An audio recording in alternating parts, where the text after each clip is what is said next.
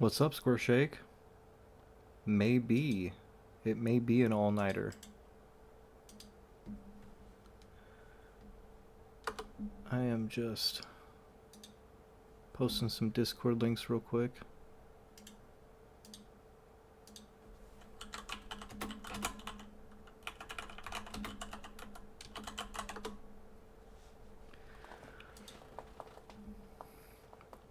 So without revealing too much, a few minutes ago I found out that there is apparently a buried treasure in my city. And so either I go to bed very soon or I stay up until the crack of dawn and then go look for this fucking treasure.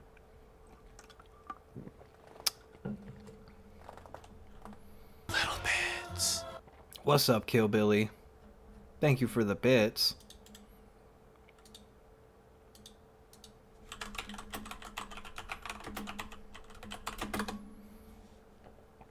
Alright, enough Discord links. I think three's enough. Yes.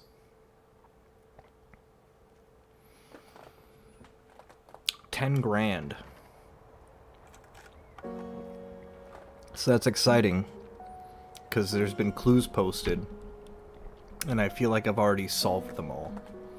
But I just found out about it, and I don't really want to go hunting around in the middle of the night. But that's tempting. It's tempting as hell.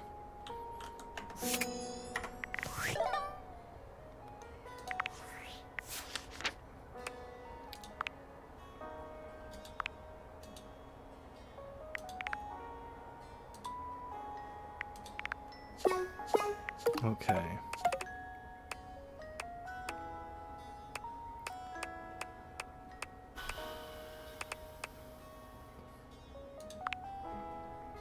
This is a treasure hunting stream. I wish I knew how to like stream off of my phone or something like that. I would stream me finding the treasure. That'd be fucking awesome.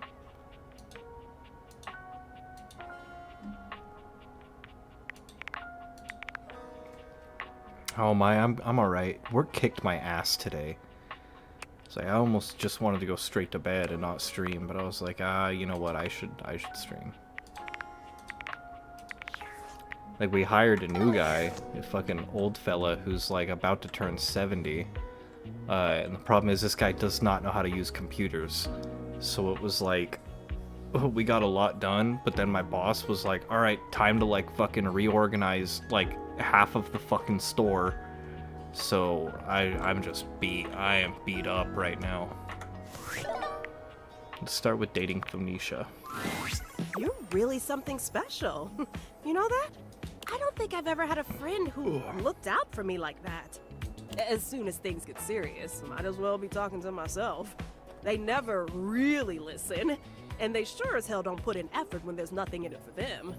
But you, what you said before really meant a lot. I'm gonna take a break from socials for a while, I think. A real one. I'm not even gonna post about it before I do it. Just log off and start fresh. Try to enjoy my IRL relationships for a while. Any relationships in particular, Phoenicia? Ooh, I can think of at least one that's pretty important to me right now. Ooh. I bet you're pretty important to them too. You know, I was starting to get that impression.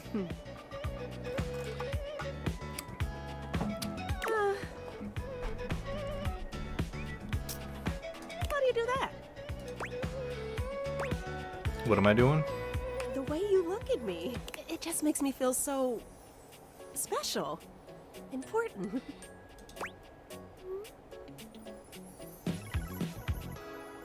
What can I say? I'm just a big fan. No, it's more than that. That's just attention. It's easy to get an idea about someone online, who you think they are, what you think they're like. And they fall in love with a performance that just seems real. But it's different than someone seeing you. The real you, with all your flaws and faults and wanting to know more. I thought I knew exactly who I was. But when I'm with you, I feel more like myself than I have in such a long time. Nothing has ever made me feel that comfortable. Not even my followers. When you look at me, there's no expectations. You're just here for me. That is not what I'm used to. Ugh, I probably sounded so cringe.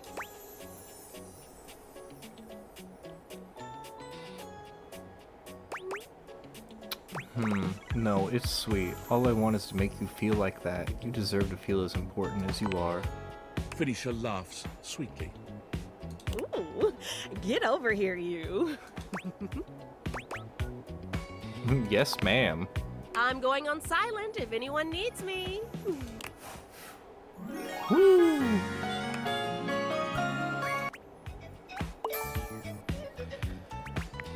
We're getting there. Did I get the...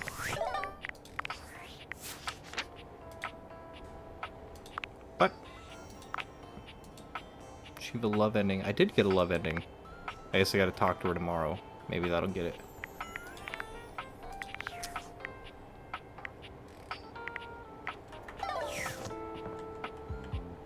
Who's next?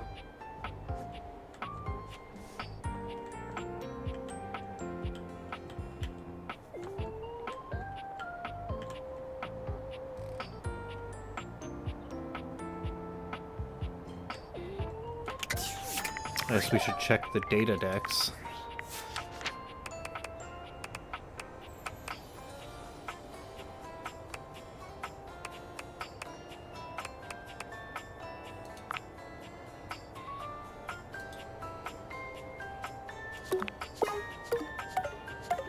Speak with Timothy, speak with his alternate form.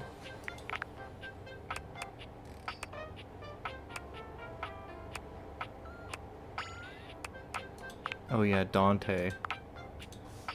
Progress to his lessons.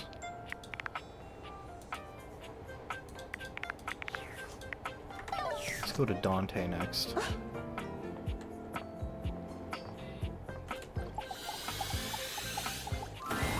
Flamio, my bro. Ready for your penultimate lesson? Flamio. Let's go. Sick. Now, part of you must be wondering, Dante, we've already gone through pickup lines, interests, and observations. What other ways could there be to strike up a relationship? Well, shut your silly mouth, because of course, there is. It's remembering that there's a difference between talking to a friend and talking to an acquaintance. Go on.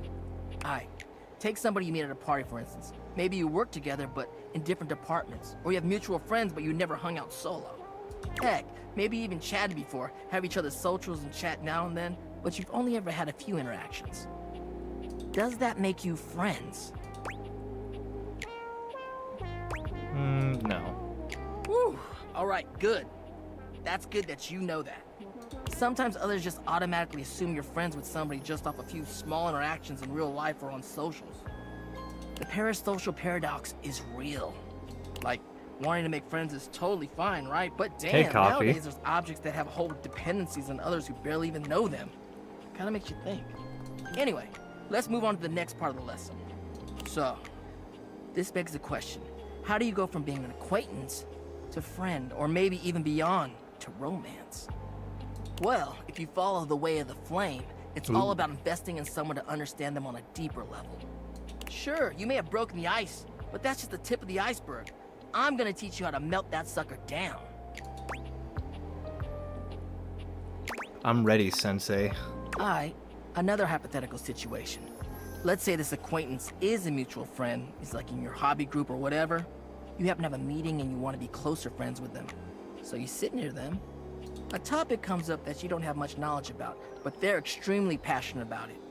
What do?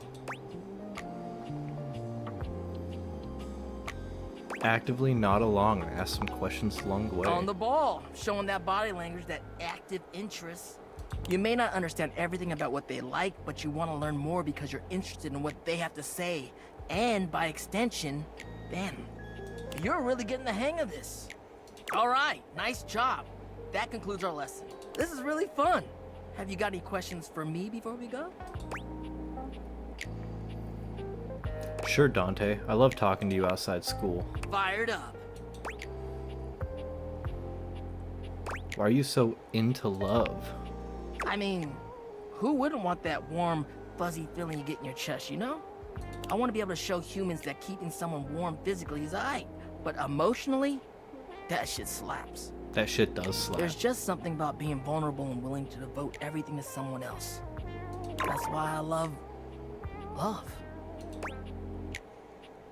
It's actually really sweet, Dante. That's what love does, baby. Makes you do sweet things and cheesy things too, for real. I guess that's why I like it so much. It's kind of like a fire. You can keep it controlled, but sometimes it just goes wild. And I like it both ways. Anyways, later. Cool, progressing through Dante's storyline. What's up, caveman? How is everybody doing tonight? Tell me how your day went. Take the pressure off of me. So my day was fucking busy. Fuse by Twitch never told me he was live. Do you have notifications for when people go live turned on?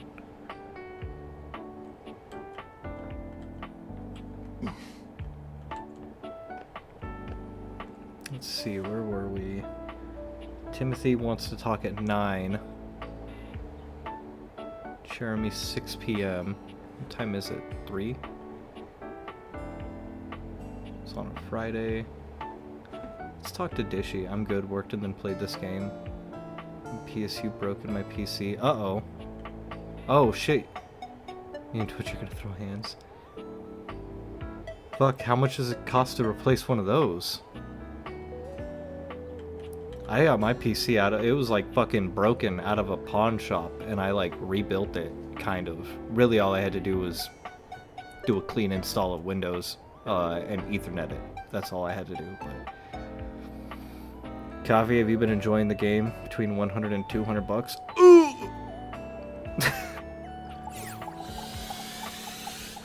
Oh wait. We gotta check what Dishy's requirements are first. I gotta start remembering to do that.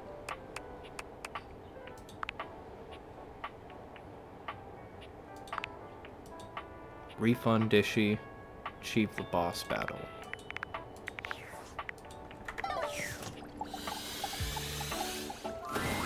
Welcome to Valdivian Plus Dishwasher Edition. As it has been a few days since first login, I have taken the liberty of scrambling the order of the passwords to ensure highest security. What is your password? The fuck, Dishy? It's one that ends in 1840. Welcome to the new and improved Dish Hub Experience X. One hate ending and one friends ending. Who'd you get the hate ending with? I've only got the hate ending with Parker so far. Well, I also got one with Textbox Sean, but I reloaded that one because I couldn't bear breaking her heart. I have 418,072 updates. What the fuck, Dishy? Would you like to hear them? Just give me the most important ones. Using the biometric Mitchell the data food? gleaned Oh, from he the hated air you? filtration system, I was able to self-replicate detergent matter to fill your home with the sweetest of odors. That scent of Lime Dawn Blast you have in your nostrils is the smell of optimized health. Is that safe? Studies have shown that similar chemicals have had similarly benign effects on similar humans. You're welcome, by the way. Well, why did his voice get weird? Thank you, Dishy. I appreciate your thoughtfulness. You as well, my human. I will comfort and protect you always. You need not worry about any more stains, whether on your dishes or in your lungs. I will honor and care for you like a guardian angel. I love you forever. Oh, I got the love ending with him. Love, it is ours!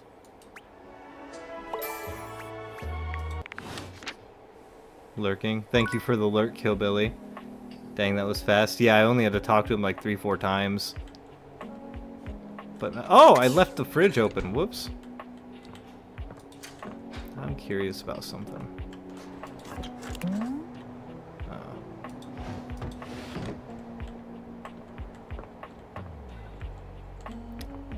Let's see. I could talk to Mitchell the food. And check the data decks for him. Michelin. Only have 1 out of 4 of his things. Go to Daisuke Sushi Restaurant. I did. Guess Mitchell's Wine. Go to Koa's Fusion Restaurant.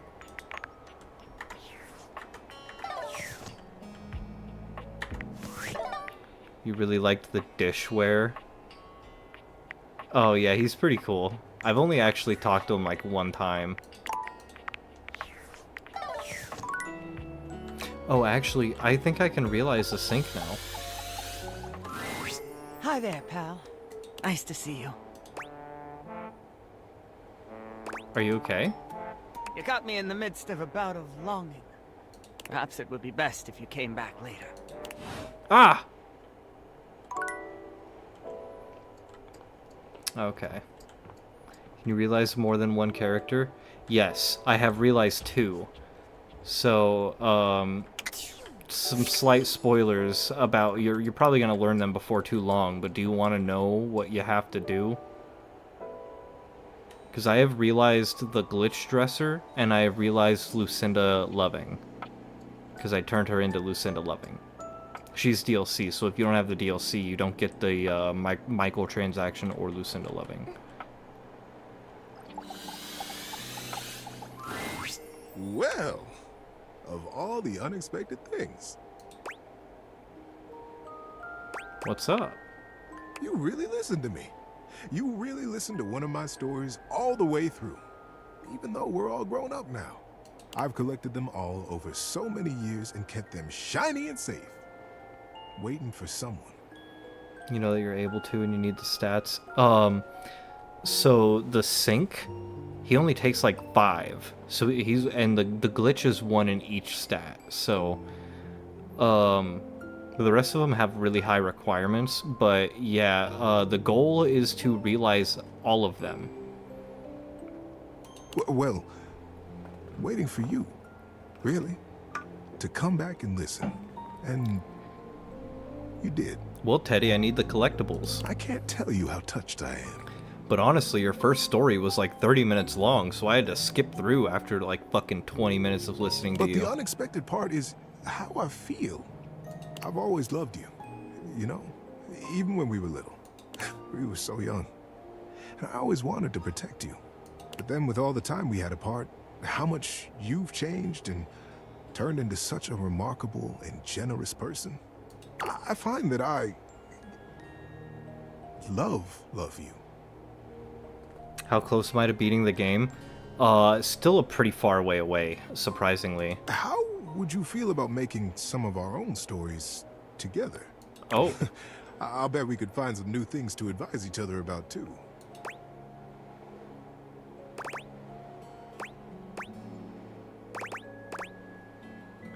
oh my, I thought you'd never ask. You feel the same way? You bet I do. I've had a crush on you since I was a kid. Buckle up, buddy. There are so many stories I get to tell you now. Yeah.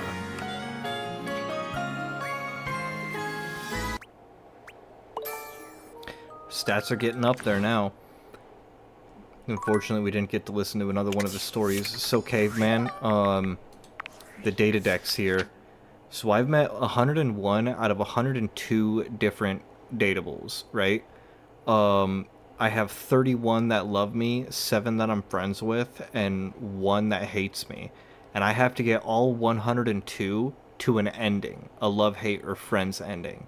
And then once they're all at that ending, I have to realize them all into real people. And then I can finish the actual game. So I think I've made decent progress with most of them. But I'm still probably another couple streams away from actually finishing the game. Then I'm gonna stop playing this, play some other stuff, and the game does the game actually end once you've realized Skylar? I think so, but I talked to Skylar about that, and she'll explain to you when you do that her unfinished business is every other datable's unfinished business. So you've got to like finish their quest line and then realize them, and she will only allow you to realize her once you've realized everybody else first. Had to get out of Twitch so I can like the YouTube stream. Oh, thank you. In fact, let me pull that back up. I just realized my multi-chat thing was closed, but I don't have like a very big YouTube following, so there's nobody talking on that ever. But it's cool. It's just mostly for the VODs to get saved.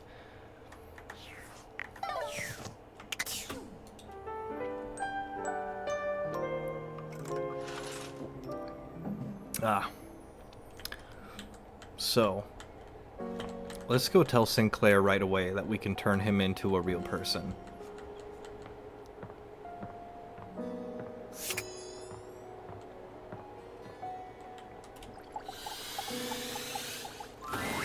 Hi there, pal. Nice to see you. Actually, Sinclair, I have interesting news about what these Daviators can do. What's that? That's true. That's true. Every like helps the YouTube algorithm, which will help people find me on Twitch. They can turn you into a human, and we can get to the bottom of your story. Is it painful? I don't think so. Darn. I'll do it anyway. Am I supposed to do something? Dance in a certain manner? How about like this? Sinclair begins dancing erratically.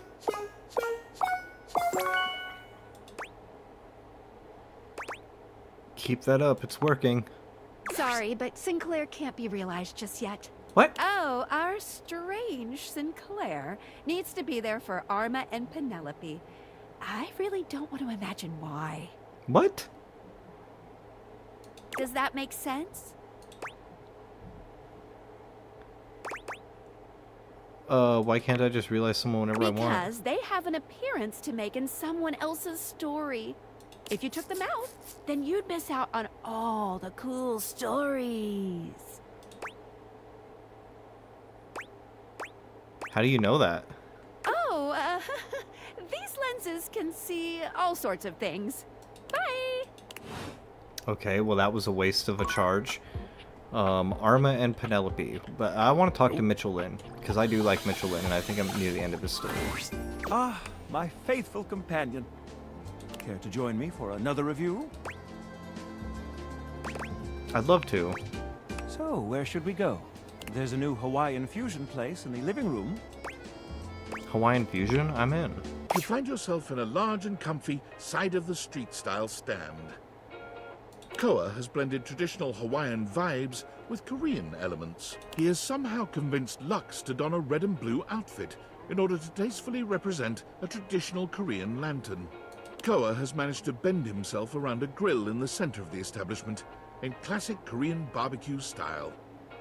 But the Hawaiian vibe is very much in full swing, and the scent of Kahlua pork is drifting on the breeze. He's asked Gwendolyn to kindly crack herself a bit for the occasion. There's a Hawaiian place where I live that I was told about, and I kind of really want to go try it eventually. Aloha, friends. Welcome to Two Currents, a Hawaiian fusion experience. My, mon ami. You've worked hard to create the atmosphere. Oh, not too hard. Well, what do we think?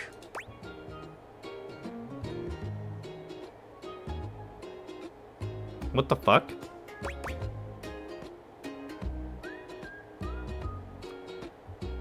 What is it? How do you pronounce that? Xiong Sakurong? You've achieved true fusion. I'm humbled that you think so. I agree, Koa. This is so far quite delightful. Please, take a seat. Koa pats his lap. Don't mind if we do. Sitting on his lap. Is something the matter? How do we feel about these seats?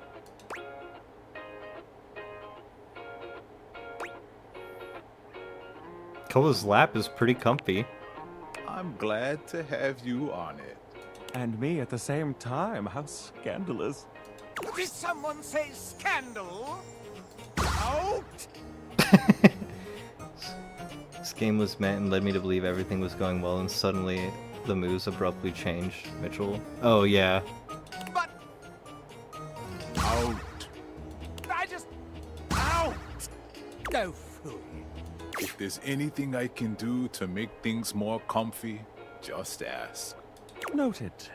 Now, What do you recommend? Here's a dish that's also of Korean origin. Meat jun. Thinly sliced beef dipped in egg batter and fried.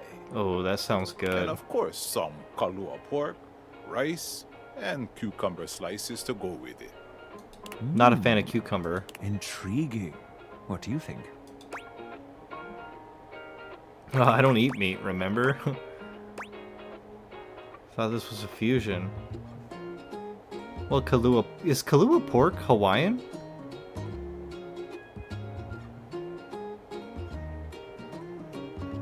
Kahlua pork is Hawaiian? Let's get that. Make that 2 orders, and consider me intrigued. Coming right up. I'll be right back with your food. In the meantime, how about some of our special soju? Oh, I do love soju. How about something alcoholic instead? Soju is alcoholic.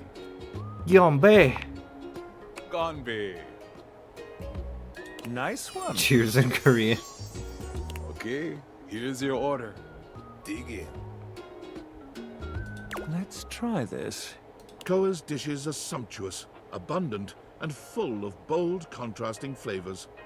This is definitely comfort food, and the gloves are off when it comes to spices, sauces, and carbs. 3 things I love: spices, sauces, and carbs. The combination of Hawaiian and Korean flavors contrasts and complements, ultimately fusing into something utterly unique. Fermented vegetables, meats dripping with sugary pineapple sauce, and rice. Lots of rice. Interesting. What do you think?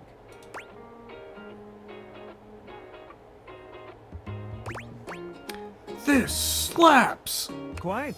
I'll be including your win in my review. My friend and I are about finished here.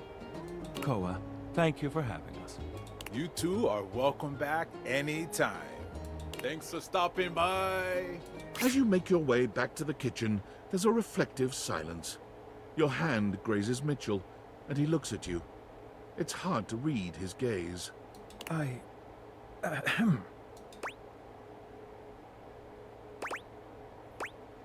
felt it too. Felt what? Felt that heat.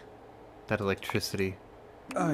Well, yes, I suppose there's no use denying it. I think there is something between us.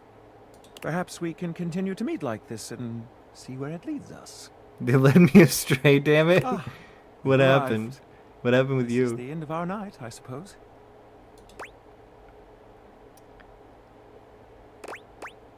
It doesn't have to be. I'm afraid it does. Good night, my friend. Perhaps another time.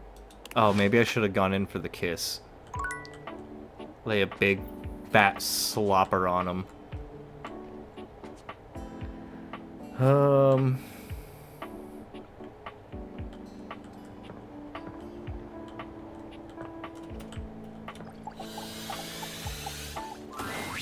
Hey, hey!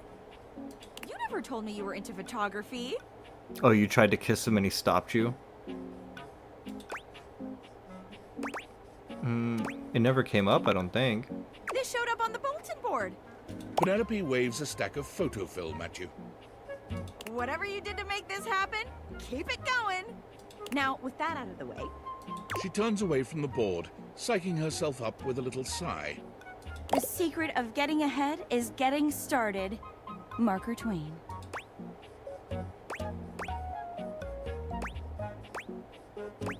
Whoa, yeah, totally. I know, right?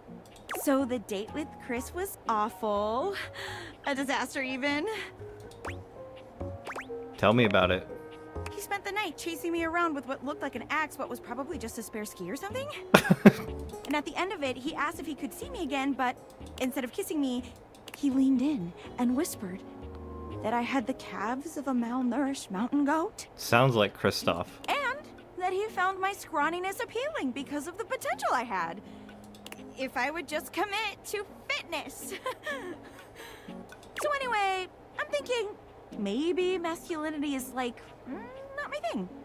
And that's okay. I've got a date lined up with a real pretty shelf that's just as hot and strong as Chris. And I'm like 90% sure she won't try to kill me. The shelf is pretty bitchin'. You should date me instead. Oh, wow. You keep saying things like that, I might just get the wrong idea. Stop teasing me, you big old kidder. You got any tips for this date?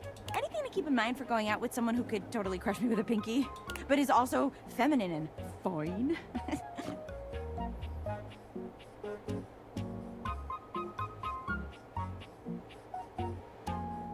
Why no Teal you on stream today? What do you mean? Did you not get a notification?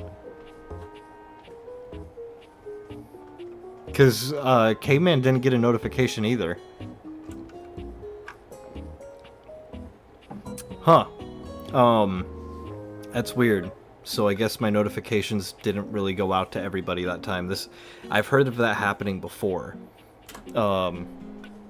Where they just like they don't come through. You got a notification, so spotty, I guess. Huh.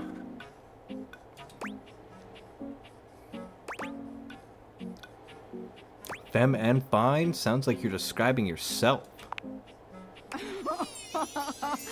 Wow. Twitch just you're does this. right. That's why it's good to post when you go live.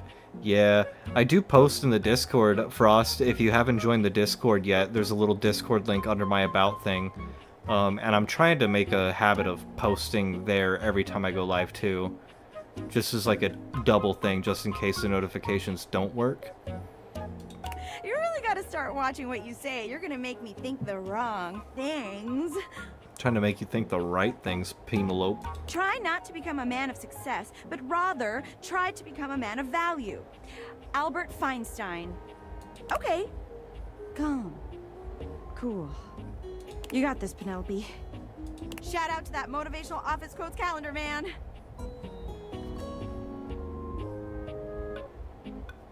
This is like a rhythmic thumping coming from next door. I listen to music, I think. It always knows just what to say. Oh my god. I think that's her now. Hey, hey, hey! What's up, Shelly? Shelley bounds into the room, lifting Penelope up into the air and tossing her like a beach ball.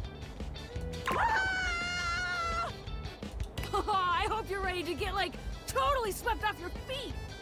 This is a real love connection, and not two lonely things desperately clinging to each other in a last shot of love. Oh wow! That's just what I was about to say! We really are on the same page, but also, like, please put me down. Oh my god, am I messing up already? I am so sorry. God, stupid Shelly! I'm imagining she's just like punching herself in the head. Shelley drops Penelope like a ton of bricks. Penelope slowly, painfully climbs to her feet, while Shelley berates herself. You always do this, Shelly. You get too excited, and you just go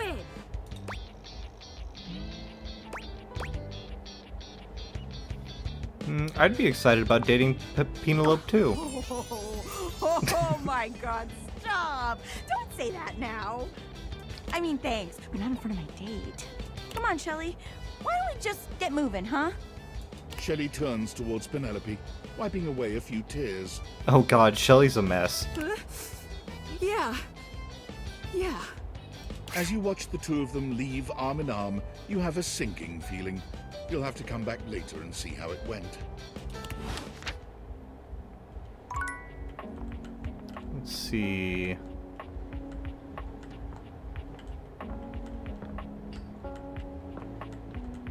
So, oh yeah, Arma.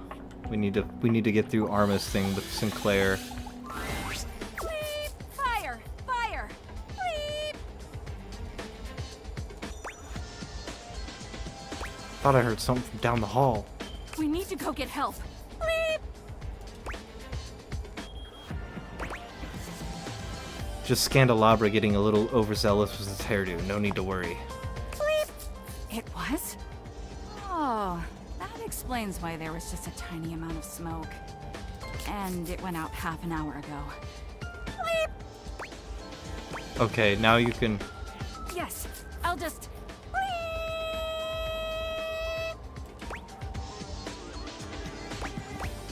Tinnitus is a real thing, you know. That should do it. So, what brings you to my neck of the woods?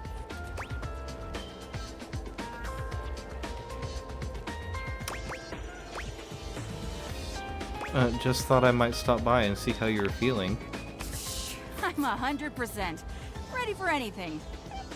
Armor holds her arm up to stop any further conversation, her eyes narrowing. She sniffs a few times. Wait a minute. Do you smell that? It smells like... Oh my god. Like the like a stale fire. Like the impending detonation of my precious eardrum. Armor's eyes widen, and your eardrums twinge in anticipation. Fire!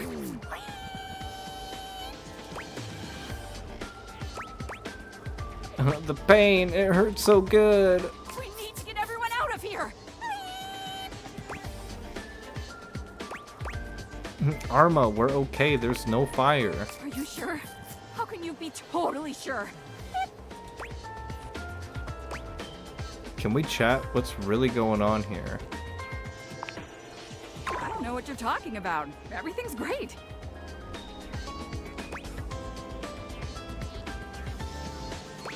You're pushing so hard you're making mistakes. Why? I'm here to listen. I...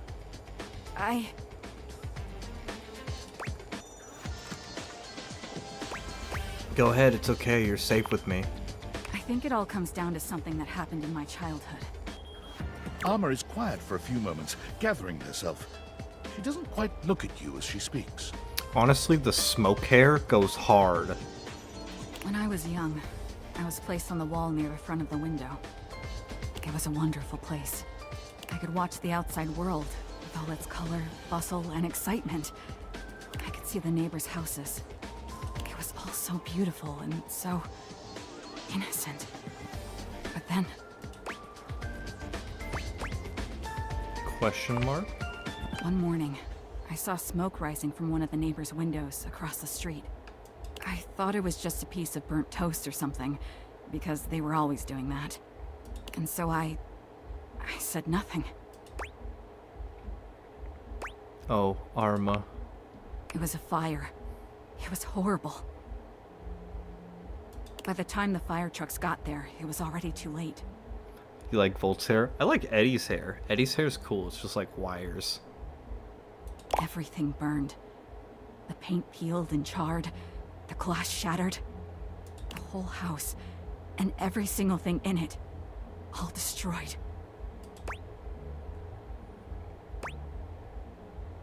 That's truly devastating. I never forgot that day. Never. It's what made me want to be the best protector I can be. It gave me the passion I needed to endure all the hours of training. It's also why I never let my guard down. Now I really understand. Thank you. Yes. Now you understand. What you've been through sounds really difficult. It wasn't that bad. Other people have suffered far worse. Witnessing a traumatic event can be just as damaging as being involved. I didn't know that. What should I do?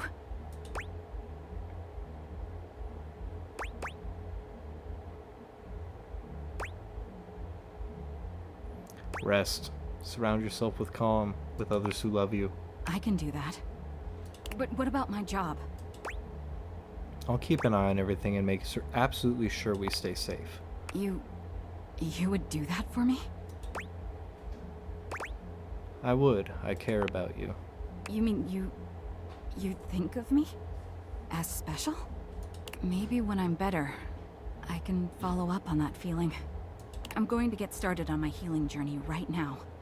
Beep. I need to replace her batteries. Recharging that battery might not be a bad place to start. Yeah. I guess I've been beeping for a while now. Sorry about that. I was so focused on keeping a lookout that I didn't even notice. The beepless Armor begins her healing journey, and you take your leave. Alright. Teddy. Oh, you're back. My goodness, what a sensation. I've missed you more this time than last time. Who would have thought that I could love you more? Would you like to hear another story? Yes, please. Okay, buddy. Get comfy. It's story time. This is the story of the tiny octopus and the underwater Olympics. This better be better than the fucking beaver story, dude. Her name was Ollie, and she was the tiniest octopus in the pod. Her family loved her, and she had plenty of friends, but there was always a niggling in her mind that they thought she was just too tiny. That's the one he told you. I think it's like a random order, because the first one he told me was the beaver one, but I think you have to come back to him. He's like the last one you could do in the night, right before bed, because he would only tell me a story when I came to him last. Teddy reminds you of your best friend. Your best friend must be very soft and cuddly. Cute little Ollie. Don't make her lift that big anemone. Oh, look at little Ollie. There's no way she can reach that big, tall kelp tree. I bet Ollie has it in her to do great things. You might just be right. But when the underwater Olympics came to her reef, she knew it was her most important and most joyful way to prove herself. Ollie just knew that if she could enter, and if she could win, they would all see how big and capable she really was. On the first day of the games, Ollie was there. She watched the opening parade with such excitement, she could barely breathe. Then the MC swam up to the podium to announce the events that would be taking place, and Ollie couldn't believe her eyes. The MC was none other than Click-Clack Carruthers, the bombastic and amiable crab who ran the General Mercantile store back at her reef. Click-Clack Carruthers, huh? This was surely a good sign. When she heard him announce the perfect event for her, she would know it. And she would talk to Click-Clack, and he would help her. Ollie waited and waited. It seemed there were 1,000 events at the games, from sand racing to bubble ballet. But she finally heard it. The rock toss. Competitors chose rocks, as big as they could find, and heaved them over their heads in a dazzling display of strength. Whoever heaved the biggest rock the furthest would be declared the winner. Go, Ollie, you can do this. It's just perfect, thought Ollie. The perfect way to show my size and strength. And when I win, all my friends and family will cheer for me. She nodded her head decisively and spurted off to find Click-Clack. He wasn't hard to find. Just like at his store, Click-Clack had drawn a crowd with his booming voice, brightly colored claws, and humorous tails. Ollie secretly suspected the tails were much taller than Click-Clack himself. But nobody seemed to mind. He only said much once, when he should have said it twice. Click-Clack, she called out, edging her tiny body through the crush of listeners gathered for his story. Click-Clack, it's me. It's Ollie. Ollie, you little flutterby. Get your tentacles over here. She gave him a friendly hug. What are you doing here? Said Click-Clack. Click-Clack, she began. I need your help. I want to compete in the games. I want to enter the rock toss and show my friends and family that I am big and strong. Can you help me? Yeah, I mean, if you're voicing so many lines, there's bound to be a mistake or two here and there, you know? Click-Clack considered seriously for a moment. Ollie, he began, this is a sincere undertaking. Now, the rock toss is very difficult. It is also dangerous. Even seasoned competitors can have trouble with it. Are you sure you want to enter that event? Ollie looked. Thank you, caveman. Stinking it up in here. Yes, Click-Clack. I want it more than anything in the world. Because of Textbox Chan? Hey, she does a really good job. Alright? Textbox Chan is perfect in every way. Click-Clack snapped his claws together decisively. Well then, more than anything in the world. If that's the case, of course I'll help you. Let's get over there and get you registered. I think when I was talking to Textbox Chan, I actually pointed out a typo. And she was like, oh, well, I have a lot of things I need to transcribe. Oh, Click Clack, thank you. Thank you. I'll make you proud. You'll see. I'm going to win. I think there was one more thank you there than he said as well. Thank you. Maybe not. Maybe I counted wrong. Ollie, I'm proud of you for knowing what you want. That's a feat in and of itself. And you can bet I'll be watching you when you compete. I'll be cheering no matter what. How you doing, buddy? Need a break? Let's keep going. Now, the next few days felt like a blur to Ollie. She told her friends and family all to come to the games, but she wouldn't tell them why. She trained in secret all day, every day. Most nights, she dreamt about finally hefting that great shell trophy. But there were some nights when the nagging thoughts came back. Could she do it? She was small. Maybe she was too small. How long is this copy? dreams You unsettled. listen to this one, right? But when she awoke, Does Kristoff show up and fucking destroy everybody at the Olympics? it was just a vague feeling of doubt, of question. She continued with her training, and the doubt slipped in the back of her mind. Almost before she knew it, the day came. She made her way to the competition grounds. Kitchen, and the took her cow assigned made place the next cat to her come looking. lock. It was much bigger even than she had imagined it would be. And for a moment, she was afraid. I'm afraid, she whispered quietly to herself. I'm afraid. But I am going to do this. I am going to lift this rock. The competitors around her shook their shells, their tentacles. The fish opened their gills wide, and the giant prawns flexed their powerful tails. Yeah, this shit is making me yawn. You got this, Ollie. What a Nervously, bedtime story. Ollie scanned the faces of the crowd. There were her friends, her mother and father, and the joyfully bright shell of Click Clack. He winked at her and waved a claw. He had promised to be there, and there he was. Ollie took a deep breath and began to relax. I'm just imagining Click Clack as being like actual Mr. Krabs. And he's really there because he has like a whole betting thing going on for more money. Across the field from her, the biggest snail Ollie had ever seen was stretching his cable neck. Timo, the Australian trumpet. A legend. The winner of the rock toss for the last 4 games. The undefeated champion. Ollie began to giggle. You were thinking She was Sebastian? standing in the same sand as Timo the trumpet. Yeah, well, what about Turbo? The starting I song guess he's began a to land whistle through the snail. water. 3, 2, 1. And a great deep note reverberated through the water. Lift! It cried. Lift and toss! Ollie's focus became laser sharp. It was her training, and the Dropping rock. into my tent to say hello. Hey, Tentacle Revan. underneath, What's up? I hope 2 work's going well for you. 6 tentacles levering behind her. 1 more tentacle underneath. She shifted her little body, wiggling her tentacles under the huge stone, and pressing as hard as she could down into the shifting sand to leverage the great weight up over her head. She strained and gritted her beak. She drew on all those moments. This home she life had is felt fucking too killing you. small. Oh no. And all those moments she knew she was big. She was strong.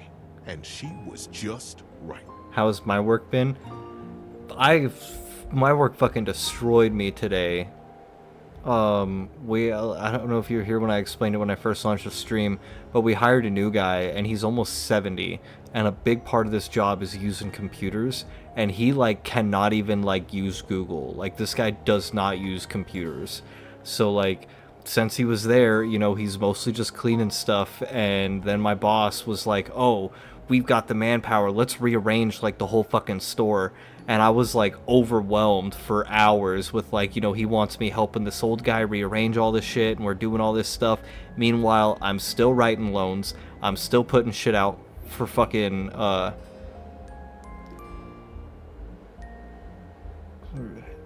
again, off again boyfriend. He's been the boyfriend has been a dickhead, or the roommate has been a dickhead? And up it went. She knew she was working, but that stone, ooh, that stone almost seemed to be floating above her. One more step, just a huge heaving toss, and she would have done it. That does sound terrible. She began to arch her tentacles back, winding up for the throw.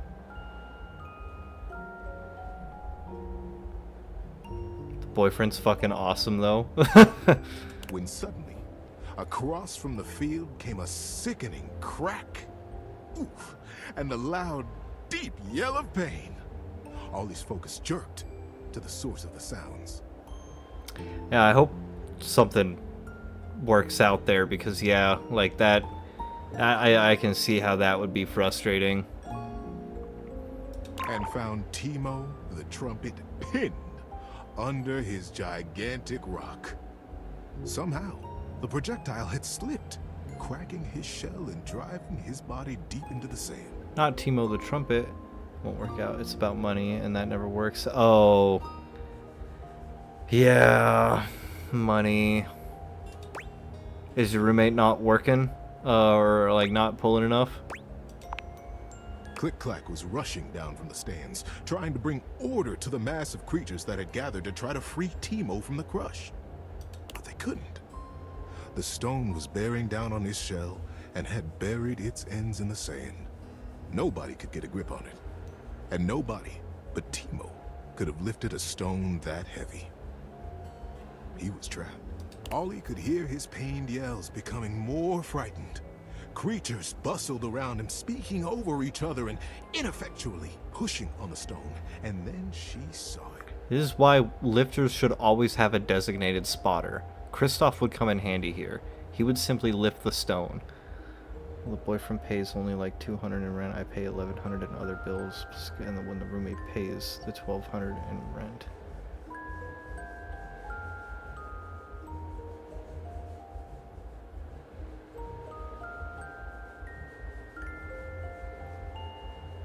Huh.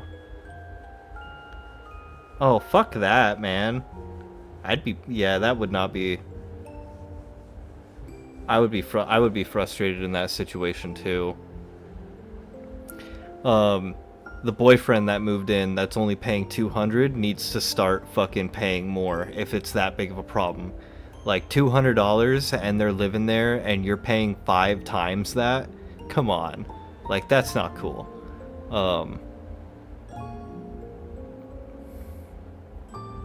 Between the edge of the stone and the edge of Teemo's shell was a gap. A tiny gap. So small no one else had even noticed it. If she could just get in there and create even a little bit of space for him, Teemo would be able to lift the stone for himself. Can Ollie do it? We'll see. It's a 10-mile commute one way, so that's like 20 to 30 minutes of driving. So yeah, that's like an hour of driving both or one of them to work, and they're complaining that you don't pay enough. I mean, time. I've always said that time is more valuable than money. No job is going to pay you enough for your time to actually be valuable unless you're making like $50, $60 an hour. So that alone, you know, an hour plus of driving back and forth, that's big. In a flash, she had made up her mind. She let her hard-lifted rock slip from her grip and rushed across the field in a little purple blur. She darted around and through the crowd until she found the gap and inched her way into the dark recess. Gonna move out before Christmas, qualify for low income. Yeah, I would just, you know, definitely, yeah, I wouldn't take that either, because I wouldn't say that you are a burden, especially in that situation. It feels kind of, from what you're explaining, it seems like they're kind of taking you for granted. Like, I wonder if their tune would change if you stopped giving them rides everywhere. Teemo! Teemo, can you hear me? Teemo's eyes were frantic, his breathing fast and thready. Yes, he finally croaked. Yes, I can hear you. Who are you? How did you get in here? My name is Ollie. I came in through that little gap there. She pointed it out, and his eyes goggled. You got through that? He marveled. I thought I was alone. Well, you aren't. Not anymore. Now listen, we're going to get you out of here. I can't lift that whole stone, but I can lift a little bit. If I give you a little bit of space, can you do the rest? You can lift this at all? Teemo the Trumpet, the undefeated champion, stared at little Ollie in the dark water with shock on his face. You're always welcome to vent, Yes, man. I can. That's I had why, already it's, lifted you my know, rock like for the this whole, competition. everybody in the stream right now is all like, we're all part of like a little community supporting each other. So, yeah, you always have us. And we have each other. You were in the competition? Teemo said quietly. I didn't even see you. I'm sorry. Ollie smiled. It's okay. It happens all the time. But you can see me We now, love you too, Revan. and we have work to do. Are you ready? Teemo took a deep breath and a swallow. Yes, Ollie. If you can lift a little bit, I can do the rest. And so together, the biggest creature and the smallest one began to push. Ollie lifting Teemo, and Teemo lifting the stone inch by inch, breath by breath. The massive rock began to shift until finally, plop! The big rock dislodged itself and fell heavily down into the sand beside them, off of Teemo's completely. You finished your giant flosser if you want to show chat how you finished The it. crowd began to cheer wildly. Teemo, he has done it again! He has rescued himself! Teemo breathed heavily and smiled. Thank you all, thank you! But it wasn't just me this time. From underneath Teemo's shadow swam Ollie.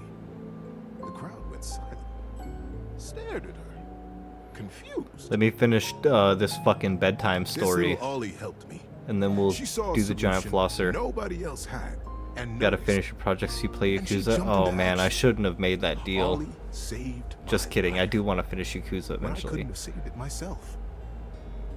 Ollie is the hero today. Ollie felt herself turning blush pink.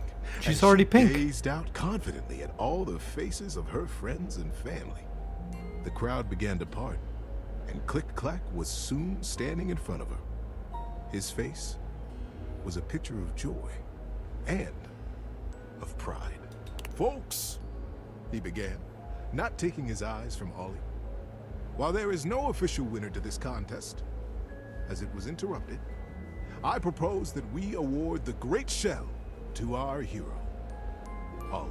Today's the last day of She your is vacation. brave. Oh no. And though she may be but small, she is mighty. Yay, Ollie. But A oh no, ripple of caveman. approval and excitement ran through the crowd like a wave. Before long, they were clapping. And then they were cheering. And before Ollie knew it, she was sitting atop Teemo's shell, mindful of the crack the stone had made. And the great shell was wrapped securely in her tentacles. I did it, she thought. I won. It took her only a moment to realize that she had won not by being big, but by being exactly who she had been all along. The moral of the story is just be yourself. That's it. What do you think? That was a good story. That's why I told it. Good night, buddy.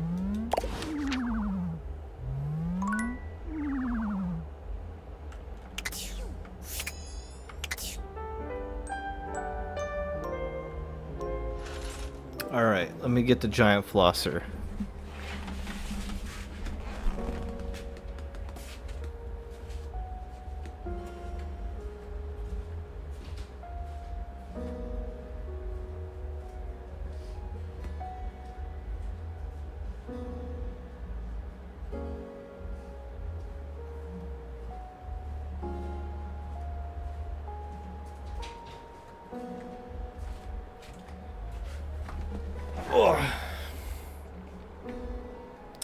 Alright, chat, so this is the giant flosser. My wife made this giant flosser. Let me see if I can get it all in the camera here. She made this so that I could floss between the giant fucking gaps between my dumbass crooked teeth. But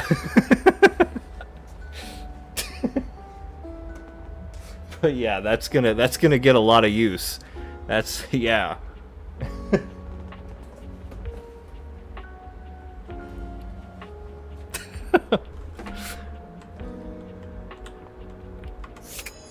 Oh. You might miss some spots. I'll just dislodge my jaw like a boa constrictor, just so I can make sure to get the deep back spots.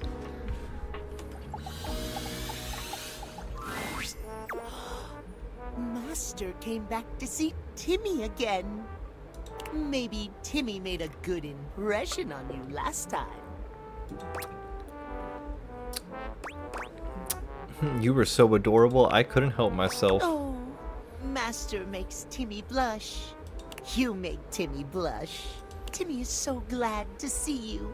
Yeah. Yeah. Since you're here now, maybe you can do something for Timmy? What can I do for you, cutie? Oh, so nice. So kind. So, I'm talking to Timmy right now, not Timothy Timepiece. Timothy Timepiece wants you to meet him at specific times. Specifically, don't do that. Talk to him during the times he doesn't want you to, and you get Timmy.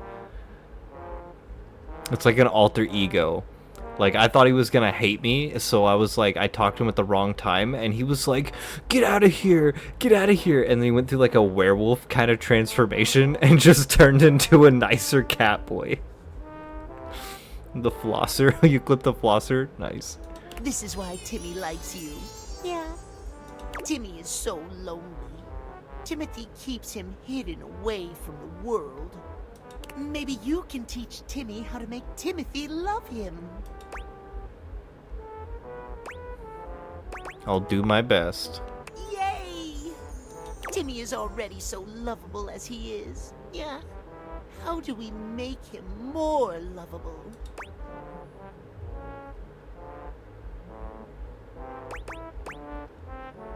You can't improve on perfection.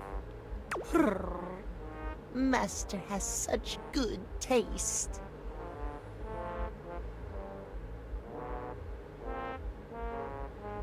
The giant flosser I've seen, the maker didn't put the string in it into flosses. What? Yeah. See that? Big ass string. The big ass gaps in my teeth.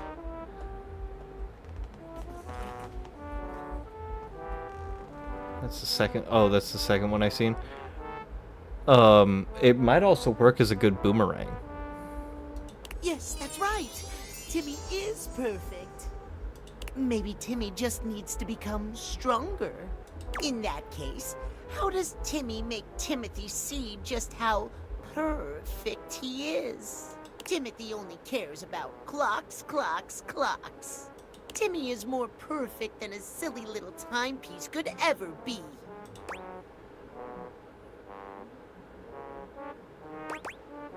Show Timothy you care about time too. Timmy cares about time too? Maybe if you give him a gift of some kind, something that supports his enthusiasm for time and timekeeping. Or maybe you just show him that you really respect his schedule by not making him late for things or giving him extra chores when he wakes again. Timmy hears your words.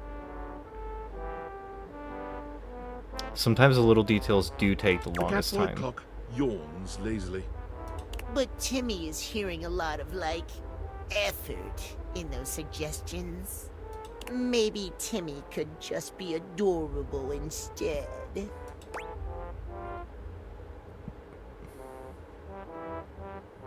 Well, that is a choice too. It is, and Timmy will make it. All those other things are very nice, but being cute is nicer. Timmy yawns and stretches. Timmy has too much on his mind. Yeah. I'm imagining he stretches like an actual cat, which does like the thing where they stand and like make that little arch. Maybe you come back and see Timmy again. Timmy will be in his cutest form, not at 9 p.m. If you want to see Timmy when he's not fun, come at 9 p.m. Got it. Good night. Yeah.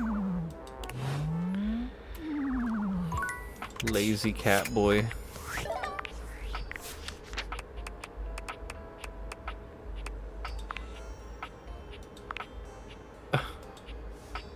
I was speaking with Timothy's alternate form. Alright, where is...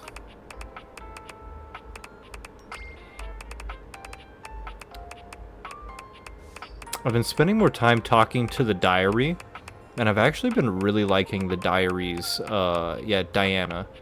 Because she's like very, it looks like I've got all the collectibles from her. Diana is like very, how do you put it? Alice in Wonderland, but also like fucking mentally unstable. But that's because of you, because all I wrote in my diary was like horrible shit. So I'm trying to get her to, I'm trying to help her like develop her own memories. You're back! Oh, I'm so glad to see you. I had so many thoughts while you were gone. About mountains and how amazing it must be to get all the way to the top of one and then look down and realize that you got you to that whole different perspective. And then I thought about deserts and desserts, and man, did that make me want chocolate cake. Because I've had some chocolate cake before when you accidentally smeared it on that one page where you were writing about dogs. Wow, chocolate is great. Oh, chocolate and dogs? Uh-oh. So tell me about your idea. It's pretty simple. It's pretty wonderful, really. Especially given that I never had choices before, and now I do. I've never had a friend before, and now I might. Instead of your diary, just a thing where your secrets go, just a book that can't really share in anything with you. I'd like to be your friend. A friend like I know I've never had before. We can share experiences, one to the other. Everything is allowed, like always. Everything is safe, like always. But for both of us. Both ways. Then we both win. And we win more. So much more than we did before. When it was just ink on paper. It's more like a heartbeat. One thought is you, the other is me. What do you think?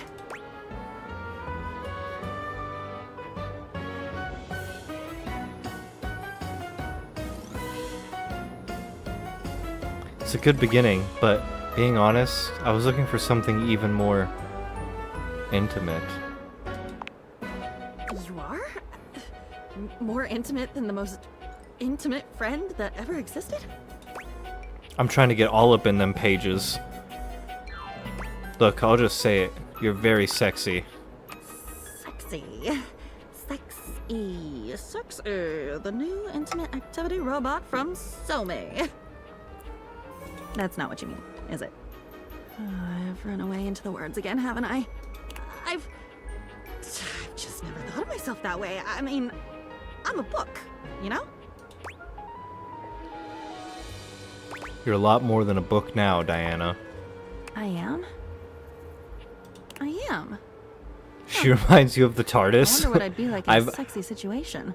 I wonder if I'd talk too much. I know the TARDIS is from Doctor Who. I've actually never watched... I think I've watched, like, maybe 2 Doctor Who episodes in my entire life. I think I've watched the one about the Daleks, and I've watched the one about the Weeping Angels. And otherwise... Like, is there a personification of the TARDIS?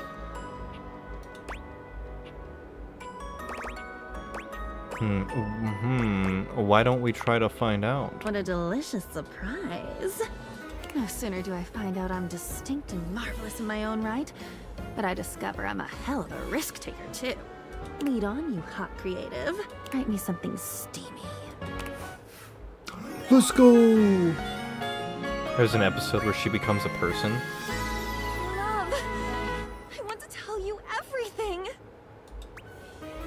Hell yeah. We got the love ending with Diana. What else do we need to do in the room here?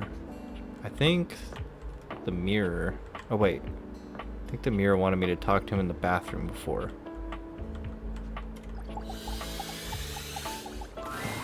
The sound of Johnny's distinct vocals and a blast of steam hit you all at once as you enter the bathroom.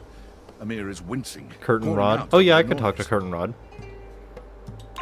Johnny, as vocally blessed as you are, don't you think that is enough for today? Johnny continues singing. You can't tell if he's just not heard Amir or if he's ignoring him.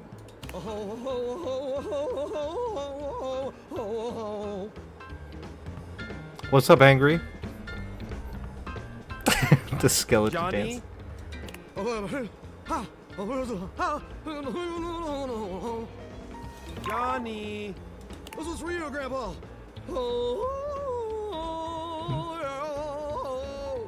Johnny! Johnny finally pulls the curtain back, turning to shoot Amir a glare. Hey, what's your deal, shiny fella? Can't you hear I'm rehearsing over here? Yes, I can! That is the problem! We can all hear you! I and everyone else in the bathroom, the bedroom, the attic, the whole house, Johnny! I do not doubt that even the house across the street can hear you. What's with the yelling? Oh, Azizam, I am so sorry. I did not see you come in. In fact, I cannot see anything as I am completely fogged over. Johnny doesn't bother waiting for any resolution to the conversation. He simply begins singing once more. Topeka, Topeka, Topeka. Bodega, bodega, bodega. Honestly, maybe hot take, but I actually fucking thought that Elvis was like, I do not like Elvis's music. I also don't like the Beatles. Yo ho, how goes the dating of everything? I'm still dating everything. There's so many things to date. Topeka, Topeka, Topeka. Bodega, bodega, bodega. Amir lets out a growl. You didn't know he had it in him.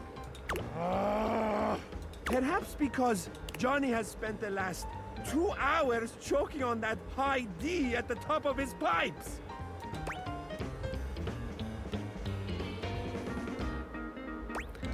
Not gonna make the choking on a high D joke. Nope. Wow, this is some dramatic infighting, you two. I am dramatic, so that makes sense.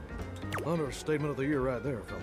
Settle down there, pretty baby. I'm just jealous that Volt didn't offer you a spot on the show. Ha! Absurd, of course he did. I simply did not want to steal their spotlight from everyone else, which I could clearly do, so I politely declined. Only like Elvis for his silly voice and all the other characters he's inspired. True, I like the legacy of Elvis and like the Kings in New Vegas, like I like all them, but like actually trying to like listen to like original Elvis music, I ain't about it. Huh. Well, what would your act even be? No, I have an act, a very good one. Better than your lousy caterwauling. Well, what is it then, Mr. Shiny? It's, I bet he launches I ping pongs out of his do, butthole across the room.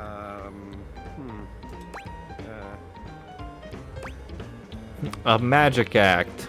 Does he make the audience disappear? No, I'd hate to steal your act. Yeah, keep laughing. We both know you're too much of a coward to actually set foot on that stage. Be careful. It is your fortune that I have chosen not to until now. That could easily change. You know what? Johnny was a giant pussy, and then I inspired him. I was like, hey man, like, you should pursue your dreams. And now he's a dick. I'll see you there. Burst the pipe, you hack! Burst the pipe. Hey, not my fault I'm the only one here who's got star quality, baby. I'm sorry you had to be there for that. You okay? Do not worry. He would have to learn to actually hit a note before he could shatter anything. His Perhaps dream I was will to make be a an dick. appearance at the show with your encouragement. And of course, I would be more than happy to give you a demonstration. Oh, is he gonna shoot a ping pong out of his butthole at me? Once I've had a chance to dry out. No. Damn it. Oh man. Oh yeah, the weight rack. I keep forgetting to talk to Dunk Shuttlecock at the weight rack. You find Dunk stretching idly by the weights. When he sees you, his handsome face breaks into a cheerful grin. He's so excited he can't seem to contain his energy, bouncing back and forth on the balls of his feet like an overexcited puppy. You made it! Oh man, I'm so excited. It's been so long since I got to work out with somebody else. And a newbie, too. Ah, there's nothing like a good lift with someone who's just starting out. Everything is so new, no bad habits to break, less competitive talk. It's just gonna be you, me, and the weights. Good vibes and a great lift. Let's pump some fucking iron, bro. A shadow falls over the two of you. He needs wheels on his knees so he can transform into car and a form. bearded figure looms over you. Oh. Do not infect them with your weakness, Duncan. Do not infect him with your weakness. I keep telling you it's not weakness, bro. And Duncan was my dad, man. Call me Dunk. Yeah, break that shake weight out. Nonsense! Exercise is violence. It is driving the weakness out of your body by force. Kristoff has a wheel in his crotch. Let me allow that. It's a flywheel. I call you by your name, Duncan Full Nelson Fartleck Love Shuttlecock the Third. Duncan Full Nelson Fartlick Love Shuttlecock the Third? What in the fuck? Oh, come on, Chris. You're really bringing the mood down. Kristoff glares at Dunk, then turns his exacting gaze on you. You tell him what you need. You need the Leif Erikson Day.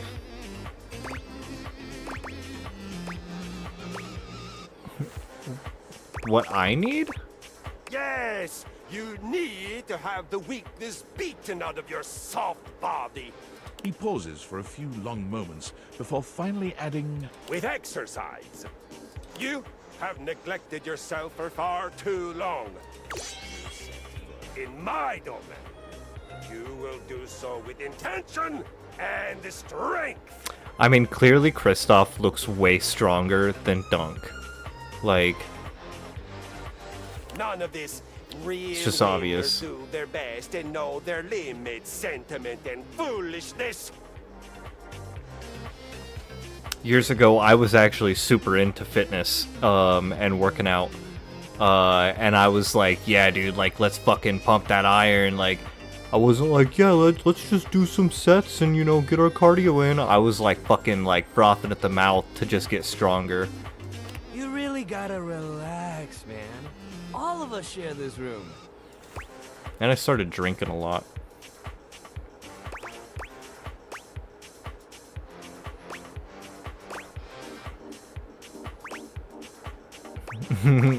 Ah, man, I'm kind of on the fence here. No,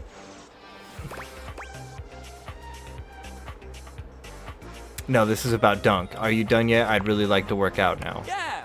I mean, thanks, buddy. I also notice my camera's a little... Here comes the money. Oh, hey! Hey, Strogdor, what's up? Hey, thank you for the subscription and the 100 bits. Fuck yeah. You do not guard I forgot I set that as the sentiment song. and That's gonna foolishness. demonetize my YouTube video, which isn't even monetized yet. But so be it. How's your night going, Trog? Him. Now you will reap the baby soft consequences. That was incredible though, I love the music. Yeah, I set that for any level subscription or gifted subscription, we'll play that song. Do not come crying to me when you are so weak you cannot even lift a bag of chips. God damn, that cross trainer is intense. If bringing the mood down was a sport, he'd be a gold medalist for sure. Ooh. New router.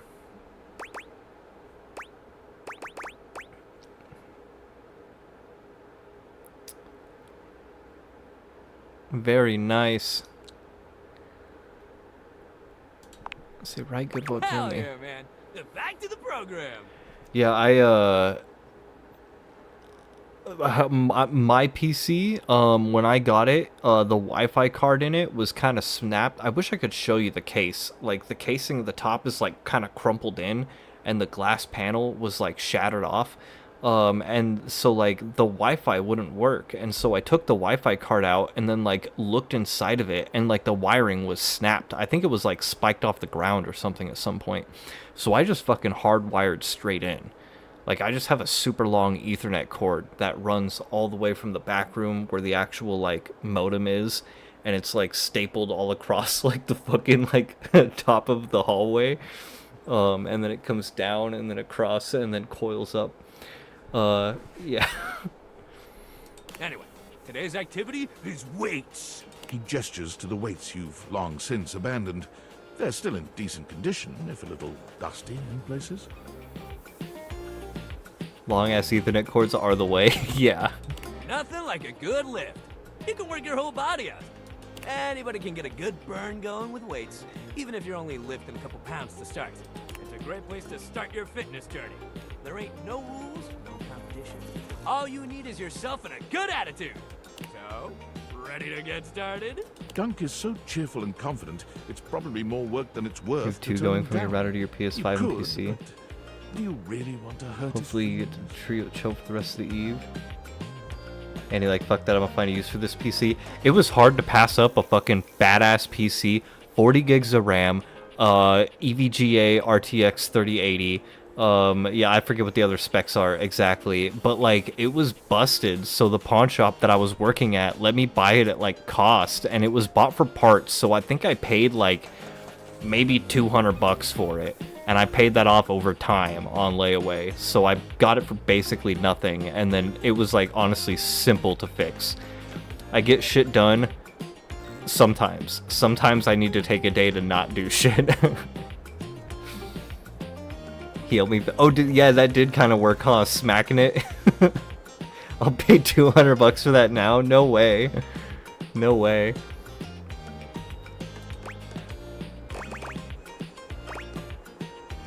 So Dunk is, hold on, what was happening? Dunk is so cheerful and confident, it's probably more work than it's worth to turn him down. You could, but do you really want to hurt his feelings?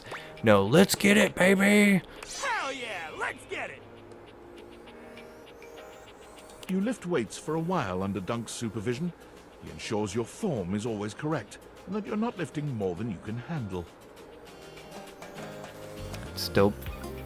Fuck, your pre-built costs you $1,500. Damn. He never pushes you too much. He only kindly encourages you when he sees you growing tired, or if he knows you have just a little bit more left in you. I did learn how to fix a lot of PCs. I'm a lot better with the software than I am the hardware, but my wife is better with the hardware than she is the software. So I could reinstall Windows, I could do clean boots, I know how to, factory mode, yeah, I could get into the, BIOS systems and stuff like that. I know how to do all that stuff. And a lot of people don't, which makes fixing a lot of computers pretty easy, unless it has actual hardware damage. Bought it when PC part prices were high as fuck, yeah, and buying pre-builts, they're nickel and diming you for the coolers, the power supply.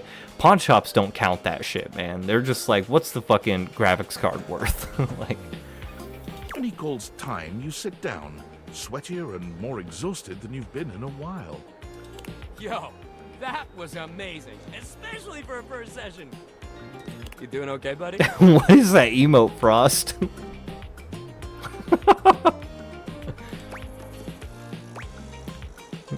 Oh yeah, this is nothing. It's not nothing. It's definitely something.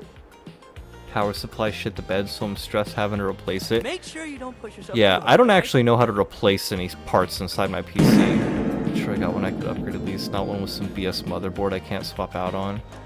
Love that emote. Frost, where are you getting these emotes? What the fuck are those? I love that one. It's like a little, shy turtle. Everybody's always trying to make it a race, but there's always gonna be somebody stronger than you. You just gotta do your best. If you're sore tomorrow, which you probably will be, make sure you take care of yourself.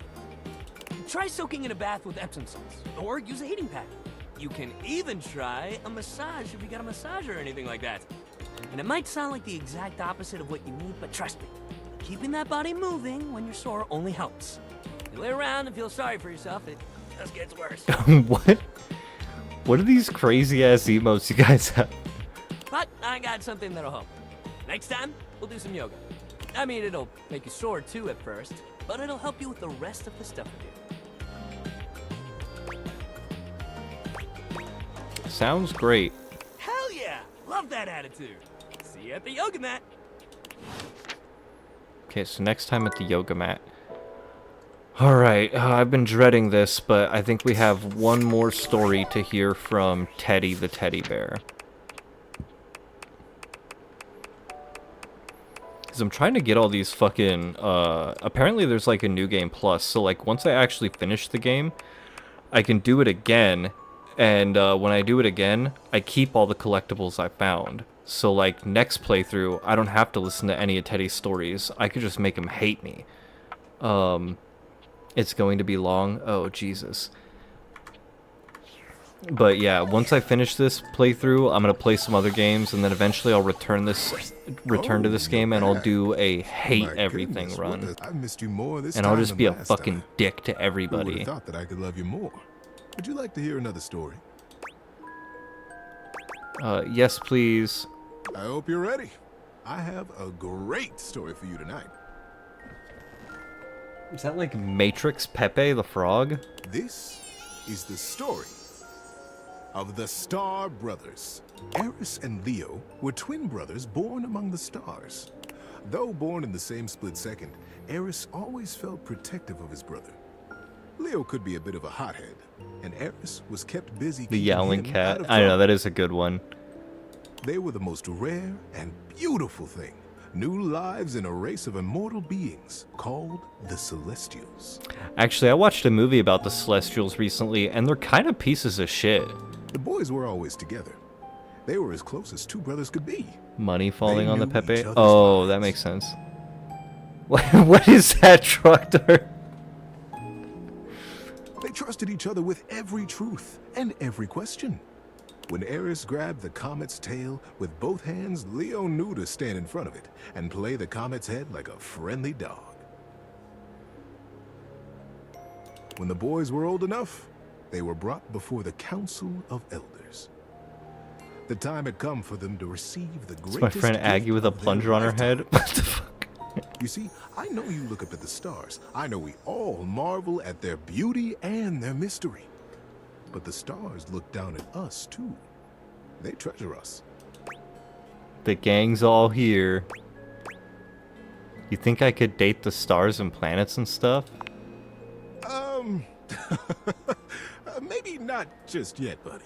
I'm gonna date the The sun. chance to live a human life, to be born here and live here and experience our world is the most precious rite of passage. And for Eris and Leo, the moment had arrived. They were led slowly into the abyss of the council, right up to the throne of the Elder. It is time, my sons, he intoned. It is time for you to be born again. You will come to me separately and chart your course through your human life. You will decide the things you will see and things you will experience.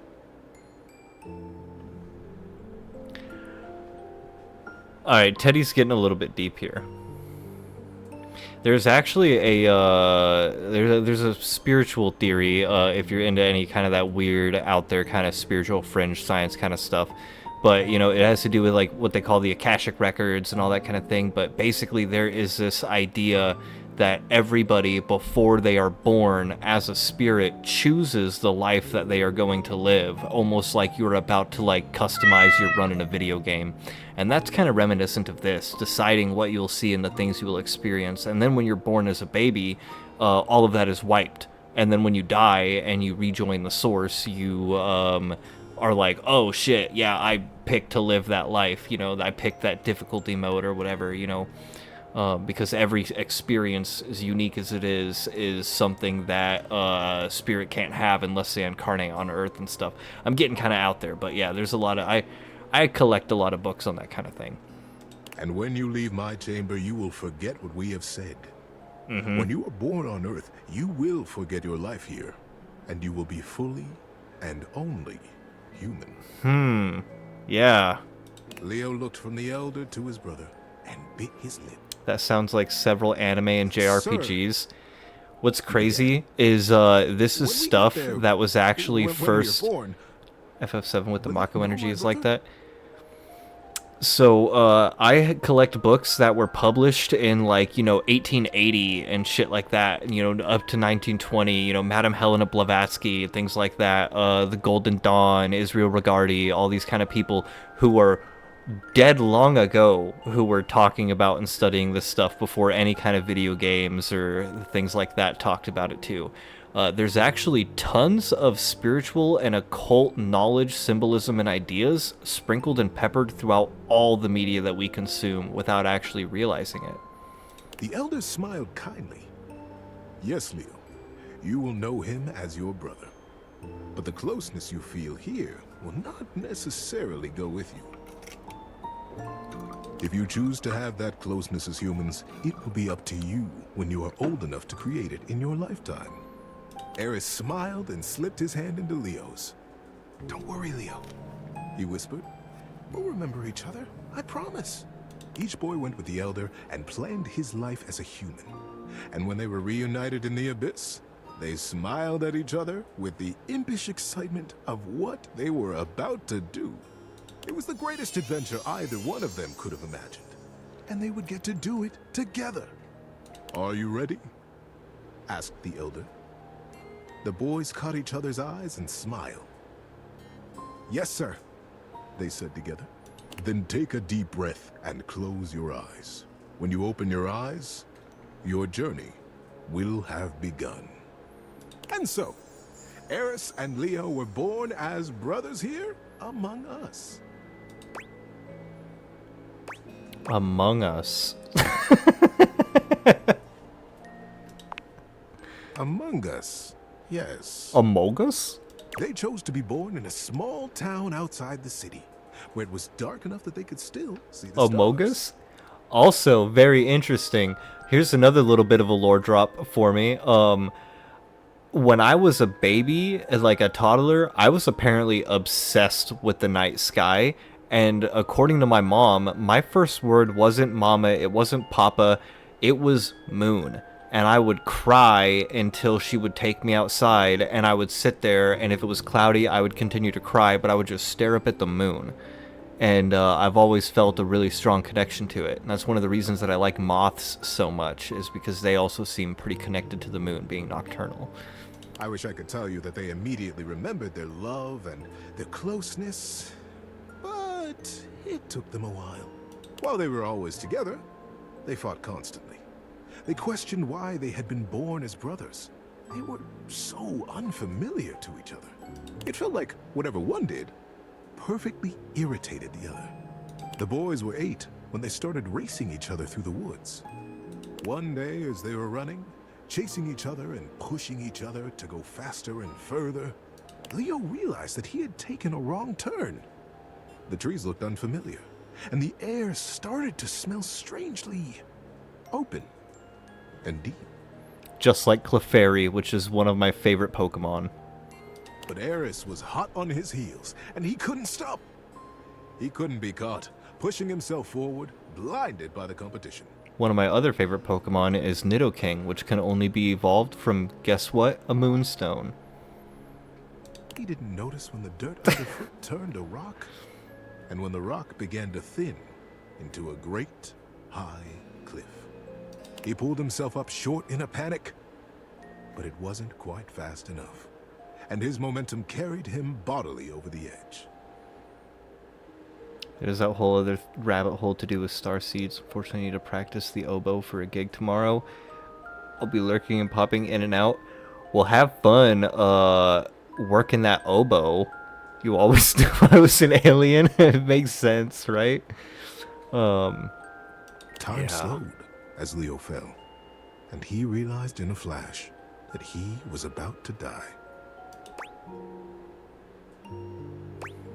And that's when he felt a small electric hand grip his wrist.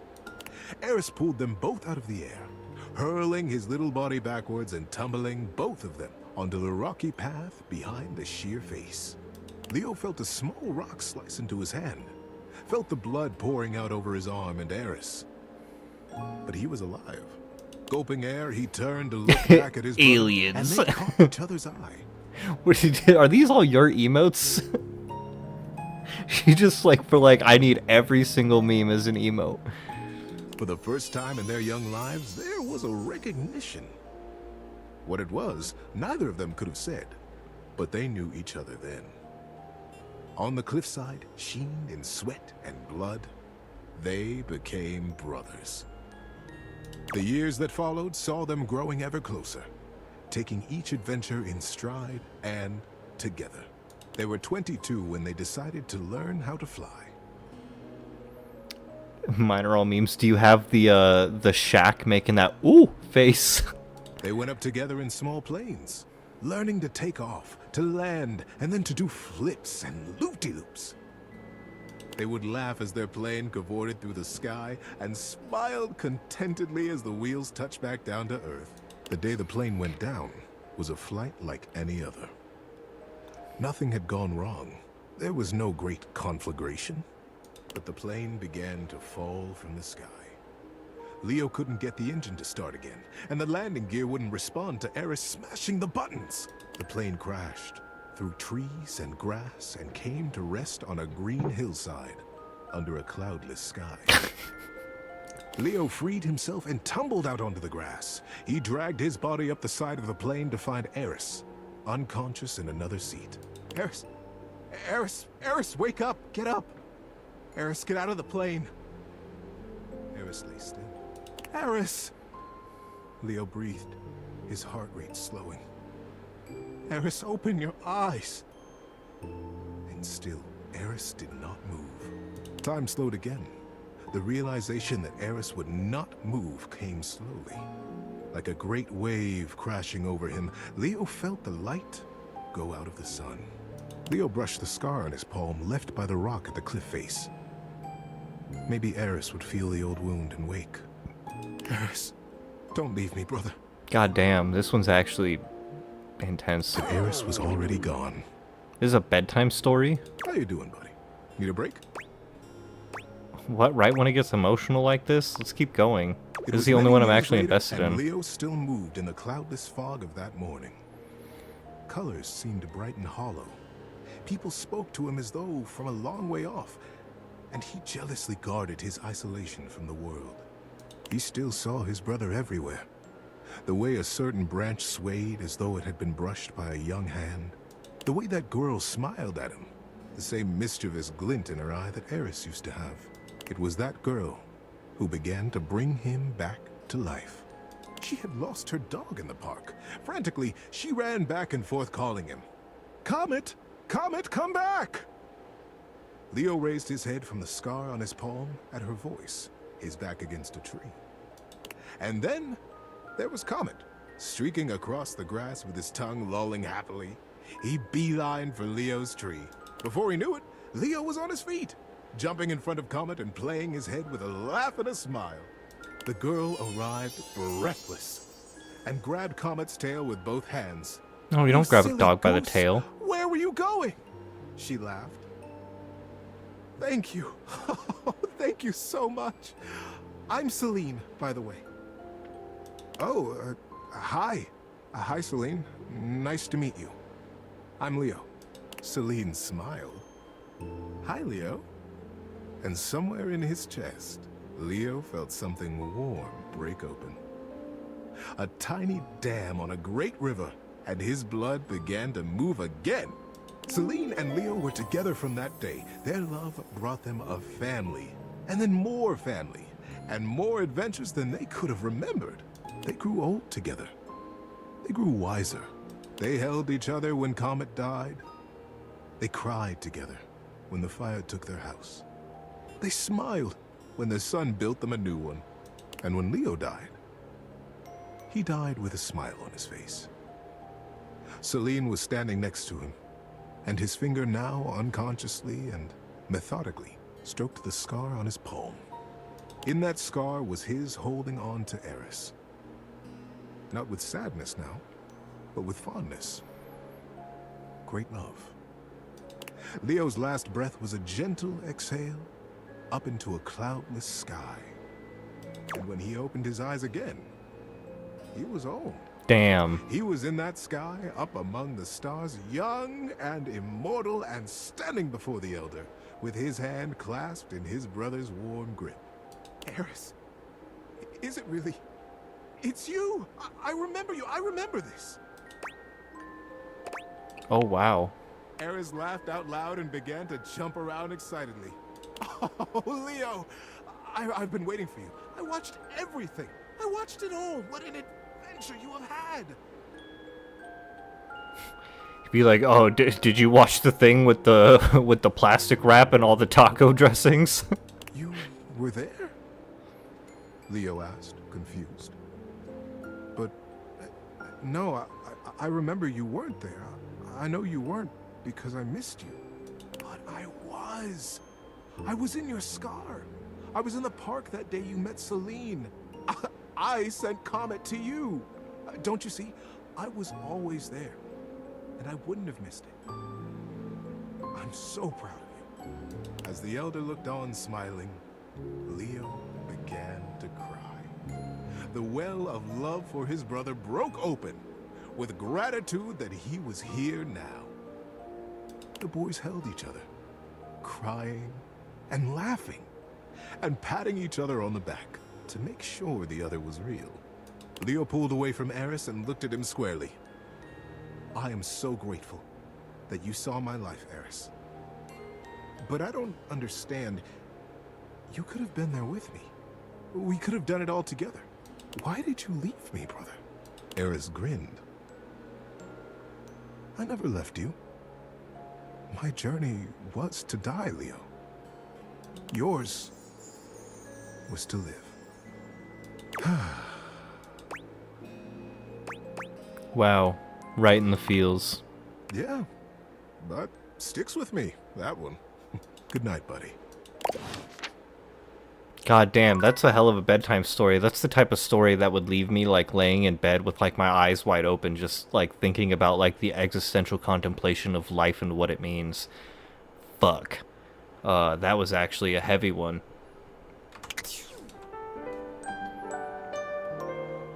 With that, I think is honestly probably a good time now for me to take a quick break. 'Cause damn.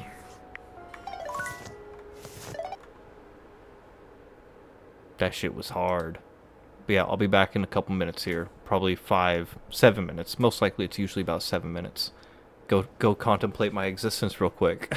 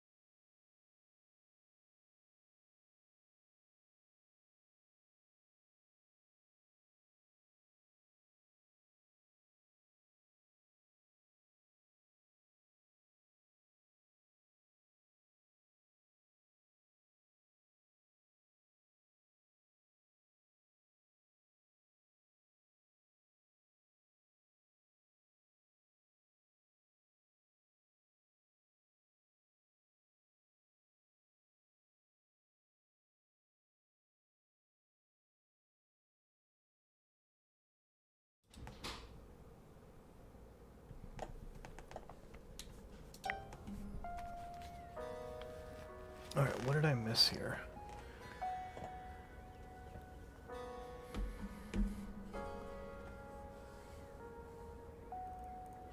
The 8-Ball doesn't want the datables to be realized?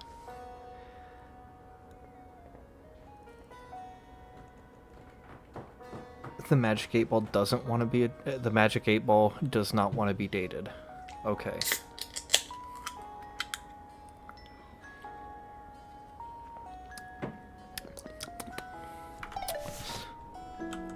Alright, so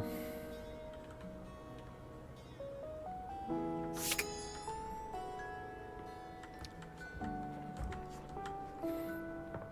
think we were really close to Mitchell Lynn.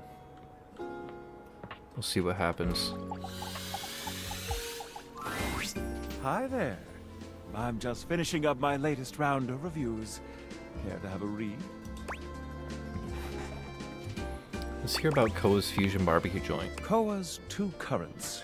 Let us see. When we walked into the living room for our lunch rendezvous, there was a lot to take in. Hawaiian and Korean themes blended seamlessly in this laid-back barbecue joint. Palm shack decor as if we were transported to Maui, but with traditional Korean furnishings reminiscent of Seoul's best restaurants. Oh, I gotta try to keep my posture good. Ugh. Not to mention the comfiest couch seats you could imagine. Bravo. But what about the food? The food? Simply put, this is comfort food that is big on comfort. And we are here for it. My guest and I love the crisscrossing flavors that seem to add a new punch to old classics. This fusion left us feeling fused to the couch in the best possible way. What's your new game? Koa has won big in the food department.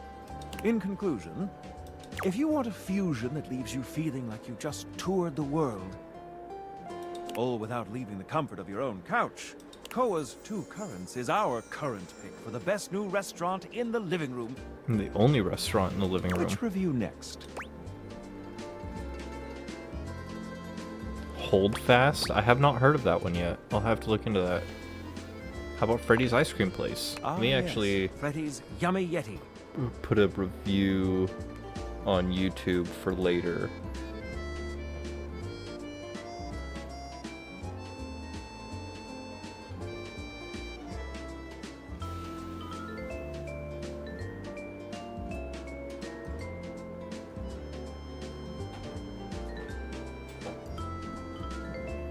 Hold Fast Nations at War? It looks promising. Ahem. This rustic hole in the wall is, at first glance, nothing to write home about.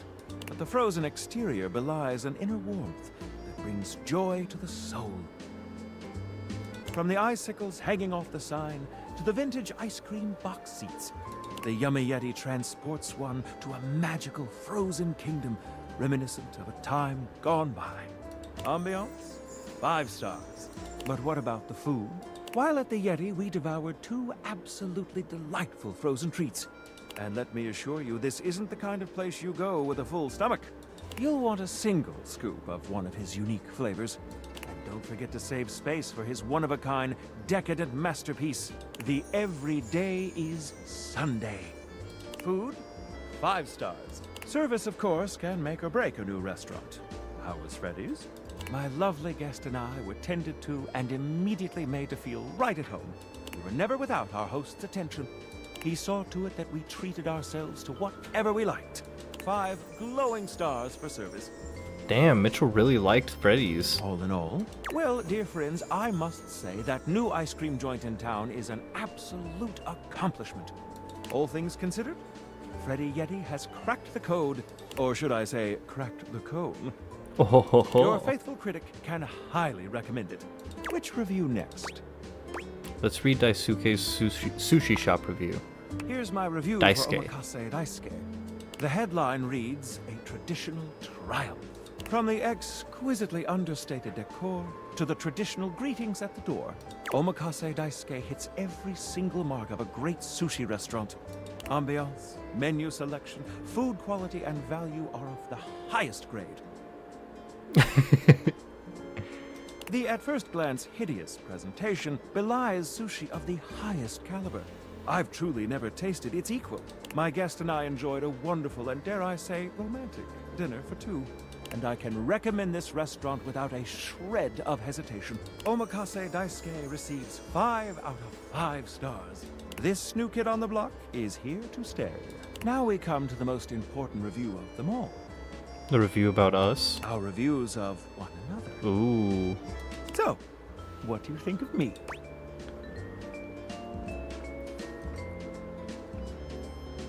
I'm afraid your 5-star rating is about to suffer. I'd like to make a reservation. Romantic dinner for 2. To be honest, I'm not sure your palate is refined enough for my taste. But might I propose a dinner out as friends?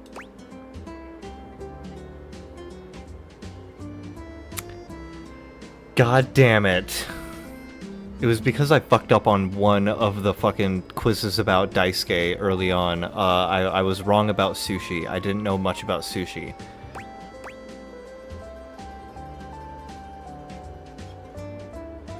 What happens if I say I was hoping for more than friends? I'm not interested.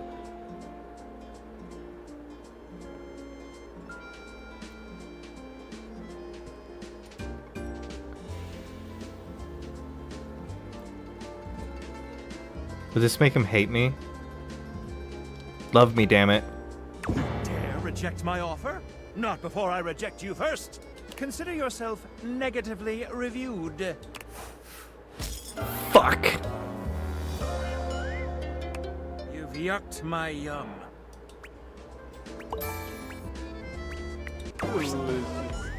Not too shabby. You know, I'm not one for friendship much, but I think it's time we scooch up our relationship a half notch so I can throw you a bone in the form of specs points.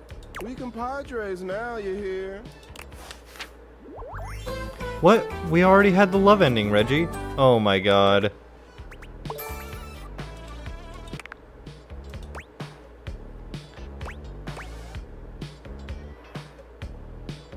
Friends with you? For now. But look, I really do see potential in you. Maybe this time I can teach you my ways. Doing what? Ancestors protect me. Rejection to its fullest potential. It's weird that you like rejection so much. I don't like rejection. I love it. It's like a warm blanket. And hey, getting a hate ending with these chumps around here is real easy if you ask me. Plus, you get the same amount of points. You do have a point there. You know it. You'll be done with this little Daddy, chill. hating. Fuck, let's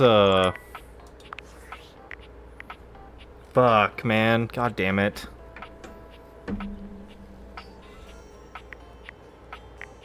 If I do a new save, where am I?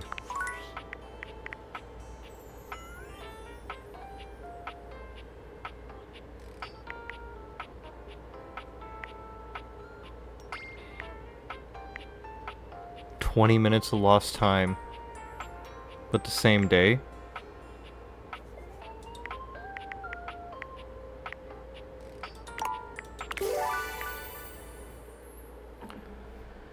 It's too late, bruh.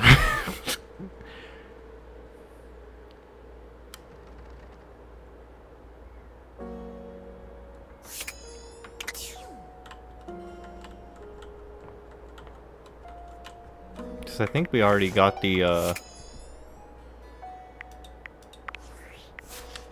last person we talked to was Teddy, right? That's Telly.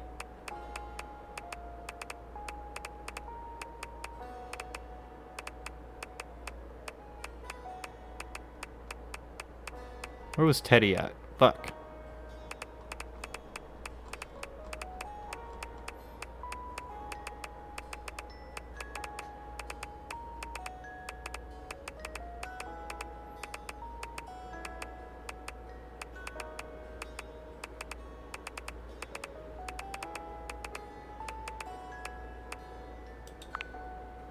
Yeah, I got the thing there. Okay. It's too late because of your past dates with Mitchell. Yeah. Yeah, so the autosave is right after I talk to anybody, but I'm at least gonna get friends with Mitchell because I already had a love ending with Reggie Rejection, and since I got another hate ending, he was like, oh, let's be friends now. Here's the head from the Omaka on the at my and I Omaka this which review next. Koa let us when we Although I know I'm not gonna get like a love with everyone ending, I'm trying to get as many as I can. But now I know for the future, when I do try to get an everybody loves me ending, I should save Reggie for last, because if someone ends up hating me, then he would his stuff's gonna change. Or should your now with our so what do you think of me? To be honest, but might I propose a dinner out? As of course, a friendship with you would be amazing. Our tastes here are in alignment. I can think of no better way to celebrate our friendship than to have a bite to eat. What do you say, friend? Shall we indulge? Let's grab Omakase Daisuke. I think I'll leave my review notes at home for this one. You're already 5 stars in my book. Yeah, and to save each day, even after long combos. Yeah, that'd be a good idea. Hey, friends.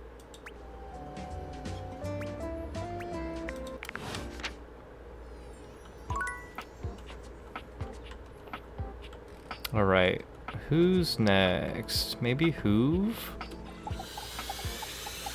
Huh? Oh. Sorry, I'm just trying to suck up this speck of dust. Give me a second. Hoove huffs and puffs, but try as he might, he can't quite manage to capture the dust he's aiming for.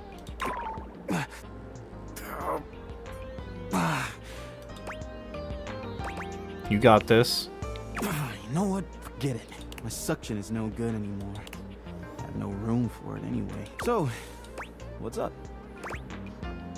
Wondering maybe we can go on a date? I have no room at all for that sort of thing at the moment. I'm packed to the brim. I can maybe hang out later when I'm finished here. When will that be? Yeah, I don't know. Anyway, no hard feelings, but I should go. When you come back, I'll try to be free, but no promises. Take your time, Hoove. Thanks, pal. I think if we're gonna have a friendship, it'll be when I have a little time off. Damn it! Let's go clean up a few cans of oil together. Next. Whatever. I don't care, as long as I get an ending, honestly, fuck it. I'm not gonna get the love everybody ending. This account has been temporarily suspended. Can I get my money back? I'm sorry, but we cannot answer that question. Thank you for using our platform. Please consider buying a premium subscription. Hey, Infero, how's it going? Goodbye.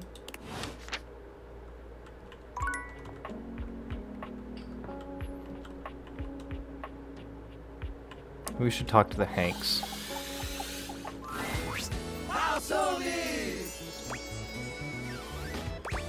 Hey, Hanks, how's it hanging? Oh, you know.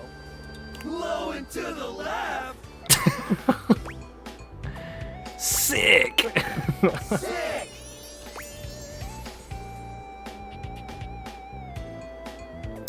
This is some immense energy. What's all the buzz about? Wing suits, wing suits, wing suits. Is that the one where you guys turn yourself into a nylon flying squirrel? You're so funny. But yeah, basically. It's an advanced form of skydiving. You still wear the chute, Were you streaming earlier, Infero? but you also wear the suit. If you get a love ending with them, talk to them again. Creates a ton of drag and turns you into a human glider. Ever had a really amazing dream where you're flying? It's like that. But maybe even better. Sounds epic. It is. Wanna come? Heck yeah. You guys do this all the time, right? No. What? It's our first time. Red Bull isn't even sponsoring you. We're doing it for love. Love is the ultimate experience. Love is the ultimate rush. This is it, house homie. Yes or no? The final moment. The last dance. It's now or never. The leap of faith. Wanna come? Yes! That was sick! Oh my god, I've never felt so alive. Dang! Dang, house homie! You were ripping it out there! Front of the pack, tip of the V! And you've come with us on every single adventure! You got something special, dog! And that's why we want to invite you to become an honorary Hank! What do you say?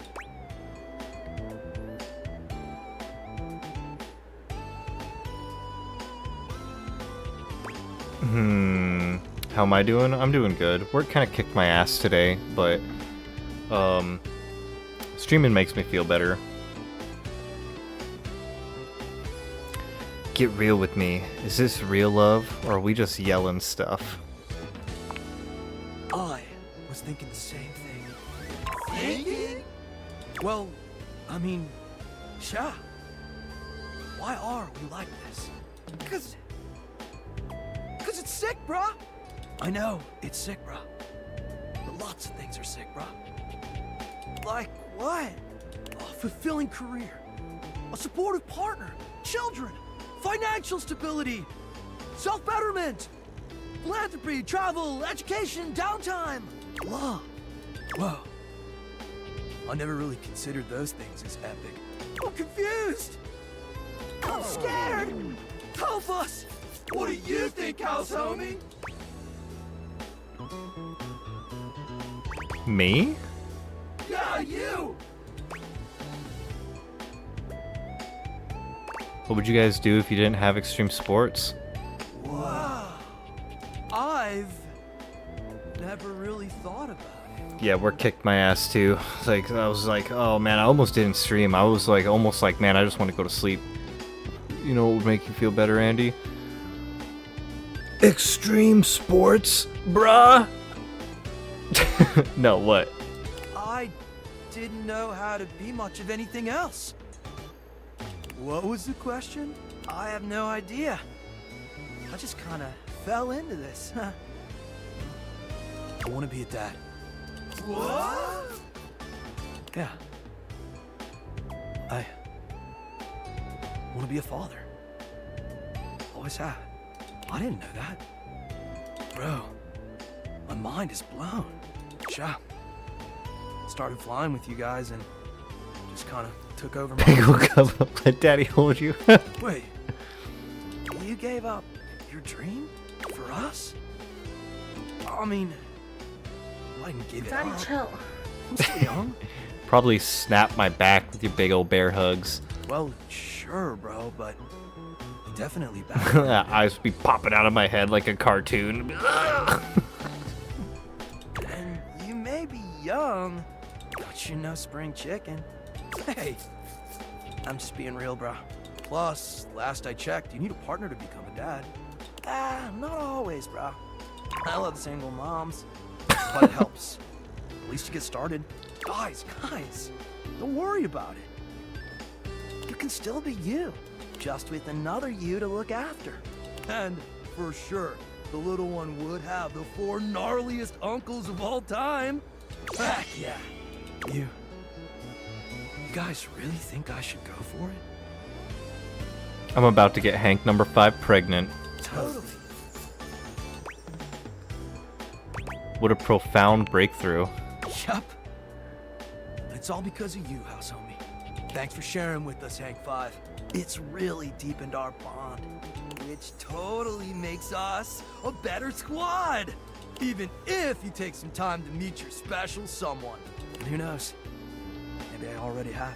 Anyway, now that I've come clean about my dreams, have you guys had a chance to think about yours? Yeah! I want to design parachutes for dogs!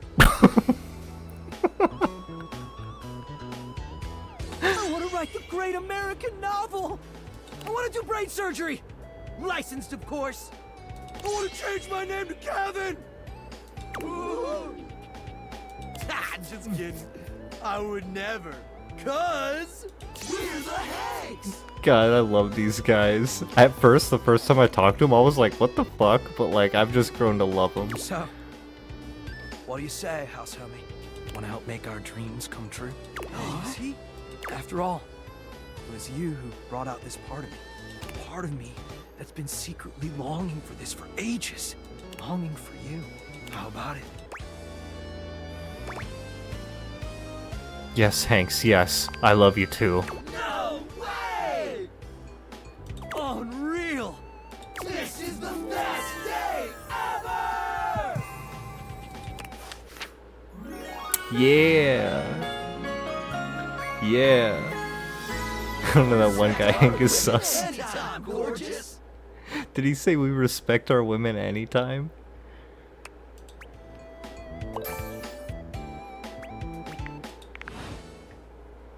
Nice.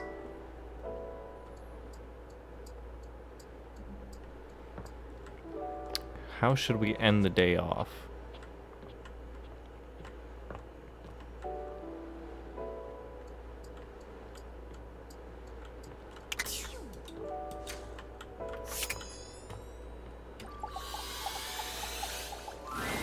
We are what we repeatedly do.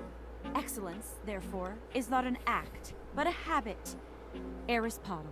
They said you can inspect our equipment anytime. Oh. I'm back in the saddle, and that's okay.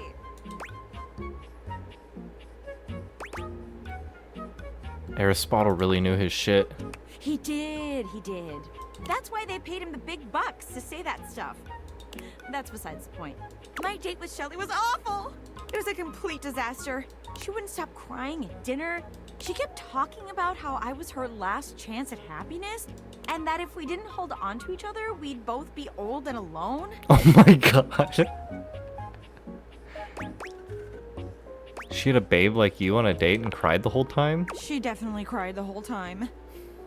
I gave her all the motivational quotes I had, but nothing worked. Like, if I was crying and somebody said to me, it's not about money or connection, it's the willingness to outwork and outlearn everyone, Spark Cuban, I definitely would have cheered up.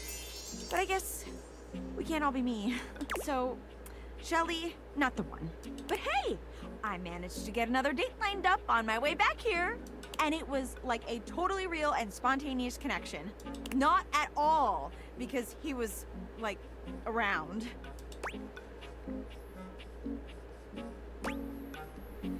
If that's all it takes, I'm around and alive too. Stop it, you. That was a really hilarious joke you just told. Gah. And I'm totally in on it. Penelope looks past you to the desk. When you follow her gaze, you see a man wearing dice chic standing nearby. Oh my god, Chance! How long have you been standing there? Ho there, fairest maiden. Art thou ready for our date?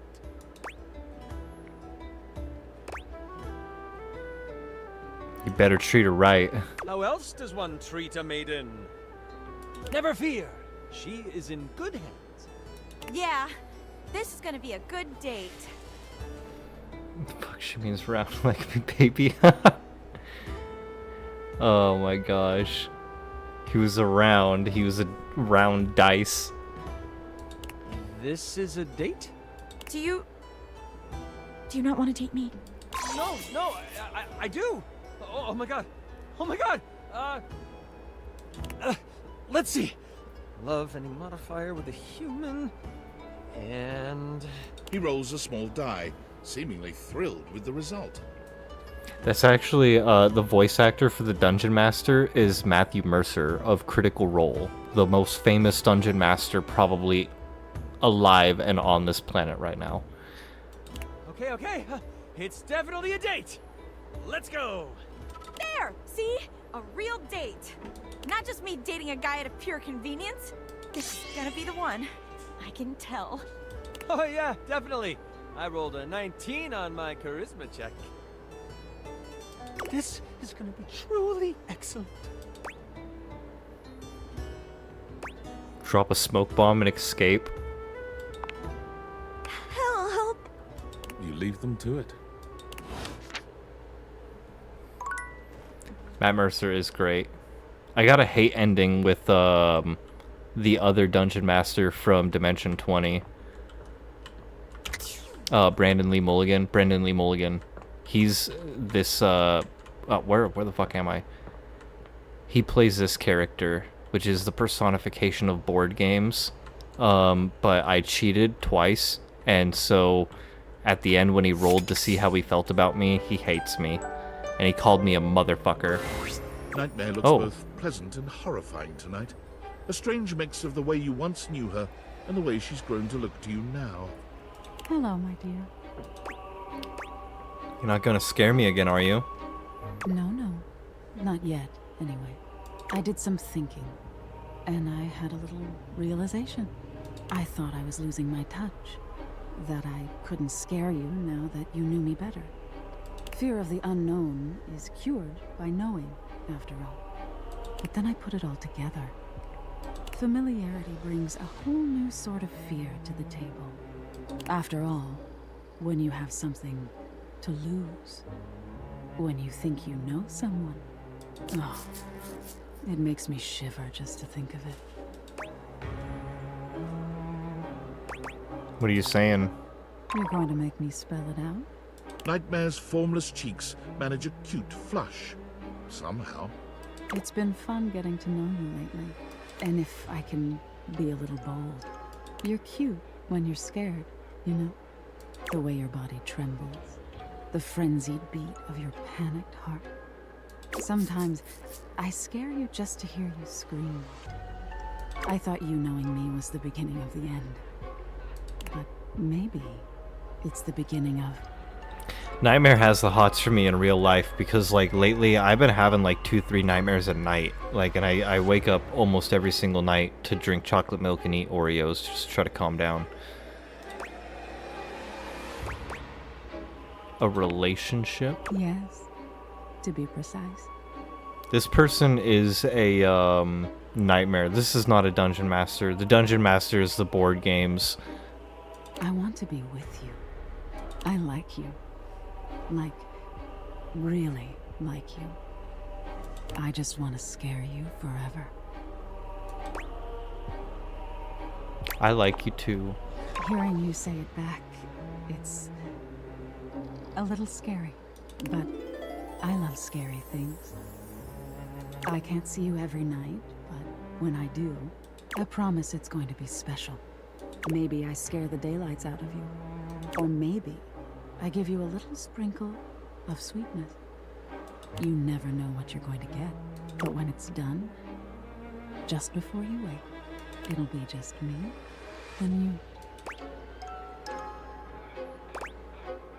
I'm gonna kiss her. As you draw closer to Nightmare, she grows more nervous.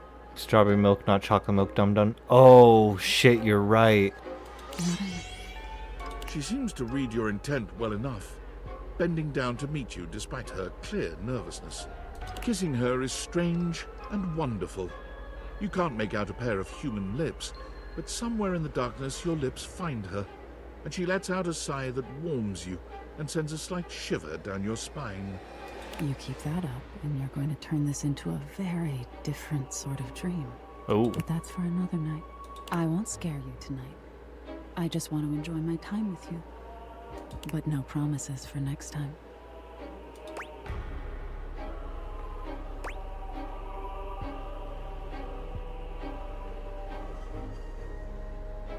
I just want to stay here with you. Come sit by me.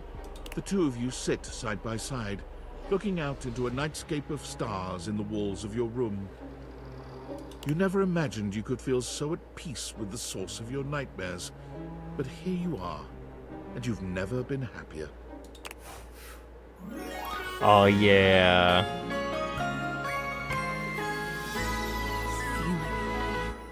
It's somewhat frightening.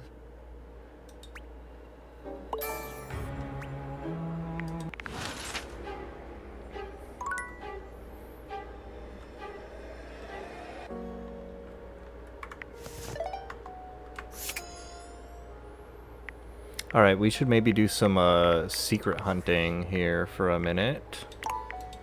Or at least date a few of the developers.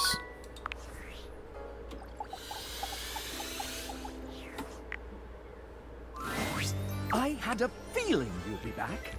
Have I ever told you that you've treated those... And you're wearing that fantastic red shirt that we created to Oh, make more thank money. you.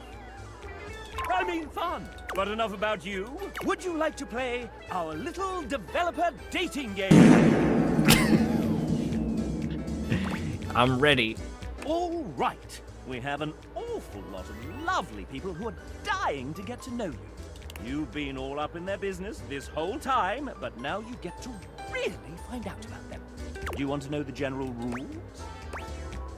Nah, let's do it. Splendid! First up, we have Hey You by the Coffee Machine.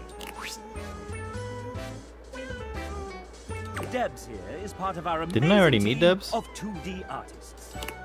Amazing is correct. Everyone is so immensely talented. I'm so thankful to have been able to work alongside them. All seem to get along very well as a team. I've seen you in that fancy Discord thing where you can all talk. The one thing you may or may not know is that a lot of us worked remotely on this project. While it was great working 5 steps away from my kitchen and bathroom, it wasn't quite the same as an in-studio experience. Welcome back, K-Man. So sometimes we would have a voice chat set up for anyone who would like a little company while working. It's important to me that we vibe well as a team, you know? They said Discord, not the other thing. What, Slack? Or what was the other thing? I don't know. Now speaking of vibing well together, let me challenge our guests here. Quick, what's the first thing that comes to mind when you hear the 1990 hit All-Star by Smash Mouth? Go. Easy. Digimon. Aha, I fucking knew it. A person of culture, of prodigious taste. Because I've talked to her already before, and Digimon was my last answer, and she was like, yeah, that's the one. Not many people know nowadays about the cultural experience that is the 2000 North American release of Digimon the movie. I'm so happy to have found my people. If you guess this answer, well, it does take some real attention to detail to be able to figure that out. Or maybe you were just lucky. Either way, I'm impressed. When you're done running around, meet me at the bar. Next round of potato juice is on me. That's true love from Debs. Would you like to date another Dev? Yes. I've come up with a new developer. Next we have... Well then, if it isn't Robbie Daymond! Voice director, voice actor, writer, creative co-lead, and executive producer of this very game. I was never that big of a fan of Digimon either. That's me. Sup, duder? Sup? Nothing much. Hey, anyone ever told you you sound like one of those 4 guys from... Moving on! New recipe. Are you prepared for your date, Master Damon? Master Damon? Who told you to call me that? You did, sir. In your 3:18 a.m. email last night entitled, Call me Master Damon during the Date the Devs game show. Ah, that's right. Well, I do have my MFA and am an experienced master dater. Wait. No take backsies. Oh, dang it! Fine. Hey, narrator, can you say Master Damon with that sick British mid-central medial A? Master Damon. Can I get that one more time, but like 69% sexier? I'll give you an ABC. Master Damon. I love Digimon. I still have one of the old action figures, and I have one that my son gave me for Father's Day. Mom kept buying me Digimon stuff, thinking it was Pokemon. My parents never really bought me Pokemon stuff, except some cards sometimes. But Digimon was often on during the morning, like, so whenever I wasn't feeling SpongeBob before I'd go to school, I might watch a little bit of Digimon, but, like, it never really clicked for me. I liked that, you know, some of the Digimon would turn into crazy fucking creatures, but, like, I also never really liked the Pokemon show either. It just wasn't, I just never clicked. Master Damon. Master Damon. More into Yu-Gi-Oh! And the sexy harpy ladies? Fair. That's valid. I'll take the C-take. Thanks, JB. When you're quite done, sir, I believe the player is ready to begin. Oh, shit. All right.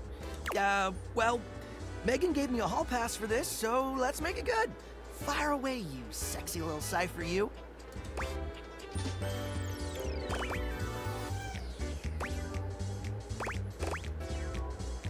I know you from Doruto. I'm your biggest fan.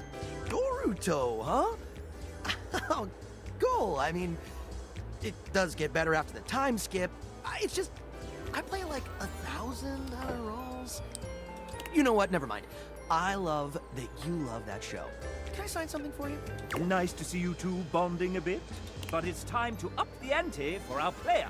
Robbie, you put a fair amount of your life out there on the internet. Not as much as I used to, but yeah, I suppose.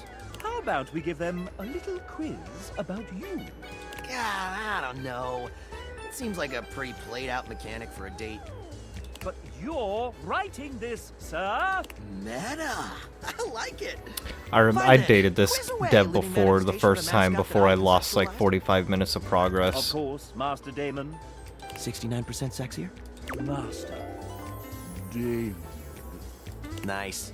Answer the following questions correctly, and you may earn Robbie's affection. Sounds easy enough. To prevent cheating and searching the internet, you have 10 seconds per question. Wait, we don't have an internal real-time clock in this game? I mean, I wanted one, but... Sir! Ray said it was too hard to program. I didn't believe him at first, but it turns out it's true. Master Damon, the player doesn't know that, sir. Oh, the illusion of choice and consequence. I gotcha. Cool sausage showing, chap. I mean showing how the sausage is made. Let's begin. Robbie is an outdoor enthusiast. Hiking. What is his current favorite pastime in nature? That's correct. Robbie is an avid hiker, recently conquering multiple 14ers and the SoCal six-pack. Not to mention traversing the Grand Canyon rim to rim in a single day. You're telling me this man gave the Grand Canyon a rim job? My big toenail fell off. Up next, Robbie has mentioned that he graduated with an MFA. In theater performance! That was the answer, sir. Oops. Pivoting, though his degree was in theater performance, what was the subject of his thesis? A clue lies within a certain sudsy character he wrote for this game. Hey, since when do they get hints? Since you inadvertently made the question harder, Master Damon. Fine. But only since you called me Master Damon. Oh wait, sudsy character. It's Titus Andronicus then. Well played. While the Bard's first tragedy is mainly considered one of his lesser... Careful now, it's my fave. One of his less respected endeavors, Titus Andronicus was what Robbie chose to write his thesis on. It's pretty great for scansion buffs and revenge fans. And really, is there any such thing as bad Shakespeare? William Shakespeare! Oh, I'm saving that one for the Date Everything time travel DLC. Oh, dude, if there's gonna be a Date Everything time travel DLC, shit was too confusing for sure. Are those the bathtub kids? Bathtub kids? These kids? What do they have to do with a bathtub? I'm not sure I understand. Also, how's it going? Welcome to the stream again. Welcome back. Time for the final round. You mean grand finale? Yeah, did he make babies with Miss Bathtub? Maybe? Is the bathtub voice acted by his wife? Like in real life? Here we go. I'm so excited! Robbie may be a well-respected voice actor and soon-to-be multi-award-winning game developer, but he's I don't know. also known This is this is the actual developer of the game. TTRPG player. He recently joined the 3rd season of the first and most streamed Grottos and Gargoyles live play of all time, Whimsical Knoll. Critical Role. What class did Robbie choose to play? This'll separate the real nerds from the hardcore dweebs, he says with It's love. too late for the. It's never too late for the oboe. He played a troubadour. Correct! Although Although he may have run from the class at first, He actually played an always Air found Genasi himself bard. returning to it in early test games. Guess I'm just a performer at heart. And it gave him the opportunity to play a character with heavy charisma. They call me the Rizzler, baby. It is a fantasy game, after all. Hey! Score 1 for the chap. And that concludes our little Robbie D fun fact quiz. I prefer to call it the FAM exam, but whatever's clever. Let's see how you did. Excellent, player. You got them all correct. You truly know our EP deeply. Poopy doopy squeepy peepy. Dang! You really know a lot about me.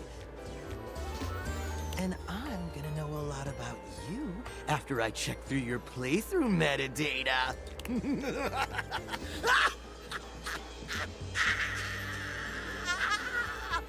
Okay, TLDR. But you can share it with your friends for funsies. Yay! Oh. That's my favorite part. Congrats! You've earned the undying love of a married 40-year-old father of 2. Oh, Wrecker! Would you like to date another dev? Yes. I've come up with a new developer. Next we have... Hi, I'm Adriel. Oh, she's got 2 cats and a dog? I was one of the original programmers on this game. I helped create the first vertical slice and set up the groundwork for what this game would become. Everything is so very different than when I first started working on it. Big shoutouts to everyone who worked on this since then. It wouldn't be what it is without every single person on this team.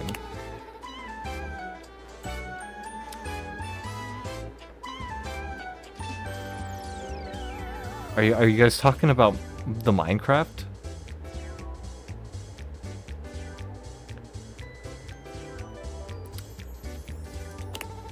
I met Ray many years ago at GDC, and one time when we were hanging out, he pitched me the idea of a dating sim game where you could date everything. How could I say no to that? I'll never forget the first time I laid eyes on our first 2 datables, Hoove and Harper. It was love at first sight.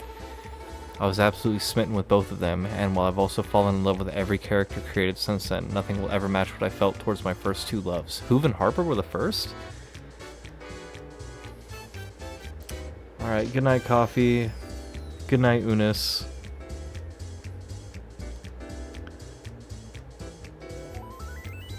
Killian's Minecraft killing room. Don't let the bedbugs bite, and if they do, hit them with the shoe until they're black and blue. I've never heard that before. But enough about me, I'm excited to learn more about you, my potential date. Would you like to take a walk with me? Sure.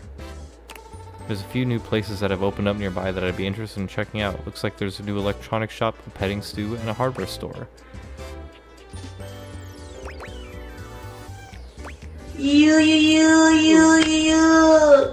devil, you.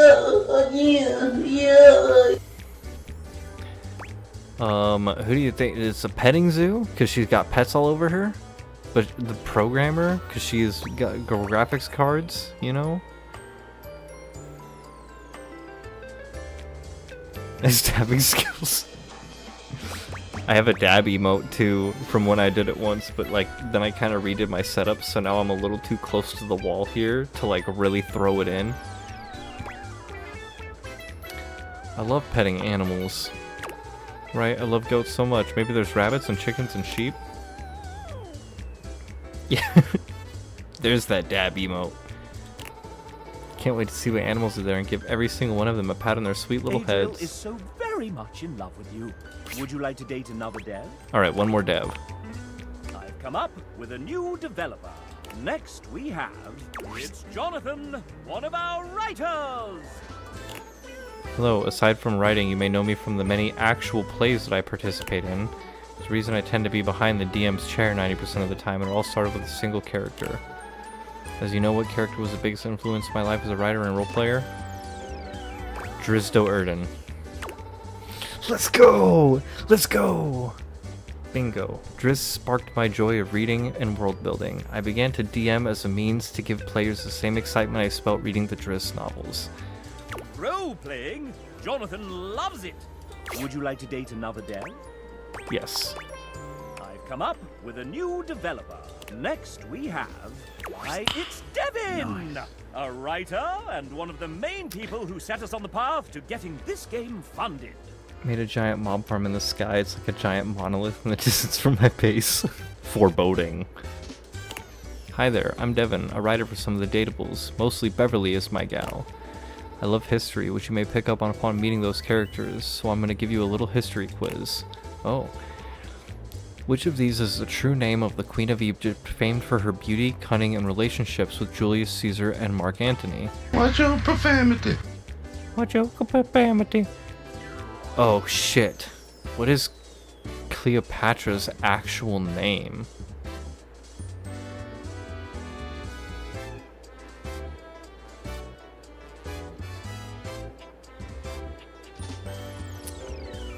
I don't actually know this. I don't know this answer. I think it's the last one, but don't wipe me. Tryphena, it just seems like that is, I want to say Auletes, because it's around the time of Julius Caesar and the Roman Empire, so like that seems more, I'm gonna go with the first one. Wrong! Fuck! That one should have been a gimme. Harsh. She hates you though. Would you like to date another dev? Damn it! I've come up with a new development. She told me Google it. Next we have, it's Wilbo Baggins! No way. William is fine. But it's canon now. There's a canon now? Maybe in the sequel. You just changed my name? You're the writer. Change it back. Fine. Thank you. So, William. Will they, won't they? Can I call you Bilbo? Will no. Point taken. Tell us a little bit about yourself, William. Well, I write. They write. Then I rewrite. They rewrite. Is that all? That's a little binary of you, William. Wink, wink, nudge, nudge. What is that? Some kind of code? So, what else do you do? Well, sometimes I break the game. Get out of my spotlight! And how did you find us?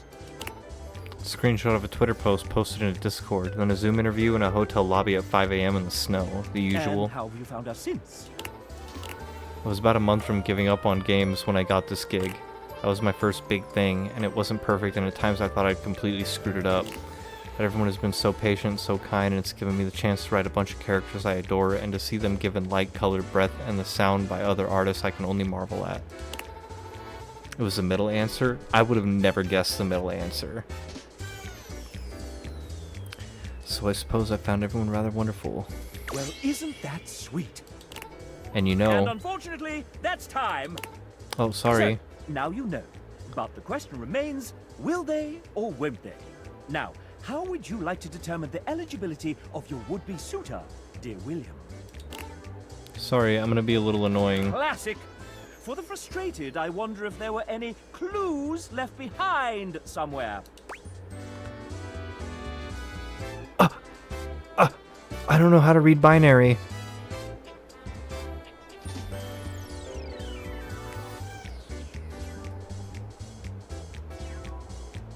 I gotta Google this.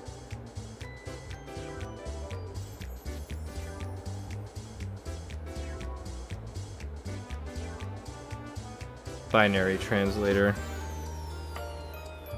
Binary to text.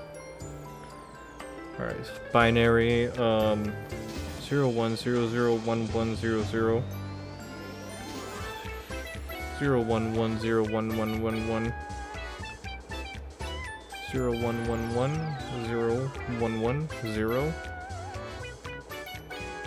011000101 Convert. Love. Love you too. Would you like to date another dev? No, I think we're done dating devs for now. The main menu of me. I want to go home. Very well. You all come back now, you hear? Cool. So now through the data decks, we can check our progress. So he has 33 collectibles, which is every dev you can date is another collectible from him. Let's see. Sassy Chap right here. So 16 out of 33. I have done half of the developers so far. Cool. And let's save. That was a lot of numbers for love. So the way binary works, and I should have realized that, is like all those numbers mean like one letter. So like, you know, a sequence of like, what is it, 8 numbers equals just a single letter.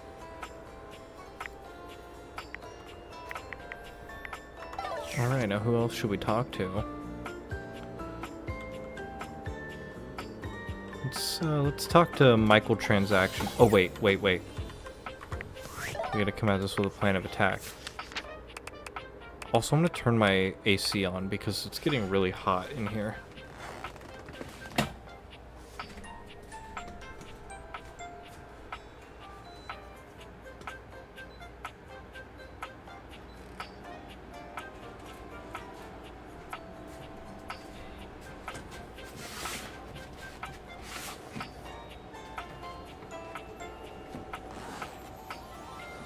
You're aware of binary code? I am not. I gotta keep it still streamable, right? Can't get too saucy.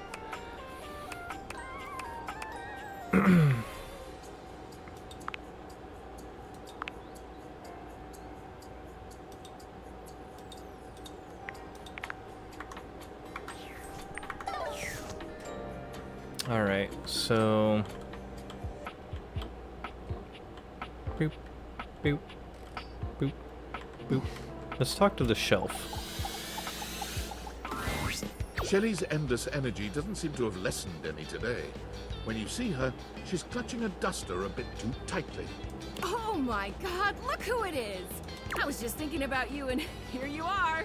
I mean, I thought about you all night after you left and it didn't make you show up, but then like, it definitely worked this time! What a coincidence. I thought about you all night too. Huh? You weren't mad at me, were you? Cause it's all love over here, bud. She's still holding the feather duster so tightly, you worry it may snap. A distinct possibility with all that muscle. Were you doing some cleaning? Me? Oh god, hey, so like, I know you've been real busy with all the things you've been up to lately. Like sitting on the couch, sitting at the computer, taking naps. But since you haven't really been looking at me, like, ever, it makes sense you might not have noticed. I'm dusty. I mean, like, I'm cool with it. Dust is great. It's so powdery. But it's making me sneeze, and that makes it a lot harder to hang onto these walls, so maybe we could, like, live to the fullest and dust me. Shelley thrusts the feather duster out towards you. Withdrawing her hand so swiftly, you nearly let the duster fall. Your humble feather duster. You've never been all that big on dusting, but this thing does get the job done. Shelley has her eyes shut tightly as she waits for you to dust her. She looks oddly nervous. Oh yeah. Do you actually want me to do this, Shelley? Why wouldn't I? Oh, I've never wanted anything like I want this dusting, Broderino. Shelley's reassurances aren't all that convincing, but you suppose a little dusting never hurt anybody? I'm gonna dust that chiseled washboard of abs.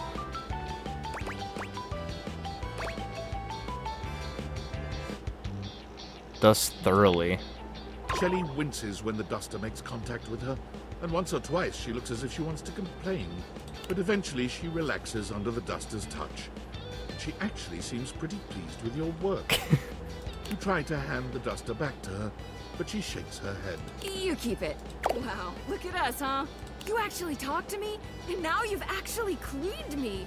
Our relationship is deepening already. You're not gonna leave now, are you? I'd never do that. Oh, good. Good.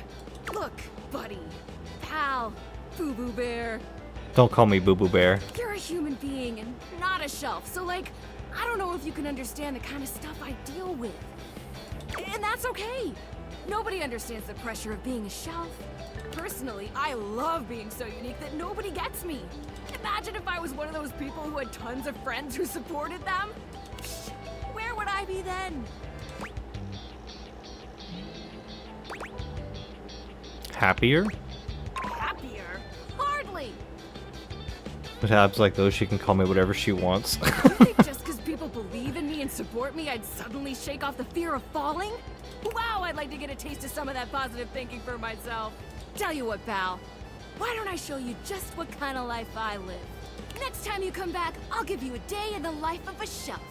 And then you can see just how and why I maintain such an impressively sunny and positive outlook. I guess. Great! See you next time, pal! Oh yeah, Coffee I think went to sleep, but she told me to, wait, what is this?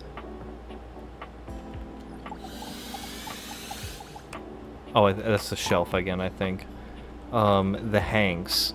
Now that I'm in love with the Hanks, I'm gonna save, because this might get pretty dirty. It never really gets dirty. This game never actually gets NSFW.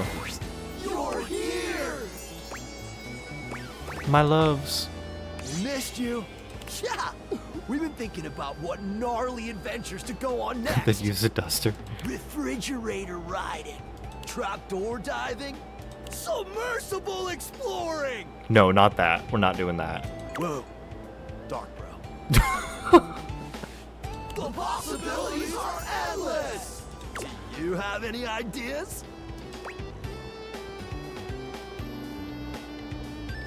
How about making a baby? Nope. We're not ready yet.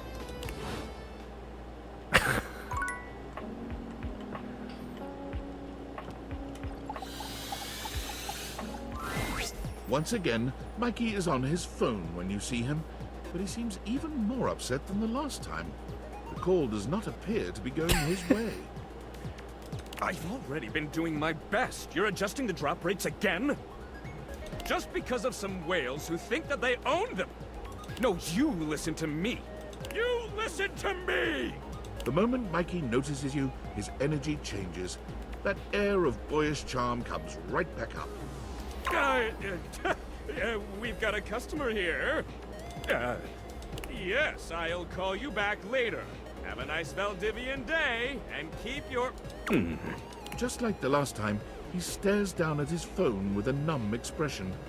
It seems he's been hung up on again. Hello. Apologies. Again. Whew. Getting tough these days to keep my energy up, but what would you like to do? Explain. Oh, is everything okay at work? Okay. Yeah. Profits are up. Higher than ever. But it doesn't seem to trickle down to the little guy, does it? Never does, Mikey. What Valdivian has been doing, it's criminal. Seems that way. I get just barely enough to keep going and support my family.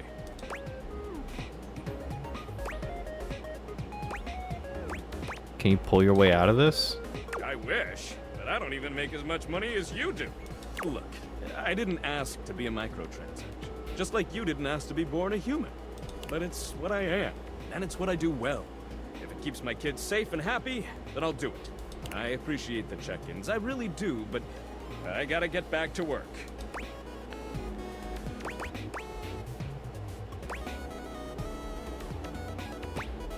What if we made out right here? I'll find a way to support you, I swear it. I love you for it. Truly. Now then, what would you like to do? Just saying hi. I always love saying hello. Hello! I love saying that. Hi, Wayne. Alright,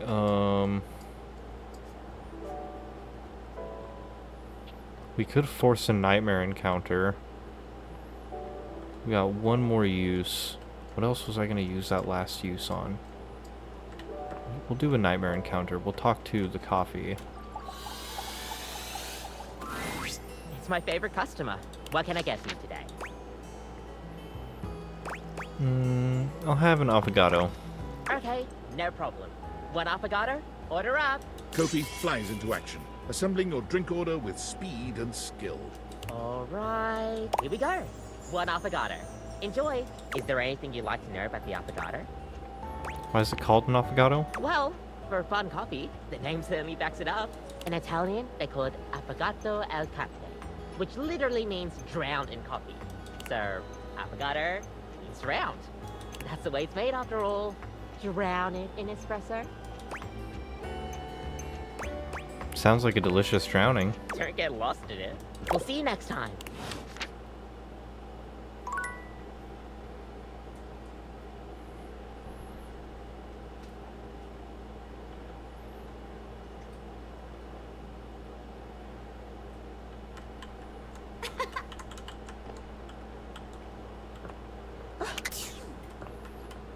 We had Jeremy, 6 p.m. Oh, Monique wants to see me on a Wednesday, so next we wake up, we should go directly to Monique. The money. Hello, beloved. I'm feeling generous. What sort of dream are you wanting tonight? Something sexy. Oh, well, I can do that for you. A sexy dream soon takes hold of you, full of wondrous passions and a touch of terror. It is a terrifying nightmare. Terrifyingly lovely. Oh, that's what I got? Okay. Hold on a second. Oh yeah, don't forget Monique. It's Wednesday.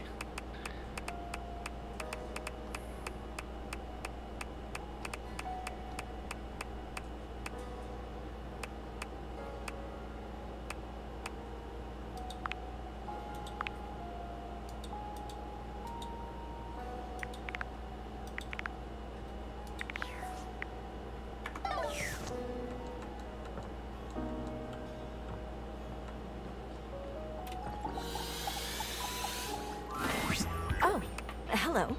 Please sit. Okay. I have given some thought to our previous conversation, and I'd like to be transparent about something you asked. You are correct. I am scared. Unpreparedness gives me a tremendous amount of stress and anxiety. Just imagining myself wandering into the unknown makes me want to quit everything for the day and lie down.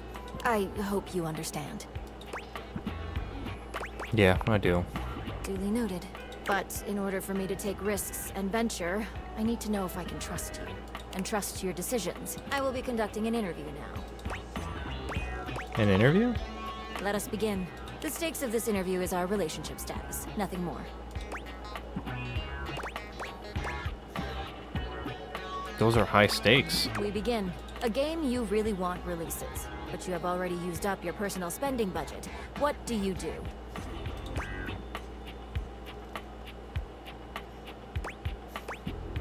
Wait until next month's budget. Duly noted. Next question. You have some furniture that you no longer need. How do you get rid of it? Put up a listing for it online. Duly noted. On to the next question. You happen to win the lottery. How do you manage your new earnings?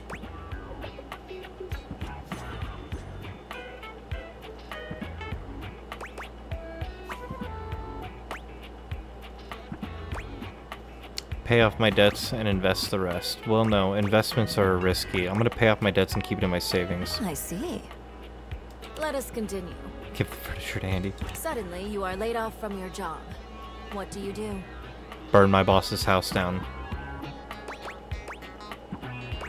Date everything. Allocate savings until the next job. I see. Next question. How much do you tip? Tip? Where's the no tip option? 20%. Duly noted. Almost done. How often do you think about money? All the time. It's literally my job. Duly noted. Final question. Why do you keep visiting me? 'Cause I love you. Duly noted. Before we complete this interview, I would like to confirm. Are you satisfied with your answers? Yeah, I'm confident. Very well then. I'm a pawnbroker, baby. I know how to handle money. You work at a pawn shop and it's full of furniture. Pawn shops, my pawn shop does not take furniture as like a thing. That takes up too much space, very hard to resell, very hard market, honestly. Furniture's not a moneymaker. Yeah. Good night, y'all. Gotta head to bed and be up early for work. Have a great night, Trogdor. I hope your oboe thing goes great. Thanks for hanging out. This concludes the interview. Thank you for your participation. I will review your results, which you will be briefed on during your next visit. Goodbye.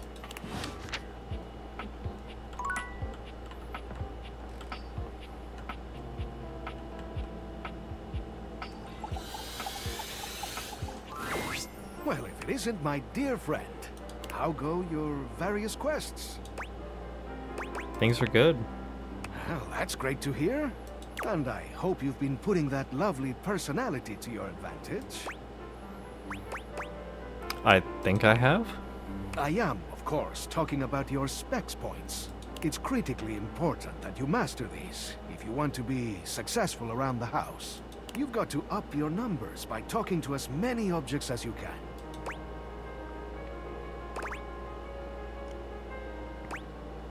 Can't you see what a charmer I already am? To an enlightened mind, that's abundantly clear.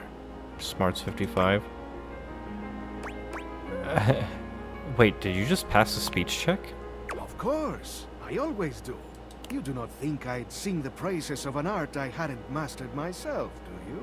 In all my decades, I've mastered a lot of things. The arts of charm, of wit, of confidence. And now, I want to share what I know with you. I just want you to understand how valuable and useful your specs attributes can be. They'll open up all sorts of exciting possibilities around the house. And you never know when one of them will prove to be invaluable. Your personality must really shine. I don't know. These days it feels a bit rusty, if I'm honest. Now then, before I let you go, how's your progress been? Let me take a closer look at you. He narrows his eyes, evaluating you with a sharp up-and-down gaze. You can feel yourself sweat just a little under his intense scrutiny. This empathy candy is just for you. You take in the scent of the empathy candy. For half a second, you feel as though you want to give the entire world a hug. It'll help you convince someone that, in the end, you really do understand their struggles.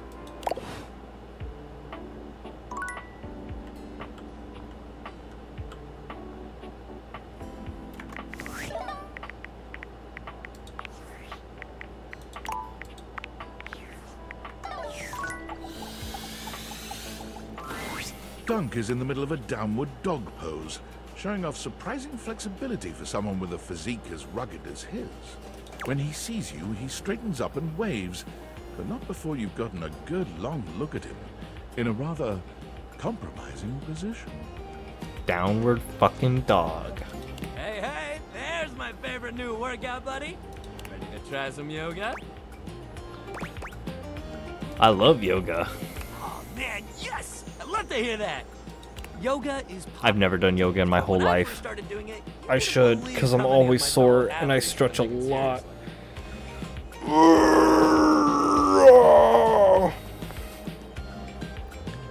No More Heroes reference, couldn't help myself. Even now, you still got equipment like Chris, who thinks it's soft stuff for babies, and nothing could be further from the truth.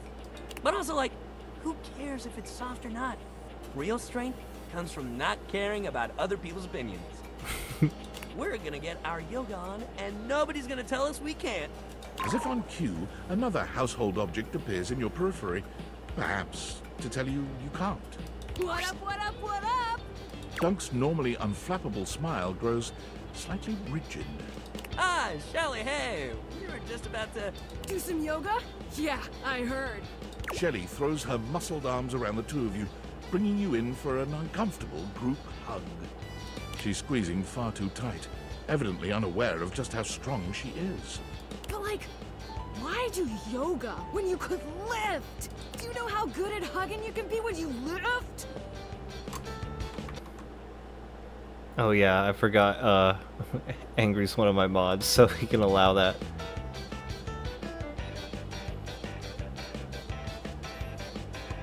Dunk manages to free himself from Shelley's death grip. You Shelly, feel his my strong beloved. fingertips wedging between Shelly's arm and your shoulder. Lifting is good for your hug muscles, there's no doubt about that. But you gotta have a balance, dude. Shelly is pretty great. I can fix her. She's just really fucking crazy. Besides, yoga builds strength too. Dunk finally manages to pop you out of Shelly's grasp, but she seems entirely unbothered by your escape. Balance? Nah, bruh. You gotta grab life by the screws. You don't want our good pal here to miss out on the best in life because they were too busy bending over and staring at the floor. Shelly, my dude, respectfully, life ain't all about lifting. Shelly's mouth drops open, as though Dunk has just said something absolutely unthinkable. It might be a good time to intervene. Lifting is great, but it can't be all you do. Exactly. Lifting is great, but it's just part of the routine. How can you say that? How else are you gonna lift your friends up and carry all their burdens and make them a part of you until you push them away or you collapse under the strain of it all? See, Shelly, she can fix you.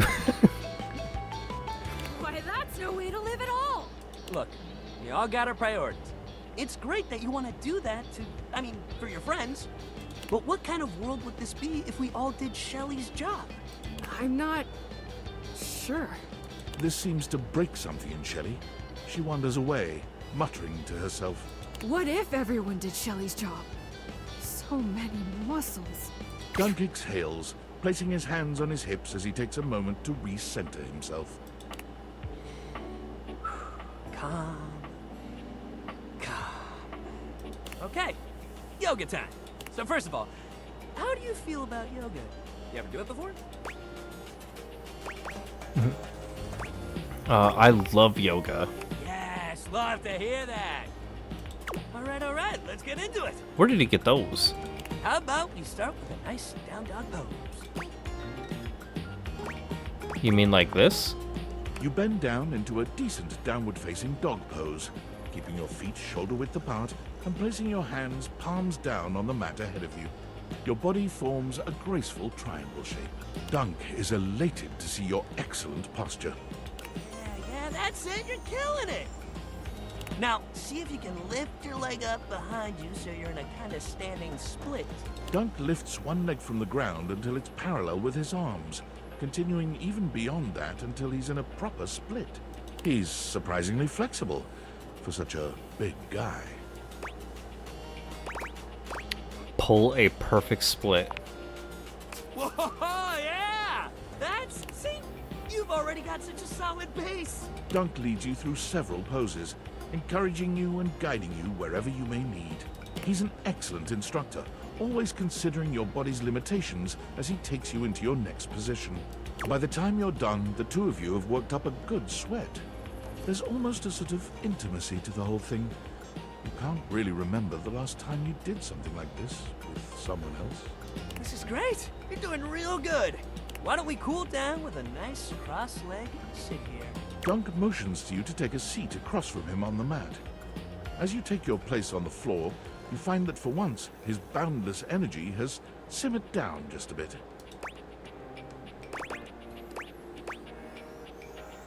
You ever do any of those poses in other situations? Other situations? His eyebrows raise. Ah, you mean like at breakfast or in the shower? You know.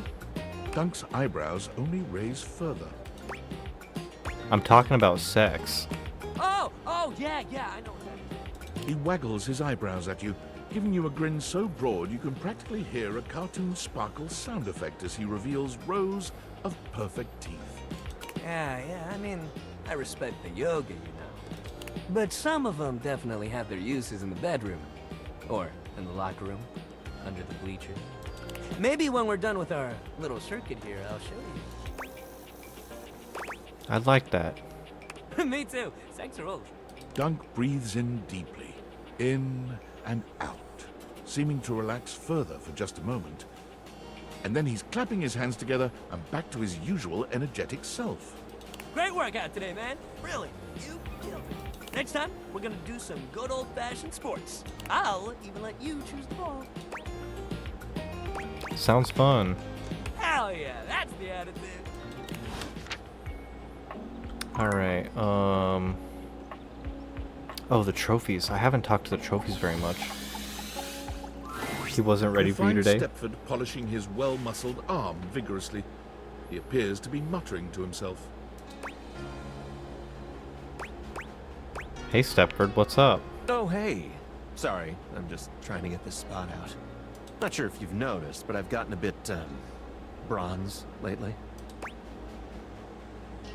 Looking gold as ever to me. That's sweet of you to say, but I know you can see right through me. I don't know what I'm gonna do about it. Why is it happening, do you think? I have an idea, but I can't be certain. It's like this. I got the way I am, all gold and beautiful and all, because in my youth I was extremely competitive. I entered and won every contest I could find. I was a complete natural. I never really needed to try. I just showed up and showed off and showed everyone what first place looked like. I lived for the competition, the cheering, the adoring fans, the tough opponents. It was the life for me. This guy wants you to rub him? I'll do it. I'll fucking do it. So what's the problem? Trophies change over time. If we stop competing, we turn into showpieces. Our gold starts turning to silver and to bronze. It's not that we stop getting given out, but our inner essence changes. So that's what's happening to you? You're experiencing twink death? It is. Eventually, we come to a turning point. It's either get back in the fight and risk the arena once more, or retire and spend our time polishing up, clearing away the patina, and covering up what can't be cleared away. Sounds like you need to get back out there. You make it sound so simple, but I'm afraid it's not. There's all sorts of things that can happen. In any case, now that we're getting to know one another, I have to tell you something. I started doing all this tanning because, well, I'm actually all pewter underneath. Twink death is worth the normal death? Probably. Pewter? Like what place even is that? 12th? This game is nutso. It is super nuts. Smarts 30. Pewter is a tin-based alloy. That's so unsexy I can't even deal with it. I'm afraid the time of decision is upon me. What will you do? Honestly, I don't know. What do you think I should do? Work hard and get back into competition form. Maybe you're right. Thanks for talking to me. I think I'd better think about this for a bit.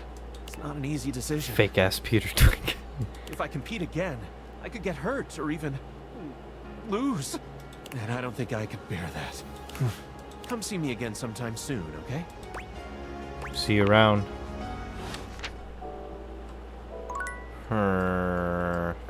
What else? What else do we got here? At the television. There's the club. We could go to the club.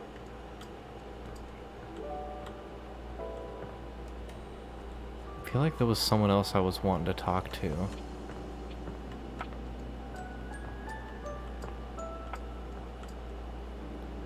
Maybe it was fireplace.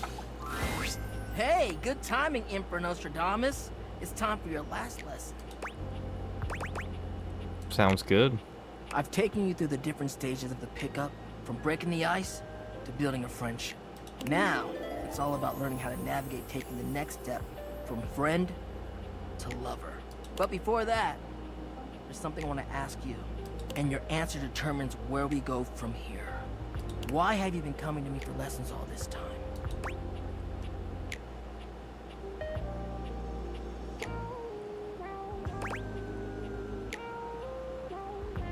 Oh, fuck.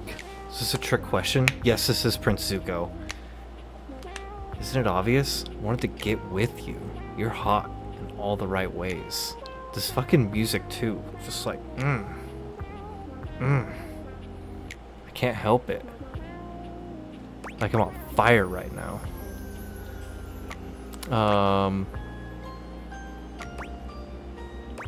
But his lessons. I wanted to get to know you better. Hell yeah, I'm glad. It's been awesome getting to know you too. This will be the final lesson. And it's gonna be about picking me up. That's right. You're gonna have to use all your new skills to learn how to make friends with me. And who knows? Maybe that'll kindle something even hotter. Ready? Yes, please. All right then, let me set the scene for you. We're in this house together. It's kind of magical. You just found me hanging around and you talked to me for the very first time. Go. Hey, handsome, that jacket slays. Oh, why thank you. It's pretty old, actually.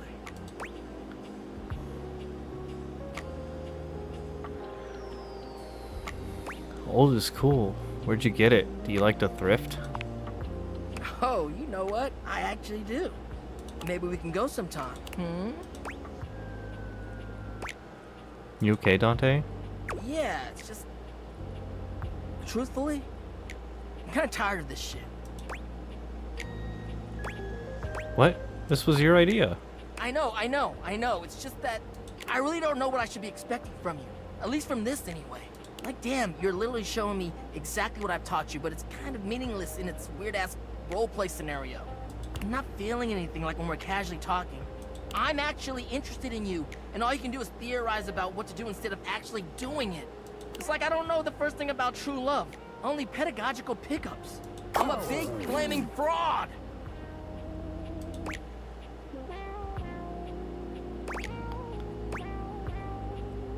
Tell me what love is to you? Really? I mean, I'll tell you what I imagine. Love is supposed to make you feel warm and safe in the knowledge that somebody cares about you. And here I am. I'm giving out this advice because I want to make sure other people are able to find love. But it's so hard when I've never even really had it for myself. Maybe it's just who I am. I give out a lot more warmth than people sometimes give me.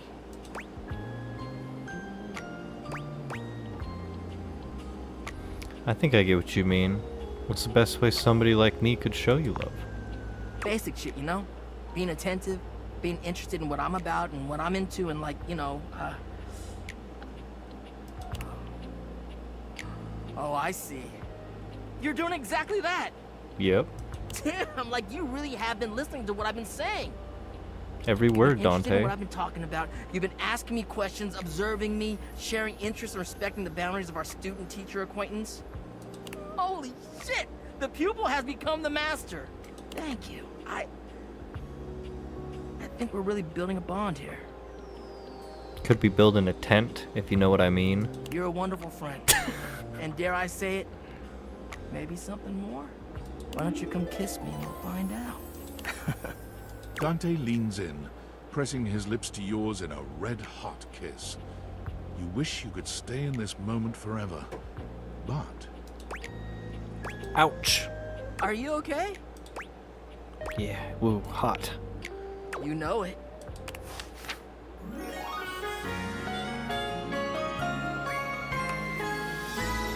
Lit me up! Hell yeah.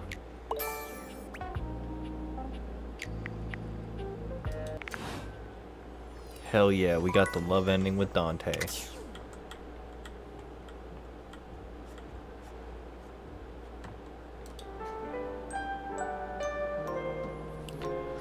Ugh.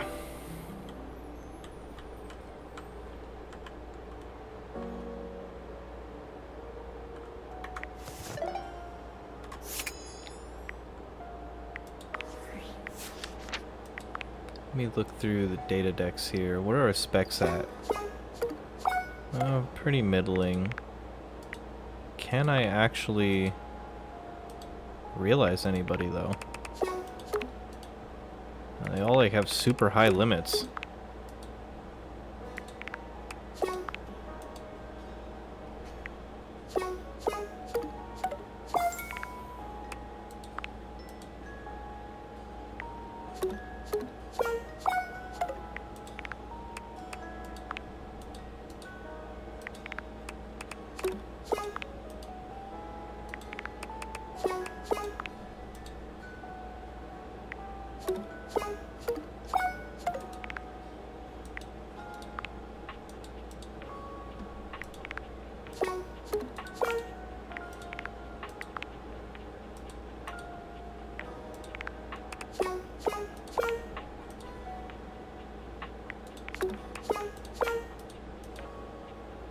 Damn, why do they all take so much? Except Sinclair. But I gotta fucking finish Penelope and Arma. Yeah, not him. What about Dishy? Dishy's gonna take a shitload to realize, yeah.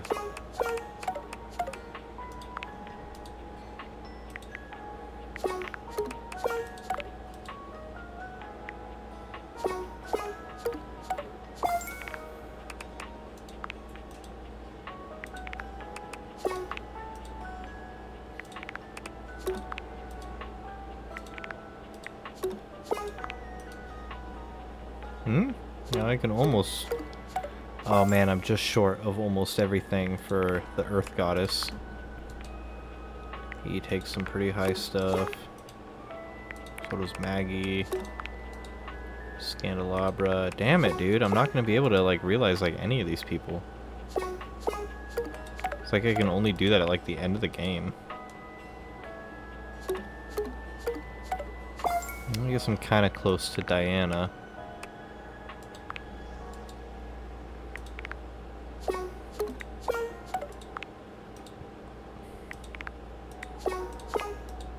I didn't realize that I hadn't finished Benoit yet.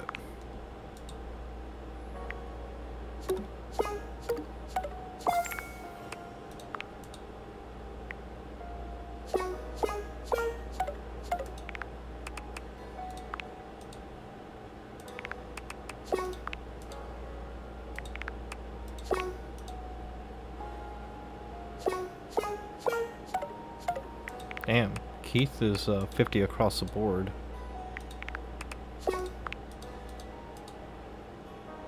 Keith's probably going to be the next one I end up realizing.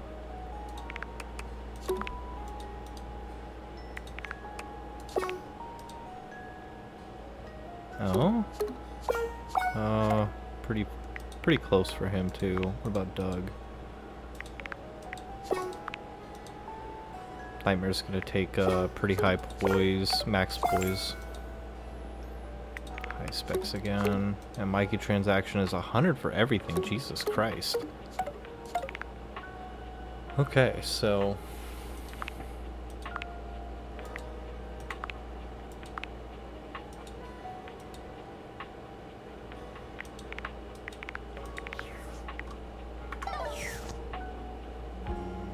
Okay. Oh, the air's gone. I must have missed it. Alright, I'm gonna take a quick break. Be back in a couple minutes here.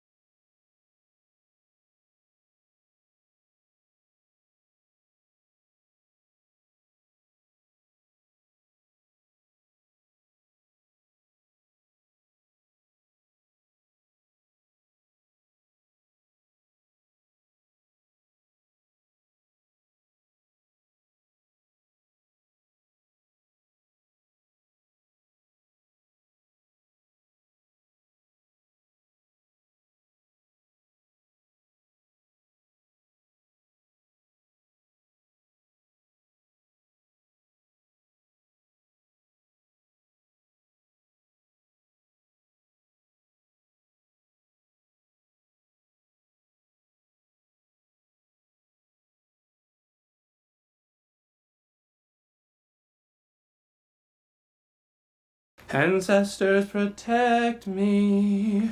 May they protect you.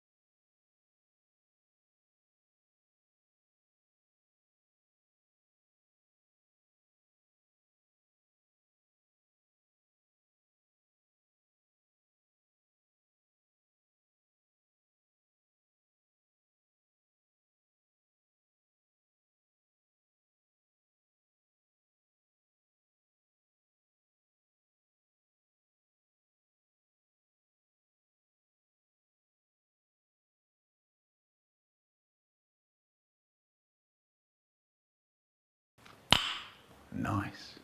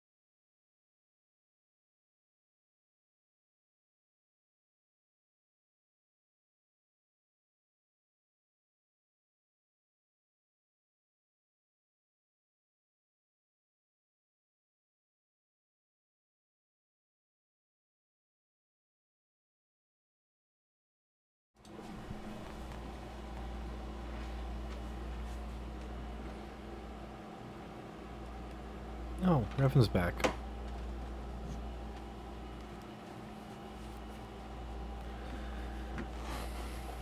Better than bad at least, not feeling good. Any more drama when you got home, Revan?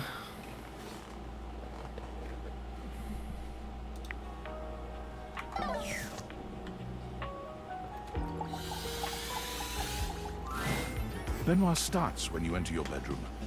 They look as if they've been waiting for you.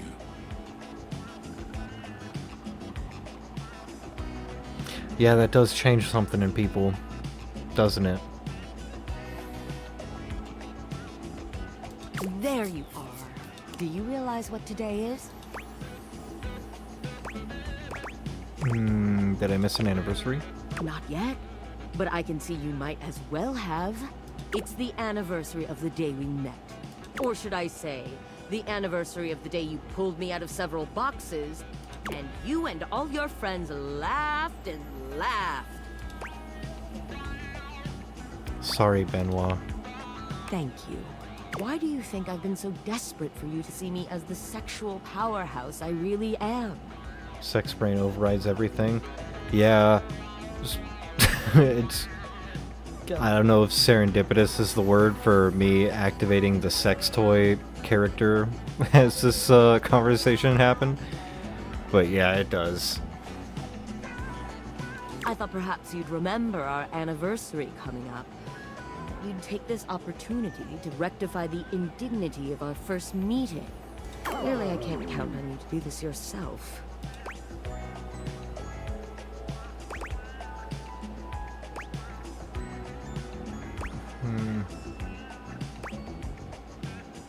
Hey, that's not fair.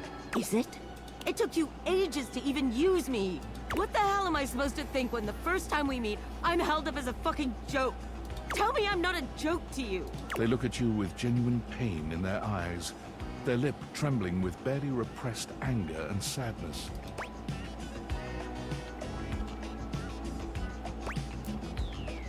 I'm sorry my friends and I hurt you. Thank you.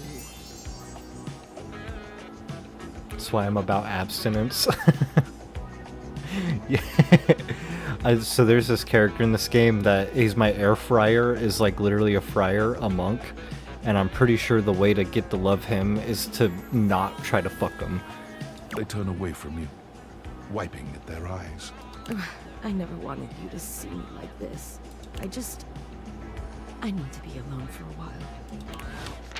Damn. Hope I'm not fucking things up with Benoit. Hey there. You keep coming back, don't you?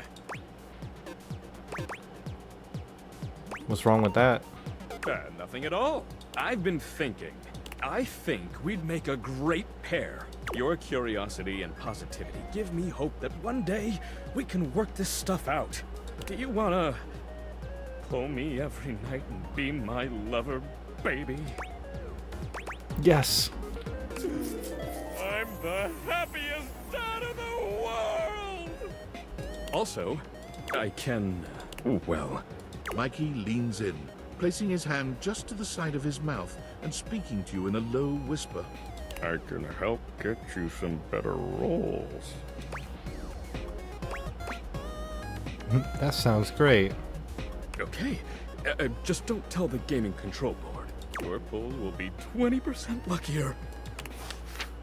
Nice. You pulled me just right.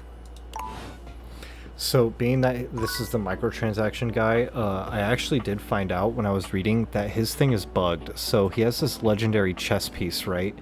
And it has like a 0% pull chance. Now it's a 20% pull chance. So, if I go to pull more, I'm probably going to pull that chess piece. Now, the boots that you can pull, which are super common, give you a plus 0.01 in every stat. So, like nothing. The gauntlets give you a 1 in every stat. So again, almost nothing.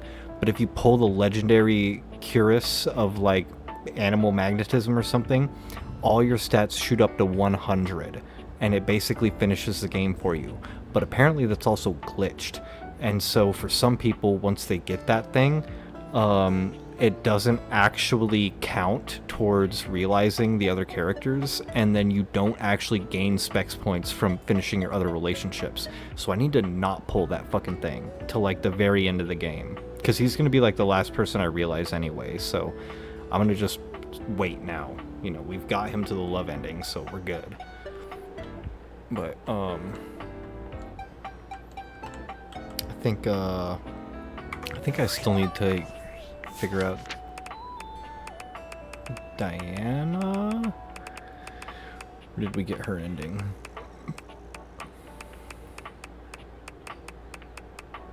Yeah, we did get Diana's ending. Okay.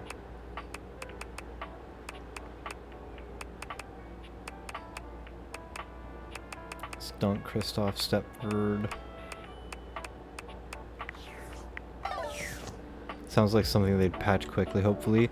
They might have already patched it too, but the game's only been out for like a couple months, so I don't want to risk it. I'm just gonna save until last.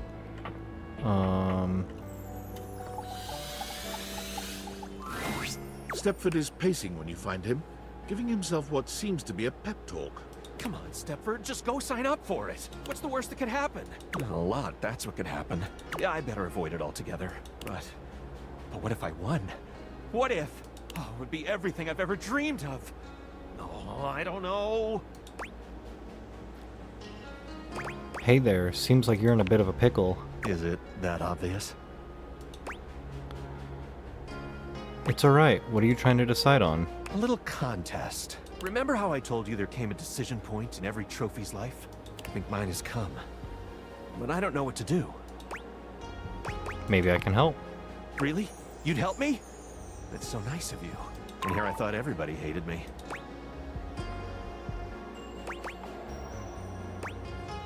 Of course I'll help. Give me a little context. Alright, so here's what's going on. For years now, the house has hosted an annual Trivialetics competition. It includes a combination of difficult physical challenges and trivia challenges about objects found in houses.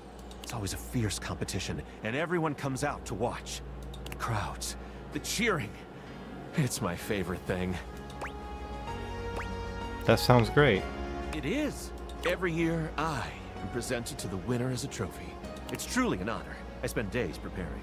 After all, I absolutely must have the chiseled physique that aches to be handled. The dazzling golden tan that captivates the eye, and the sly, mischievous smile. Jesus, he's giving me crazy eyes right now. That's like... what, bro? Melts my clothes off. Naughty. But also, let's see if it works later. Anyway, I always get brought up on stage, making my big victorious pose. And I listen to the cheering fans, and... Takes you back to when you used to compete? As if it were yesterday. And, well, those cheers? I wish they were for me, but they're never cheering for me. They could be.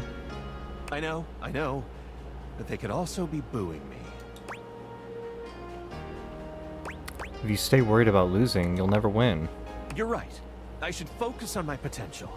But there's my potential to win, and my potential to be given to the winner. That's where I'm stuck. And so you see, my time of decision has drawn nigh. Dare I try my hand at being a trophy winner? Or remain a winning trophy? There can be no middle ground. What do you think? Should I spend the remaining time before the Trivialetics competition preparing myself to be the best trophy out there? Or should I sign up to compete and spend my time training?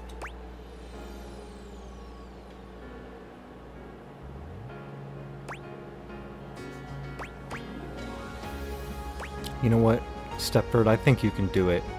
I think you should sign up for the competition. Gosh, I'm gonna do it! That was the push I needed. I'll go right now. Wish me luck. Luck.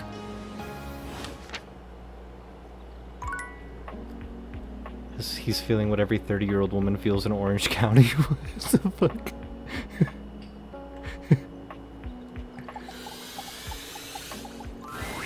You have returned.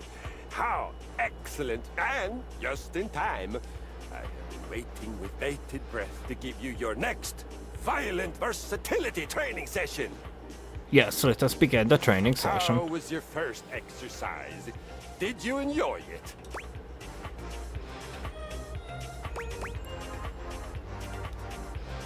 It was easy. Give me another.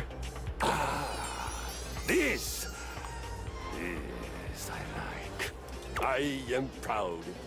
This is somehow even more meaningful to me than when I teach the little 1-pound dumbbells. They are cute, but I think they would probably make mud pies out of cow poop if I told them to. You are discerning. You can choose. Have chosen to continue to come to me for training. It fills my heart. We train physically, we train mentally, we train in self-belief. Have confidence in yourself and in your goals. Your faith in movement makes the movement that much better for you. I learned that when I was doing battle once and one of my cables came loose. I so firmly believed that I would still slay my enemy. The cable actually flipped around my head and became my weapon all on its own. I won that day. And I laughed. Glorious. For today, we rotate. Are you ready? Sounds kinda dirty. Bring it on. Rotation is vital for our situational awareness. Danger does not come only from the front, but from all sides. From behind us. Find something heavy in your home. Heavy enough to be a moderate challenge, but not so heavy that you can't lift it many times. Skyrim belongs to the Nords. Place it next to your left foot, and put your feet a little wider than your hips. Now, 10 times, pick up that object, keep facing left as you rise, twist through the center, and then, bending from the knees, place the object down on the floor next to your right foot. Did you see those warriors from Hammerfell? Take a short break, walk around, envision your next victory. And then, just as important as horrific violence. You got it. I am so proud of you. You are well on your way to having some beautiful, violent babies. Beginnings.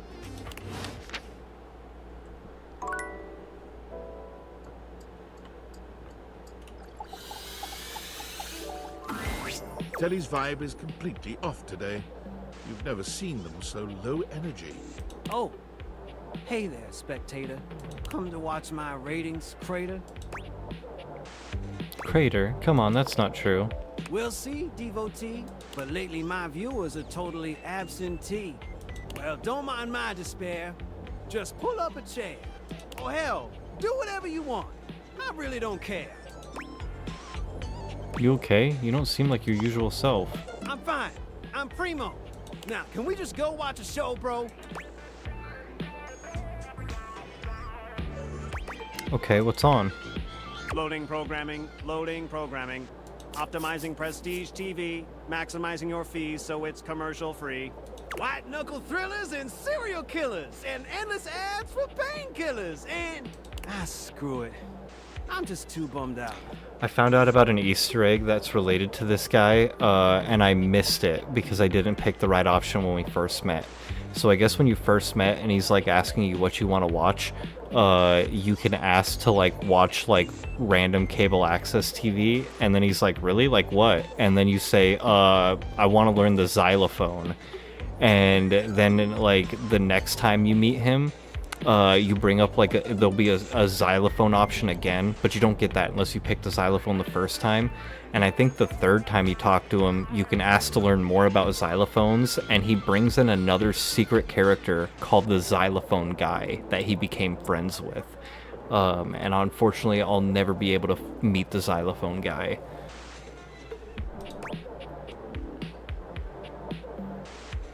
But I wanted to watch Balls to the Walls. What's wrong, Telly? It's over. Smell the odor? That's the entrenched stench of a hostile takeover. All the shows got new owners and the studios are in foreclosure. It's not that bad, Telly. Promise. It's all that and worse. Let me show you in verse. No matter what I do, Valdiviflix will always be better. They got all the consumers and they got all the cheddar. I can't compete. Patrick Moore plays a xylophone. Someone ought to just yeet me into a shredder. You're not obsolete. You've got lots of great programming. 5,000 channels, 15,000 shows. Yet no one wants any of those. When I was at the height of my powers, people would gather around me for hours and hours. They'd turn me on and waste a whole day. But between smartphones and streaming, I'm just fading away. Truth is, TV Be back. You have to watch that already died a now. long Okay. time ago. And all of us here, we're just basking in the afterglow. Send me a link, because I don't know if I'm aware of Patrick Moore plays a xylophone. I'm not anything anymore. I'm no longer popular. In the end, all I am is an overpriced monitor.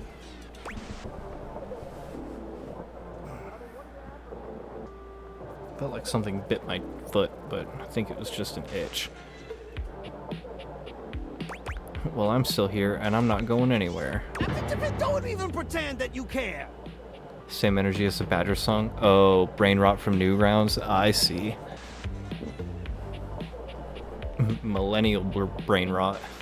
I've seen you watching Valdiva flicks. I'm more than aware. They're the only one who has the Mandalorian. Can you blame me? Valdiva Flix has a new season with balls to the walls. That's true, but I like you both. That's okay. Well, that's not true, Telly. I prefer you. Legit, my sweet? Even though I'm obsolete?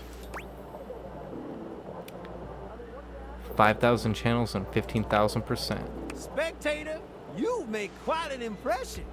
So before we wrap up this binging session, I hope you don't mind that I'm inclined to make a confession. After all my endless channel surfing, I've finally found Love? the absolute greatest spectator Oh, I should have known he around. was gonna rhyme it. And from my remote to my speakers to my cathode ray, I want to binge watch with you till we both waste away. Aw, I'll get my eyeballs lubricated.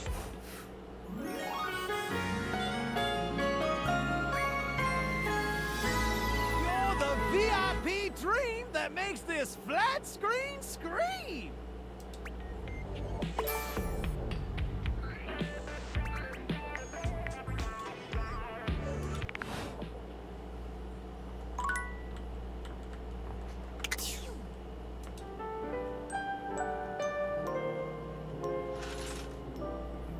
Let's talk to Holly. We haven't talked to Holly in a while.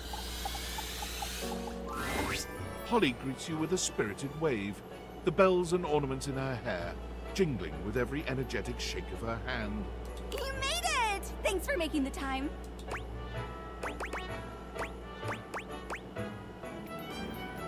How was work? Long. But great. Mostly. Another double? Nah. Well, legally no, but technically yes. What do you actually do? Everything! Oh, I've got a 5-page resume, which You're back. I know you're not supposed to have, but I'm secretly very proud of it. I've been a waiter, a maitre d', a caddy, an usher, a valet, a pinata, a mascot, a bartender, It was a line all chef, a specific. runner, a ticketer, a seat holder, an election official, a Zamboni driver, a scuba diver, a pickpacker, a mail carrier, a timekeeper, and an ice did fod judge for a local junior yodeling competition. She's been a Zamboni driver. Millennial brain rot hits different? Yeah, it does. Seems like you're always working? Almost. There's always something happening somewhere. Gig work then? Oh, the giggiest. The best kind of work for me personally. Always something new. I can't sit still for too long. Bores me to tears. I need 50 things to focus on, or absolutely none at all. Does it pay well? Nope. But I work a lot of hours. But you already knew that. It's joyful too, bringing joy. Someone's always celebrating something, and I get to be a part of that all the time. It doesn't even have to be a holiday for me, or about me. I just enjoy joy, you know? Better than punching numbers all day, unless that's part of the game. No offense to number punchers, just not for me.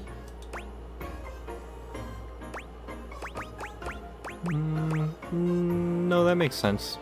What about you? What do you do? Nothing really. Got fired my second day. Oh, sounds nice. It pays the bills, oddly. Odd jobs. Can relate. It's good to have something simple around here. There's enough crazy to go around, but you know that. I hear you're making a good impression so far. So what are the others saying? Depends on who you ask. Let's just say, Venetian's Day might be a busy day for you. Let me know if you need some help. I have a side gig running roses to side gigs every year. That said, how do you feel about me? Well, you waded through my busted schedule, so you can't be that bad. I'm hardly running for office. I'd vote for you, I think. I mean, you made the time to see me with my budget schedule, so maybe you'd actually get things done around here. Don't tell Celia, though. Speaking of which, I gotta bounce to another shift. Gleester in July is really hoppin' this year. It's not July. I know, right? That's what I said. Anyway, okay. Bye. Bye, bye. It actually is July, though. You know what? The ceiling and the yeah, I should, well...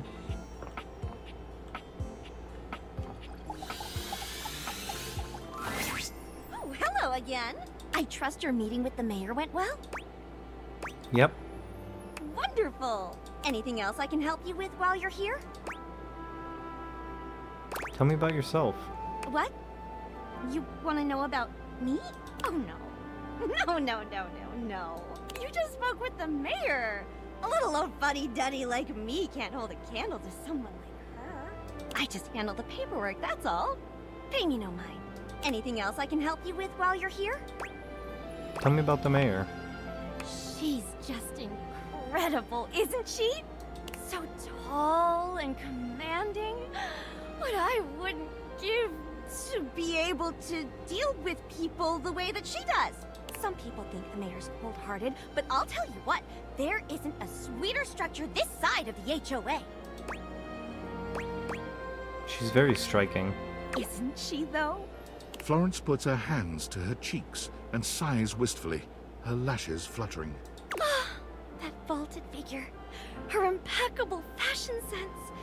She really has it all, doesn't she? It's no wonder she's the mayor. She has my vote any day.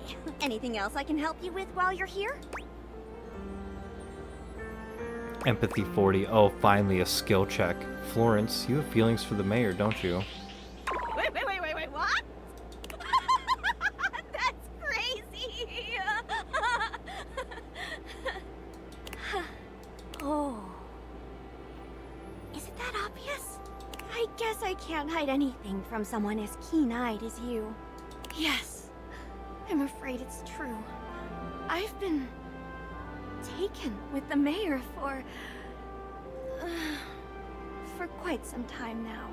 Anytime I think about her, I can feel my foundation warping into the shape of a heart. I'm terribly embarrassed about it, of course, but can you blame me? She's incredible! The looks, the brains, the confidence.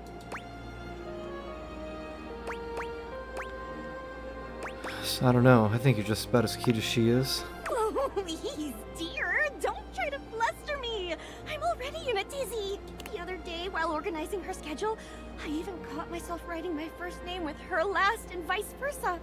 Celia Floor. Florence Ceiling. Their names are Florence Floor and Celia Ceiling. Okay, yeah, makes sense. Listen to me go on and on like this. I'm such a schoolgirl. Oh, you're not going to tell Celia, are you? I'd be absolutely mortified. Why not tell her you like her? Oh, Lord, no! I'd have to be cuckoo bananas to do that. First things first, she's my boss. This is a public office, for heaven's sake. I couldn't cause that kind of scandal. It'd ruin her. And second thing second, I'm nervous. Maybe I could help you catch her eye? Really? Oh, no, dear. That's asking far too much. I can't imagine she'd ever think of me as anything other than her fuddy-duddy little secretary, anyhow. Well, if you're sure. Thanks anyways, dear. It's sweet of you to want to help.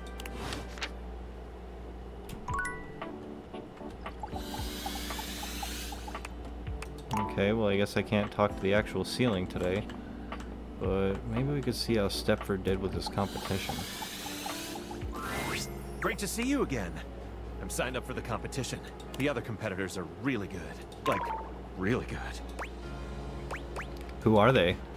My old rivals from charm school. Oscar, he always watches classic movies to get pumped up. There's Graham, the king of workout playlists. And Emma is even here. Sass20 and Paul Itzer? Oh, he and Noble aren't into competition too much. They've always been a little uptight. I guess I'm ready to start, though. That's awesome. All right, let's get started. Started with... Training. Oh, yes, training. I'll start by, doing heel lifts. Heel lifts? Yes, and then, I'll do some eyelash touches. You never trained before in your life, have you? If I say no, can we still be friends? Sigh. Okay, so I've never trained, but I'm already very disciplined. I just need a game plan. Given the competition consists of 2 categories, why not train for each separately? Great idea! So the categories would be trivia about other household occupants and athletics. Which should we start with? Let's get you nice and sweaty. I love it. Stepford claps his hands together, perhaps psyching himself up for your training. Puts on a brave face. All right, what should we do? The competition involves gymnastics, track and field, and, what was it again? Oh, right. Topless oil wrestling. What should we do now? Let's practice your gymnastics. Stepford contorts himself into all sorts of intriguing positions. You put him through his paces, exhorting him onward until he glistens with sweat. By the time you've finished, he's completely out of breath, and he even manages to make that sexy. I had, no idea that gymnastics could be, so hard. Thanks so much for pushing me through it. What should we do now? Let's hit the track. Grab your running shoes and I'll get the whistle. You encourage Stepford to run around the track, blowing your whistle at regular intervals so he remembers who's coach around here. He nearly collapses by the time you're done, leaning against the wall with a hand grasping his perfect chest as he tries to catch his breath. I think, I'm gonna, die. Like, literally die. I think my heart is going to explode. Is my heart going to explode? I hate you with every ounce of my being. What should we do now? Topless oil wrestling? Oh, yeah. This is gonna be awesome. I know, right? You and Stepford cover yourselves in oil, bringing your bodies together in a variety of positions. Bare, glistening skin, grunting, and the feel of Stepford's hard body against yours. It's truly an unforgettable time. What should we do now? I think we're done here. Really? Okay. See you, Stepford. Sounds like a Yakuza boss fight. I am gonna eventually play through a bunch of the Yakuza games. I just need to figure out how to hook my PlayStation up to OBS. You are looking more and more like a Viking every day. I knew it. I can tell. You are doing beautifully. In fact, here. He holds his hand out to you, offering you a glittering golden ring. This ring was a gift to my father from the queen of the collapsible bookshelves. She and her tribe lived on the far side of our warehouse. We had very friendly relations with them. Well, after the war. The ring was the sealing of the great treaty of peace between our tribes. I want you to have it in recognition of your dedication and perseverance. Speaking of dedication and perseverance, I have had a blister on the back of my heel for like 3 weeks now. And like, I really, really want to pop it. I really want to just poke a hole in it and drain that blister out. But like, I'm persevering.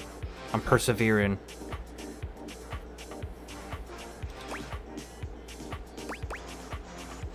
Wow, so does the ring collapse? I don't know. Maybe if you bang on it. That is what she said. Ha, you know those jokes? What jokes? Alright, never mind. That's what she said. The queen. about the ring. You take your leave. Okay.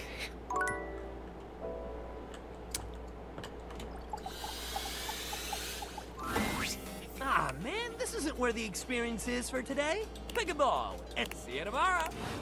Pick a ball, any ball, and I pick the biggest ball in the room, and that's not good enough for you? Fucking... whatever.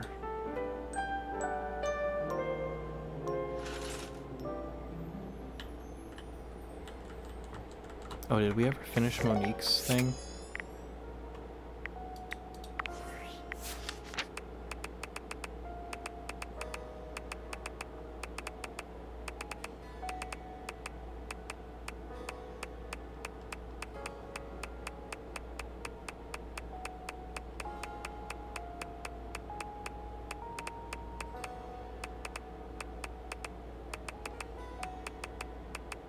We did not.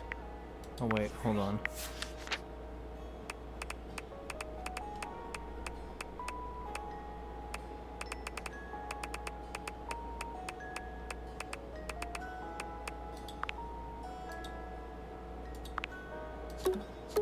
Ask for $20.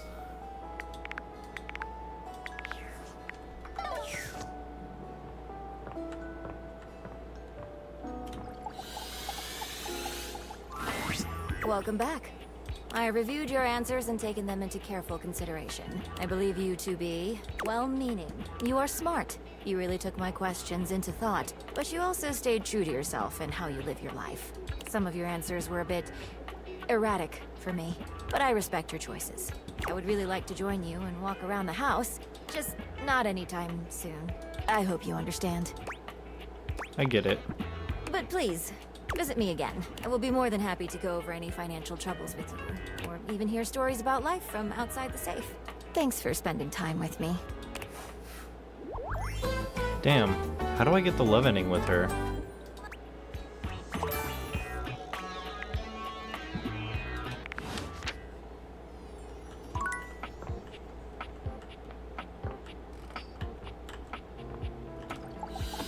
Well, let's do Tony the Toolbox next. What are you doing here? I need to meet up with Rainey, and I need you to, like, play referee or something. I gotta get back to work. You find the breaker box closed, looking almost abandoned. There is still a loneliness about it, though. The impression isn't lessened by the image of Eddie inside at the bar, twirling a cocktail glass in his hand. Interesting. I thought for sure after yesterday you'd change your mind, but here you are. Again. Everything hurts and I slept forever, but I don't know. I had a lot of fun learning how to do stuff. Really? I find that hard to believe. Well, maybe just because you're fun to be around. Right. You sure you're not thinking of Volt? I mean it. It's kind of sexy when you're in teacher mode. What?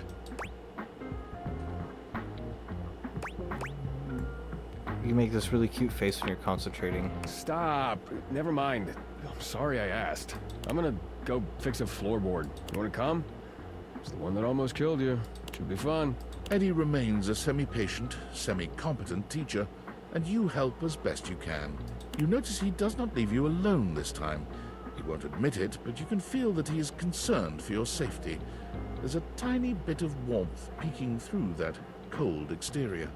Almost done. Hand me the pliers. It's getting late. I can finish up this set myself. Why don't you go get some rest?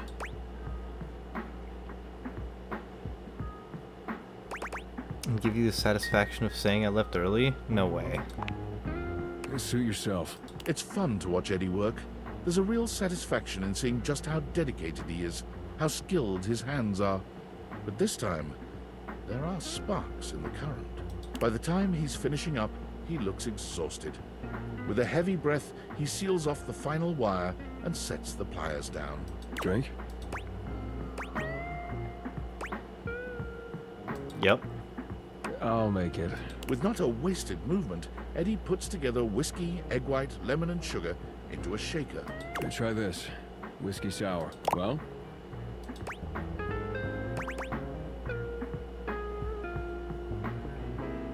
Not bad. So what's yours? That is mine. Seems like you've got a decent taste after all. In some things, at least. You've done a decent job the last couple of days. More than decent, actually. Thanks to you, I'm finally caught up on all the big power drains around here. Really? We did it all? There's still a few things that need to be done, the day-to-day maintenance, but yeah, you did it. Volt and the club should have everything they need for now. What about you? What about me? You came here to help Volt, and you did. So now you can get back to whatever it is you do when you're not invading my space. Can I still come by and help? The day-to-day stuff sounds fun. What? Why would you want to do that? Why is it so hard for you to believe I actually like spending time with you? I guess because no one has before. But hey, it's your time. If you want to waste it here, I can't stop you. Something about Eddie's tone. This is more than the usual tired standoffishness. You notice a small tremor in his hand. He shoves his hand into his pocket and looks away. Well, at least now you can get back to the crowd and the shows and whatever with Volt. Oh, I hadn't thought about that. I guess so, yeah. Yeah, Volt always puts on a good show. Who could resist? You'll have a good time, I'm sure.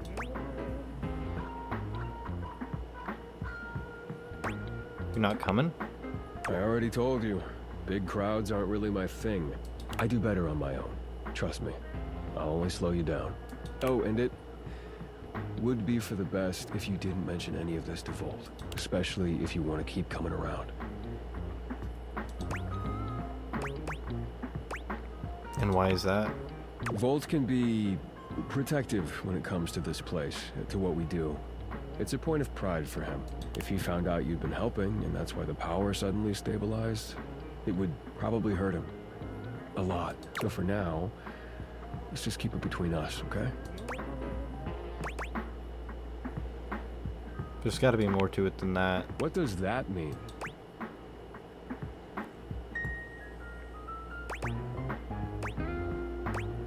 You don't want Volt to think you can't do your job? Fine, whatever. Yes, okay? If he knew what was really going on, he'd probably be pretty upset with me too. I don't want that either. I can't tell if you two are friends or if you hate each other. Our relationship is complicated. He was there for me during a really dark time. He took care of me. I owe it to him to do the same. Can you help me do that or not?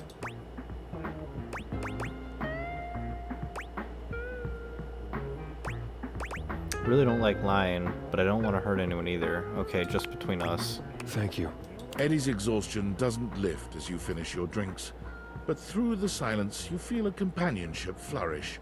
Quiet though it may be. As you walk out, you can still see the tired, grateful smile on Eddie's face long after you're gone. Alright, let's, I think we did a bunch of the exercising stuff already, right? Well, we did Monique. Okay, so no, we didn't do any of the exercising stuff. Alright, Dunk, let's play basketball. Dunk is dribbling a basketball when you find him today. He handles it with a practiced ease, bouncing it between his legs and twirling it on the end of one finger. Hey, hey, you made it! He passes you the ball. You catch it easily. Dunk is delighted by even this small display of bare minimum athleticism. Hell yeah, great catch! He takes the ball from you, setting it aside. Dunk claps his hands together as though he's psyching himself up. Sport, baby! He turns to pick up the baseball and football from behind him, holding one in each hand. We already had a little taste of basketball, so let's just stick with these two. What do you think? Baseball? He holds them both out to you, alternately raising one up and then the other. Baseball. Oh, hell yeah, baseball! Ah, it really takes me back, you know. He tosses the baseball to you, and to your pleasant surprise, you catch it easily. You'd been expecting some sort of fastball, but Dunk seems uninterested in styling on you. I had a little stint playing baseball for a while. Football was more my thing.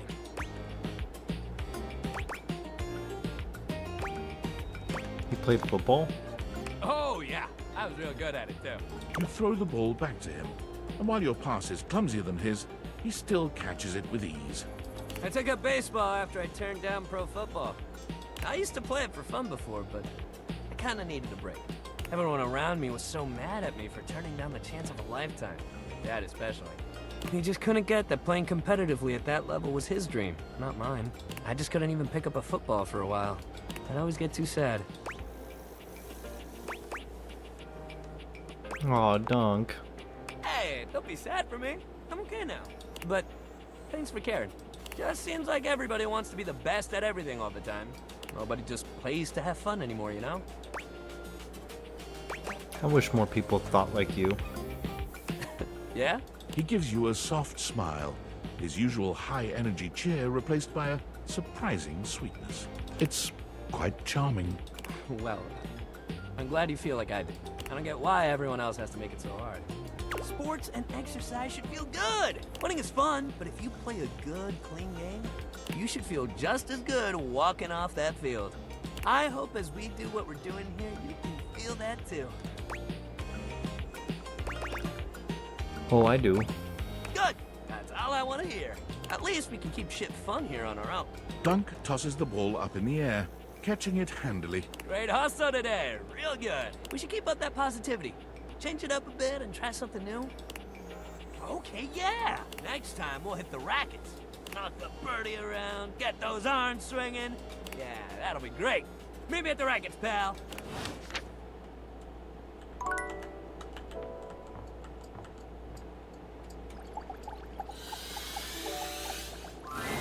You enter the gym to find Stepford by himself, on the edge of Shelley's broad shoulder. He looks a little bleary-eyed, and he's pacing back and forth. In the pale moonlight, he doesn't quite look like himself. Hey, Stepford, everything alright? Yes. Hello, my friend. Just having a little trouble getting my brain to shut off before the big day. I've been rehearsing things in my mind. Just want to do everything perfectly, you know? Nerves are normal before a big competition. Maybe. I've just never been this nervous before. Stepford shifts in the light, and it cascades down his gorgeous locks, flowing over his muscled shoulders. It's just... I feel so... I don't know. It's strange not spending time looking like a trophy, you know? I mean, I look at myself in this light and I seem so... dull. My golden luster seems to have been replaced entirely by tarnished silver. If I lose that competition, I'll be an utter laughingstock. Would anyone even want a trophy like me?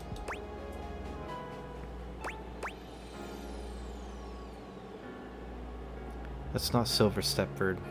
It's platinum. Stepford turns to you, fixing you with his electrifying gaze.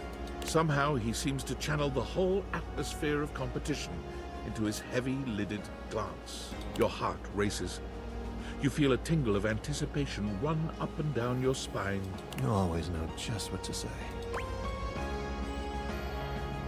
I care about you, Stepford. I care about you too. The moonlight streaming off Stepford's beautiful body is intoxicating. He looks like a Greek god, but with a subtle vulnerability that makes you feel so very needed. He takes a step towards you. Here I am, the night before the biggest contest of my life. And it's all because of you. Now, if only I could get some sleep.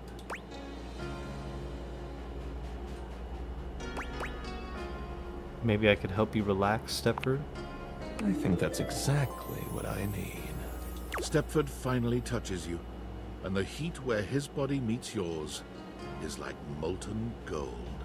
I want to be your first place lover. Stepford's hands may be metal, but his caress is silken and tender.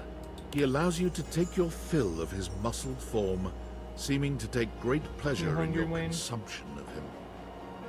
Yet when the moment calls for a gentle touch, his hard body is surprisingly soft, giving beneath you.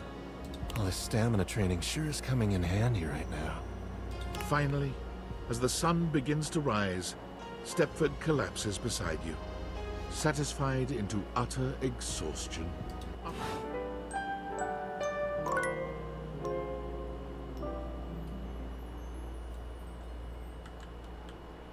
Hopefully I didn't ruin his shot at the competition.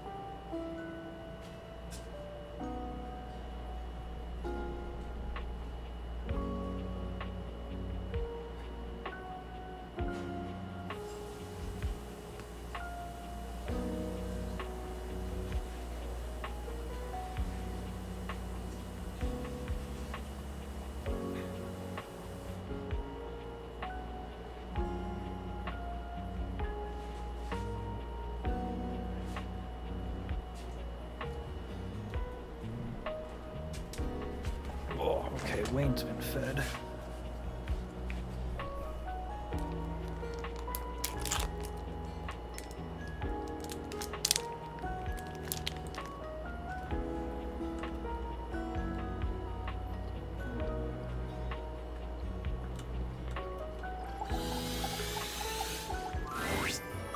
Perfect timing! You come to expect Holly's spirited greetings, but this one still manages to startle you just a little. I'm just here when the prophecy tells me to be. Oh, let's get prophetic! Spooky. Anyway, how do you feel about flyers? Birthday party? I fucking love flyers. So do I. So I've got a mail drop shift, and I figured why not do more? You know? So I picked up a flyer drop shift, and I figure since you're here, you're wanting to hang out anyway. So, keep me company?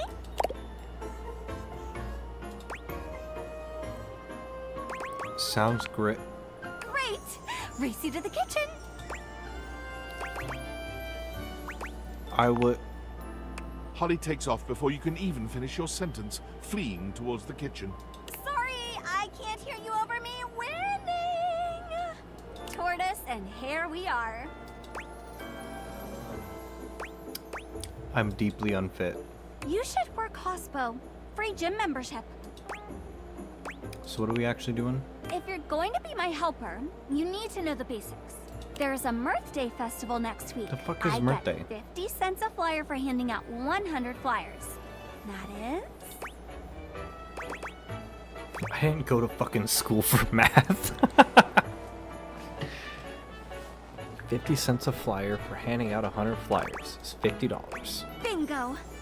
It's $50, which isn't bad to be honest. And it just so happens that between you, me, and 98 roommates, we've got 100 folks to fly through. And we're gonna start right here. Tofi, I'm back! Holly! Kopi! Be my favorite customer and take a flyer.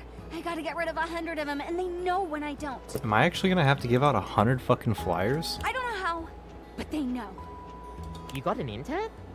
Something like that. Holly works hard. You might need a coffee to keep up. And on that note, I better get back to work. Pick up a shift, Holly. I miss you.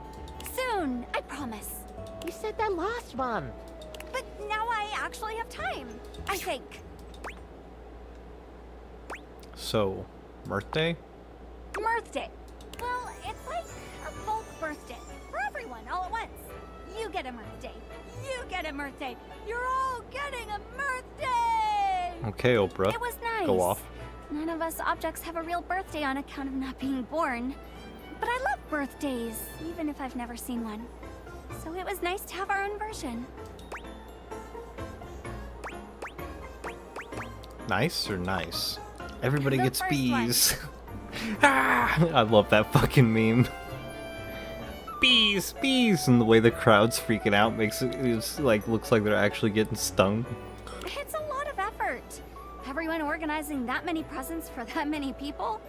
I don't blame them for phoning it in eventually. Folks used to put in the effort as much as it was. They tried, they cared.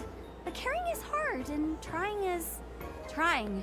And birthday just petered out. I can make the holidays happen, but I can't make people celebrate. That's up to them. And to them, nowadays it's an excuse to drink. One of my which is absolute fine, favorites. I and should it get pays that the bills. as a GIF, like an animated emote. Oh, hey, Cam! Very lame. All of this. Very. Hasn't had his coffee grounds yet. He's actually very polite. Cam always waits until everyone else has finished theirs first. Now, where were we? Oh, yes, yeah. Drinking on Mirth Day. It's fine. People celebrate how they want to. Fine or fine? But chew on that. Are you hunting me, Wayne? You want to play? You do want to play. You want to play so bad. Get that red light. Kill it. He went running down the hallway. And while you chew, next up, Betty buys. Race you again. This time you beat Holly at her own game, arriving at your bedroom just a few moments before her. Holy smokes, Wizbot. You're a real speedster.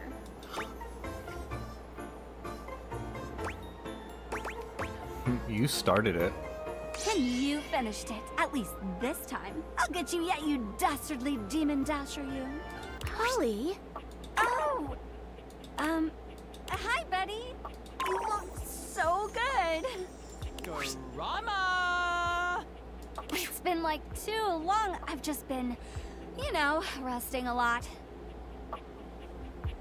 Getting lots of rest.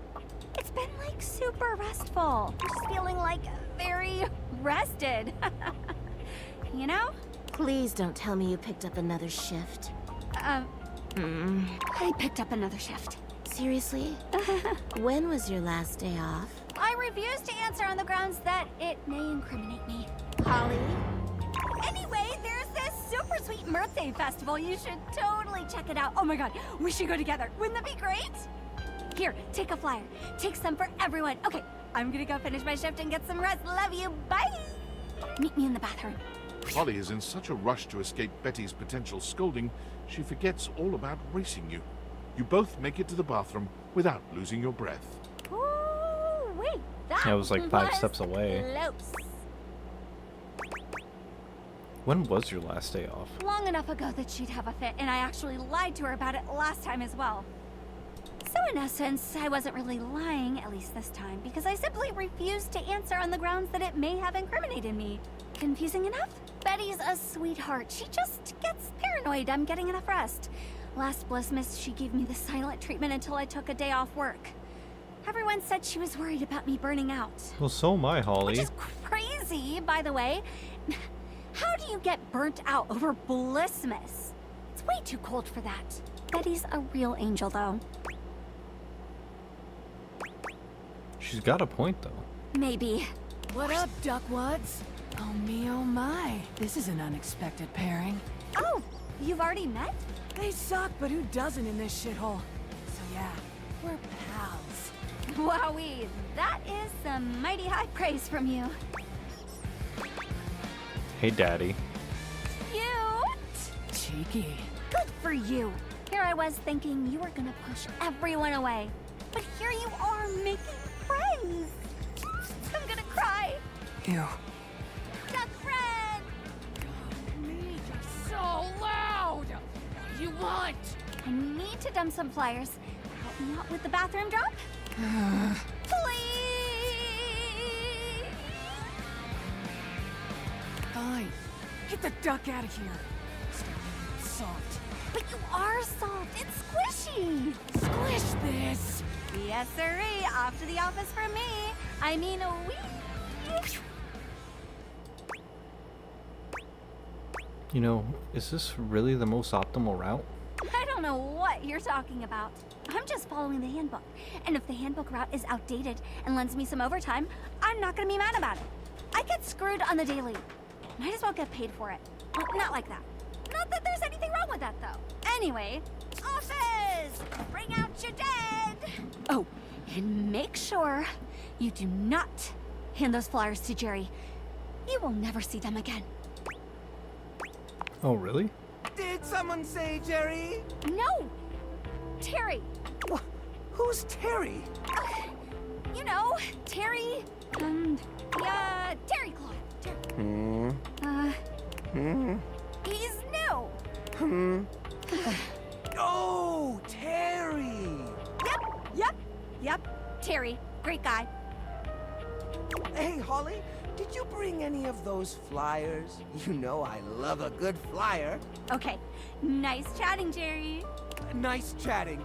Oh, say hi to Terry. I will. Great chat. Great chat. You know what? I'm just gonna put these right here and run. Next stop, the land of the living. The living room? You know it. Close one. Jerry is great, mind you.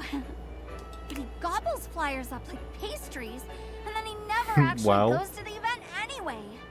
And then my boss is always like, why is no one here?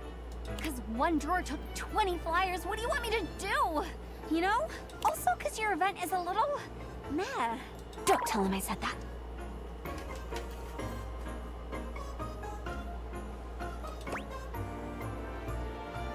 I mean, I don't even know his name. Yeah, I didn't say it, I don't think. He likes his secrecy. Is it Santa? Oh, I don't have the highest... Oh, fuck. I'm rarely embarrassed secondhand, but Jerry... Dude, yeah. I got the love ending with Jerry the first time I talked to him. I just helped him build an art piece out of the junk, because he's the junk drawer. Jerry's the junk drawer.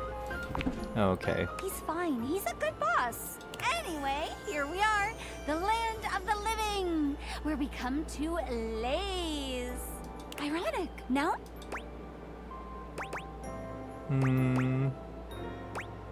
Less so when you say it. Well, I think it is. Lots of holidays at home here, simmering around. What's your favorite? Halloween. That holiday has dropped in popularity, but it always bounces back. I love the small ones. I mean, I love all of them, of course, but I adore the small ones. The one because you know for sure those people are there because they want to be, because they care.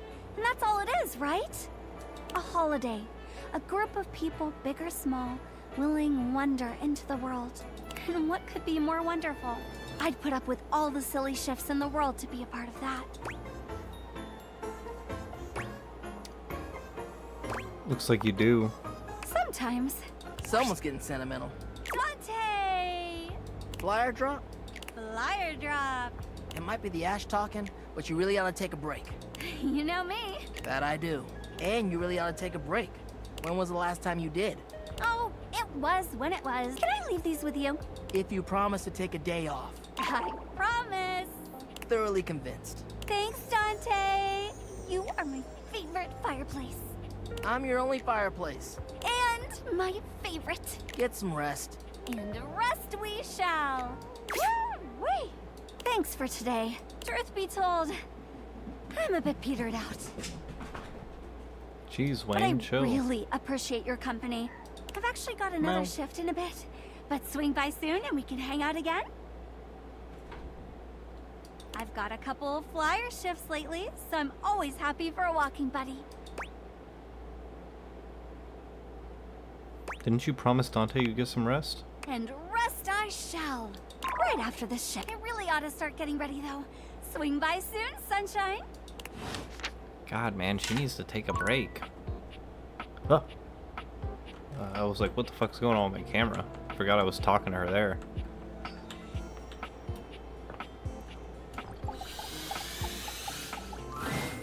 I'm so glad you're back. I thought maybe after the other day, I didn't think you'd ever want to see me again. Of course I want to see you again. Thank you. Sex toys aren't supposed to be emotional, you know. We do one thing, and we do it well. But I've been holding on to these feelings of inadequacy for years. I can be confident and sexy around everyone else in this house. But when I see you, I just remember that first time we met. I've been desperate for you to see me as the sensual being I am.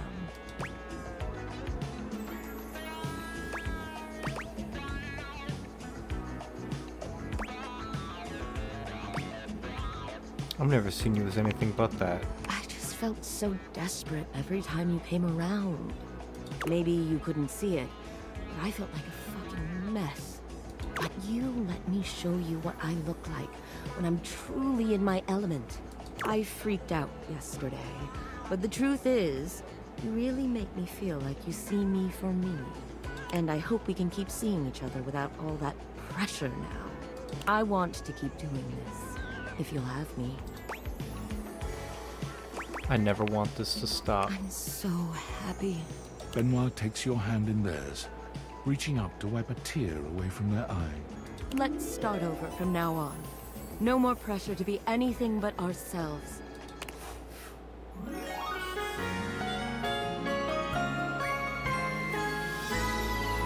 make me feel so satisfied. Sent a gift to the Discord.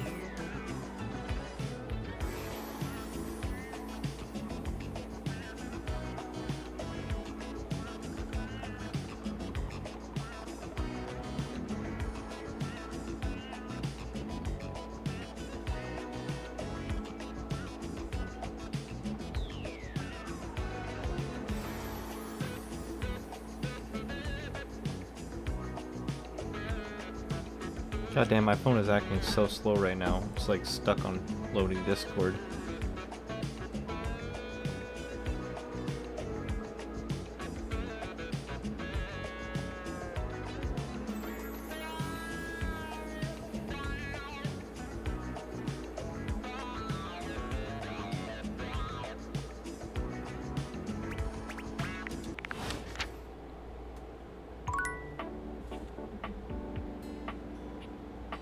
Oh shit, it's the bees.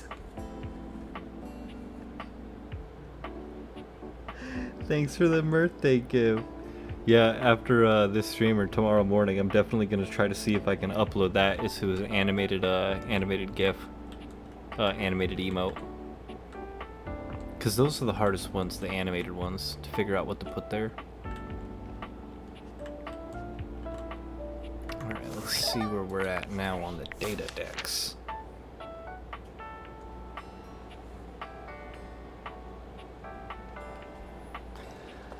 So we have oh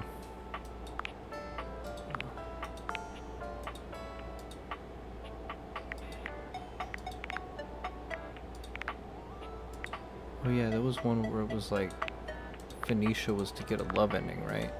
Achieve a love ending with Phoenicia. I did. It's right size too. I made sure it's able to upload. Oh my god, you are amazing. Thank you so much.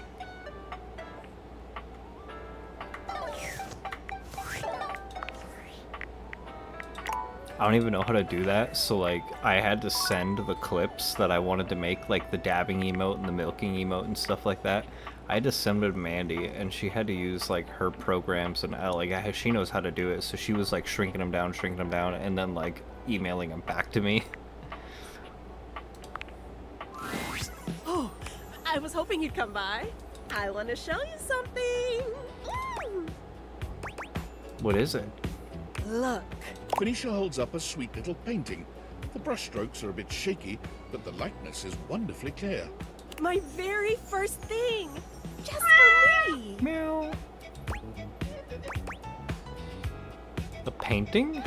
That's right. You're looking at the next Bob Floss. Oh, there's no Bop Floss in this game. That would have been amazing. Found a converter website that's pretty simple as how I got all my meme ones. Oh, that's a great idea. I never thought about taking that. lessons with art, and it's been incredible. I feel so free. I didn't even record the process. I'm proud of you. It's too bad though. I would have loved a copy. Well, that's good. Because I was actually about to say, I want you to have it. Art says that all artists create from a perspective of certain emotions, that their inspiration comes from those emotions, and that it's different for everyone. I've been thinking a lot about what you said, and trying to find things that would make me happy, instead of just focusing on making other people happy. I wanted my art to come from that happiness, joy, love.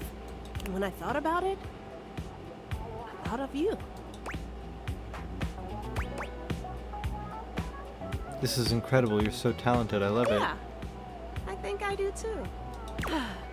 Thanks for being my muse, and for not giving up on me.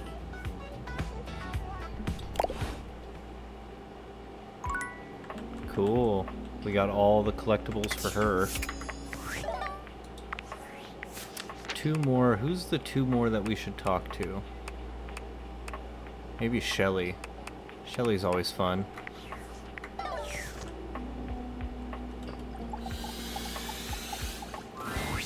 Shelly is pacing when you come upon her.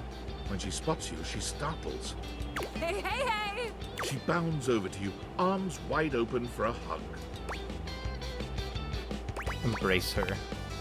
Shelly's embrace is absolutely crushing. But it's not just her raw power that makes you feel smothered. There's a desperation in her grip that makes you feel like you've entered a place you can never escape. The hug seems to last an eternity. Shelly's fingers sinking into your soft skin with a bruising force. She releases you eventually, but you're certain you'll be sore later. Alright, you're really gonna love this. I stayed up all night thinking about how to explain what I go through in terms you'd easily understand. I borrowed a bunch of weights from Dunk to show you. He was so excited to help me, he practically threw them at me. If I wasn't as strong and positive as I am, my feelings might have been real hurt.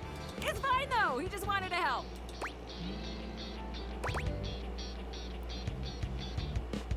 I really respect your constant positivity. Thanks, bro. It ain't easy keeping it up in the face of the world's negativity. But me, I am an endless ray of sunshine. Alright, so here's what we're gonna do. I got this yoga mat right here. If you don't mind, get on your hands and knees.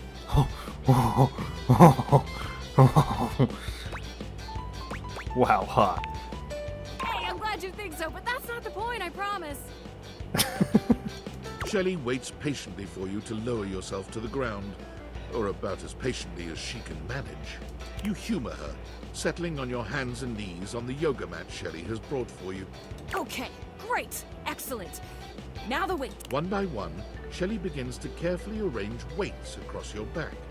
They're heavy and precariously placed. One wrong move would send them tumbling to the floor. Alright, how you feeling? A little nervous. Only a little? You should be feeling scared. It's a lot of pressure to hold things up. But wait, there's more. Shelly grabs a hold of the yoga mat with both hands, jerking it suddenly from side to side. The effect is not unlike a mini earthquake. It's all you can do to hold on to the yoga mat, your knuckles turning white with the effort. How do we feel now? Where's the Dark Souls moan when I need it? Scared! Well, yeah, but more than that, it's stress, baby. Imagine having to hold stuff up, and you don't even have the proper foundation. Day in and day Oh yeah, out, I need you to write that down. I need to not write knowing down whether today is the that I day need you to add fall. for. Where's my pen? Just grab one of my 80 pens.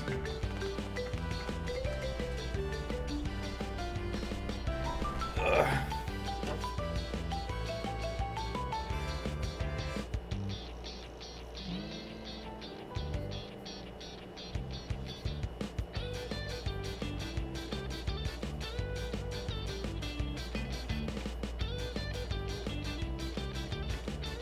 Need to go through and add more to mine too.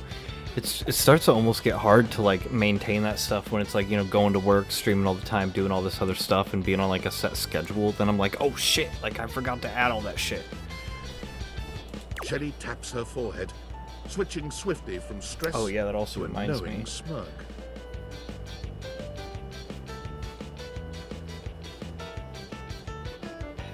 Sounds for the other channel points. That's why I gotta be so positive all the time?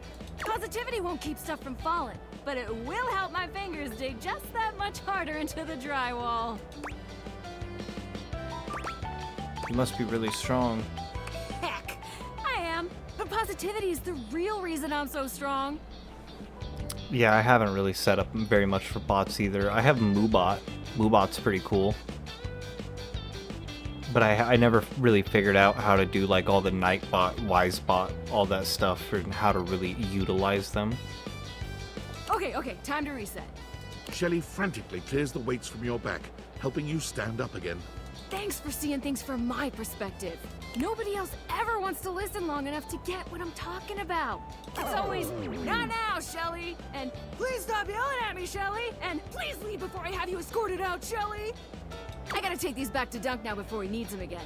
But it was real nice talking shelf with you. Catch you on the flip side, my pal.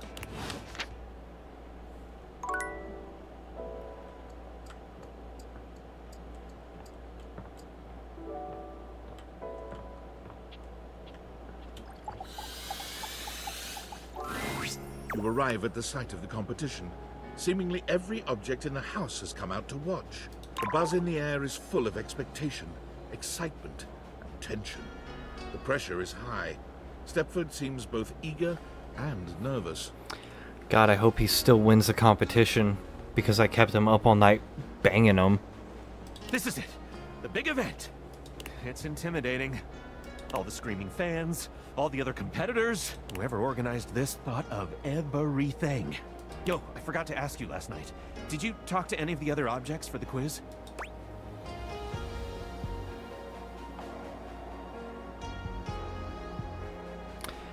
Dude, you didn't tell me to fucking talk to any of these people. We were busy having sex.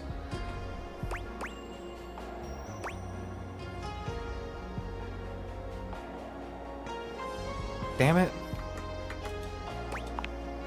You did? Thank you so much. We've got just enough time for one question from these practice tests. Okay.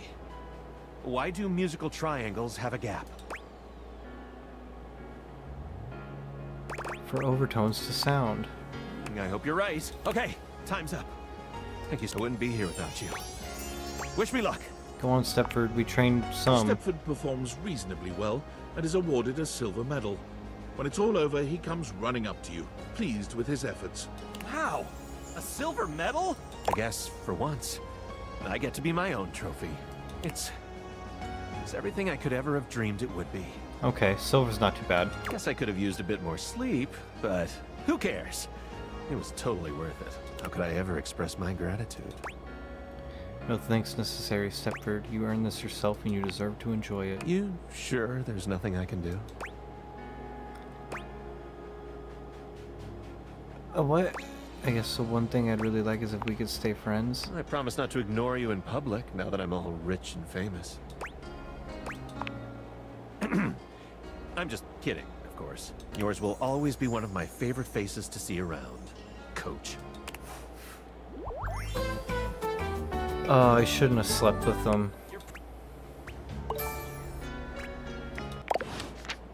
Got friends with Stepford. Damn it.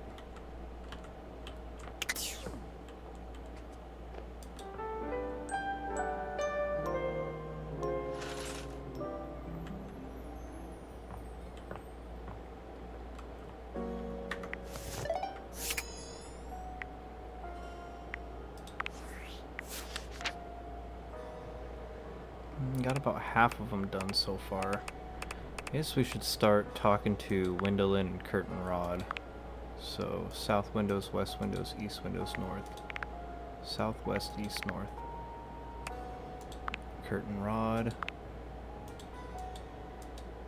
Make it personal, bad shade, make some shade.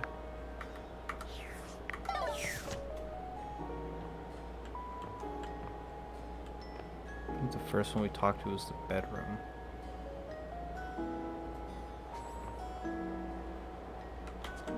Oh. You return. Still you prattle. I've seen you around your lair speaking endlessly to the others. To yourself. This is a waste of breath. I notice every time that you choose not to speak, and it gives me solace that there is hope for you. Yes, much like that. Breathe. Take in my current solution. Treat the elements with your alveoli. Make me anew. Though I suppose it has been a while since one of your kind has spoken to me directly in such a way. I can respond to your queries. I certainly have the time. Can you tell me about life? Life. Your life is completely mine in every way. Without the circulation of my form through your body, you would perish in moments. Got a magic 8-ball, but some of its responses are weird. Oh, I've got a magic 8-ball bot too. I have a seppuku bot, a roulette bot, and an 8-ball bot command. If you type in ! commands, it'll bring up a list of all the different commands that are on my channel. After 1 minute without my presence, your brain cells, your neurons, begin dying off. Your neurons require glucose. They transmute glucose into energy to power themselves to keep going. But the key ingredient to allow them this power is oxygen. Your respiration allows that flow of oxygen, and thus allows your neurons to survive. After a mere 5 minutes without my presence, your neurons will slow, and your death will be imminent. The more you know. She gave me a more you know fucking star. Okay. Thanks for keeping me alive. You are welcome. I tire of this. Before you attempt to speak with me again, you must show me that you can be silent and thoughtful. As always, I listen, I hear, I see, I breathe you. Yes, like that. Goodbye.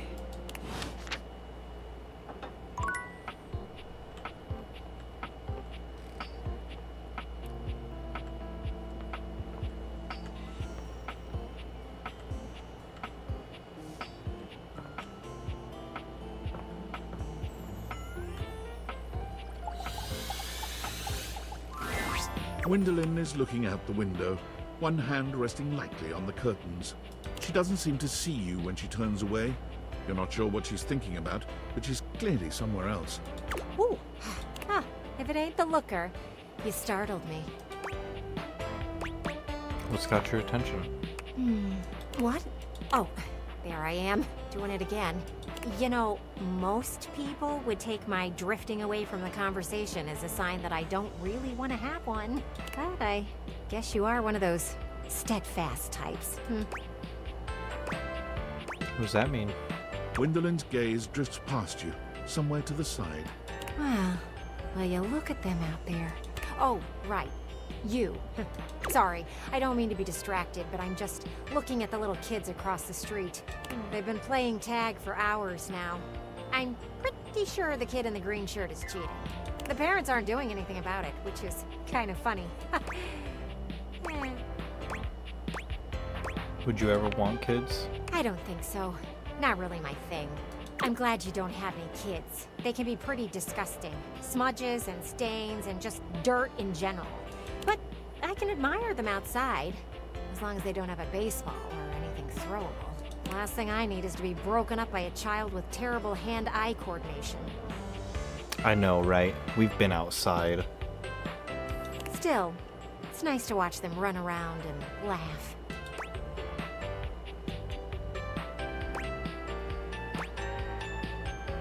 Are you just gonna watch them? Maybe. It's more entertaining than anything in here right now. Aha! Green shirt finally got caught cheating. I'll see you around. I want to see what happens. I want to see you show some interest. Okay, see ya.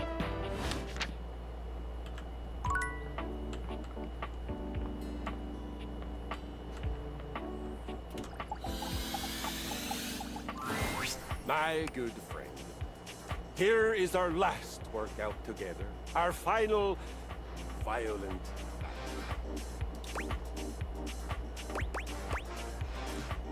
Valentine? Guess Have a good night, Angry. I must admit, developed a deep fondness for you, as I have watched you failing so fantastically, and in learning, and now succeeding, winning so brilliantly. I have come to feel affection. I have come to feel that with violence done together, can also come the gentle and rewarding sensation of love. I believe that I have come to love you for your hard work, for your truthfulness, for your playfulness, and I thank you for giving me the opportunity to experience this feeling. As you know, I am an explorer and an adventurer, and I will try anything once. Anything. But I have never tried love like this. And it is beautiful.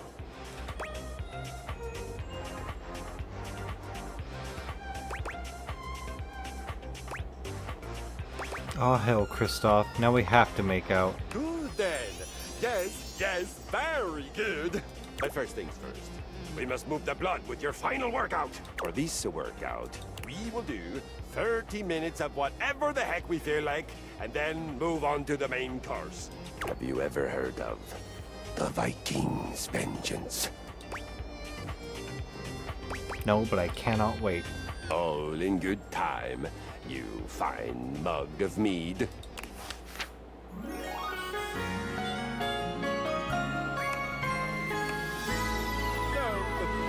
fight! We love again!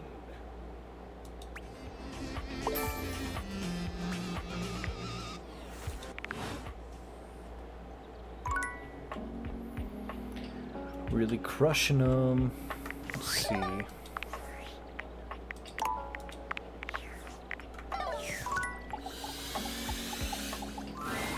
You don't find Timmy where you were expecting to. His usual spot seems to be empty. Just as you're preparing to leave, something zooms past you at a speed so fast your eyes can't fully register what you've seen. Whatever it was stops for a moment, turning to look at you with eyes that reflect the light in a way that's almost demonic. Hello, Master. There's something supernatural and eerie about him in this moment, like he's connected to something primal, something larger than himself. On the hunt, are you? Correct. Timmy is very busy. Yeah. Timmy looks past you, sniffing the air, as though he's searching for something. Time stands still as Timmy zeroes in on something you can't quite make out, leaping through the air in a majestic arc. Claws, well, hands outstretched. Whatever it is he was hunting, well, it never stood a chance. As you approach Timmy to see what manner of creature he was hunting, you have a sudden realization. Wow, look at that big hunter. You massacred that yarn. Timmy spilled its insides all over the floor. Yeah. Timmy rules this house. This yarn, Timmy's.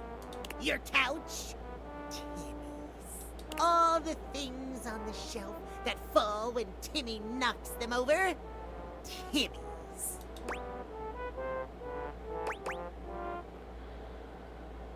I never knew you had this primal side to you, Timmy. Timmy is a beast. Yeah, of course he has a primal side. Why do you think Timothy is so scared of Timmy? He knows who's really in charge here, after all. He knows if the rest of the house finds out his secret, they'll never look at him the same way. You really thought Timmy was hidden away just because he was too cute? Well, yeah. Timmy barks out a laugh, cold and bitterly amused. Stupid, naive, embarrassing. But Timmy likes that about you.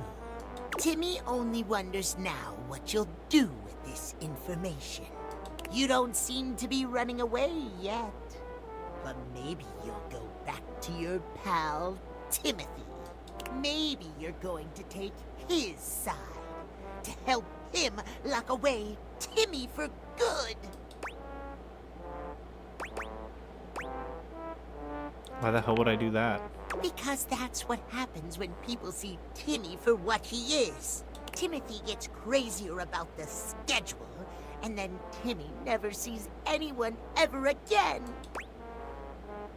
I don't think there's anything wrong with you, and I don't want any part of hiding you away. Timmy doesn't believe you. But if you want to prove it, come see Timmy before or after 3. If you never come back, Timmy will know you're just like he is. Timmy runs away from you at the same breakneck speed he'd used upon his arrival. You're not even sure what he's chasing now, but it doesn't matter. The sound of his catboy feet pounding the floor and skittering around the corner fades quickly.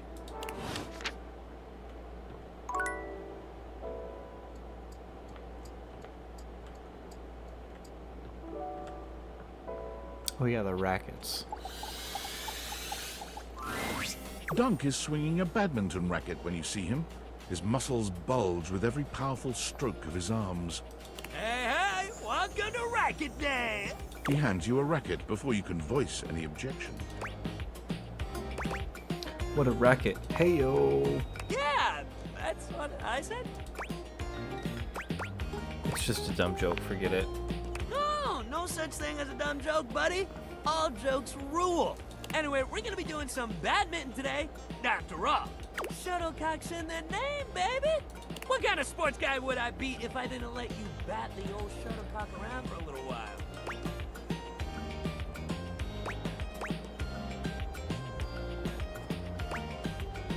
I can think of something else I'd like to bat around. Oh, yeah? He stares at you, full of genuine curiosity. It's almost a shame to ruin the moment. I'm talking about your dick. Dunk seems to be caught between flirting and asking for clarification. Eventually, he leans in close, lowering his voice. You don't have to bat it around. There's a lot of better things you can do with it. Dunk claps you on the shoulder, his usual cheerful grin in place. But that's a lesson for another day. All right, so badminton. You might be thinking to yourself, what's so bad about it? But that's the thing. Nothing's bad about it. It rules. You just gotta get past the fun game.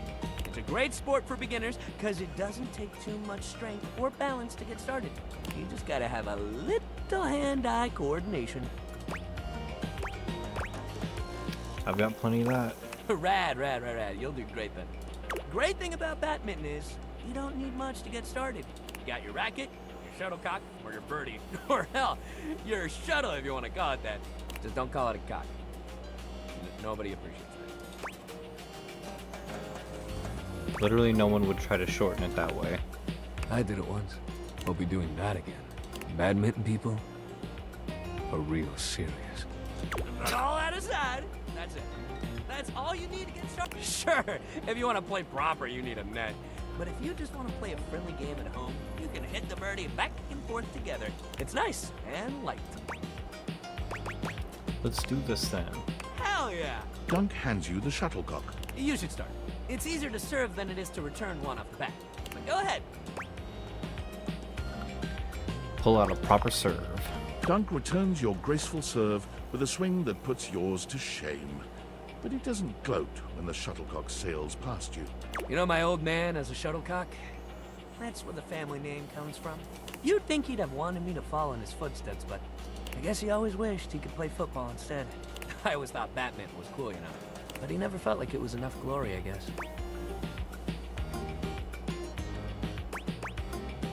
Wish your dad could have learned to value who he was. Me too, man.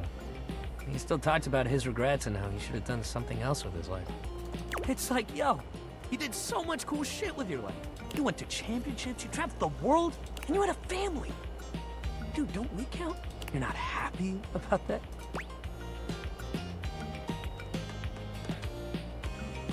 I'd be so proud if I had a kid that turned out like you. Thanks. I wish my pops felt the same way, but I can't really make him be happy about how his life went.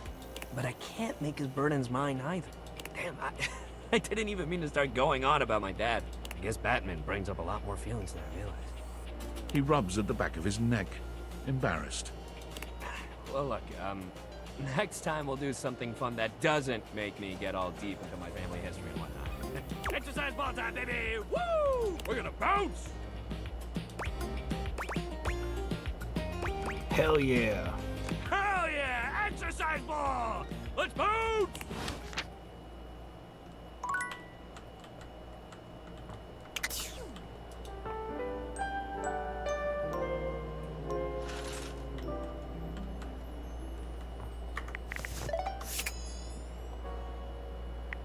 God damn, how far am I now?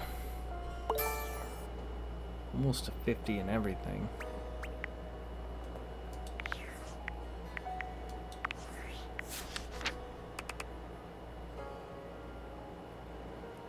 I've got out of 101 met.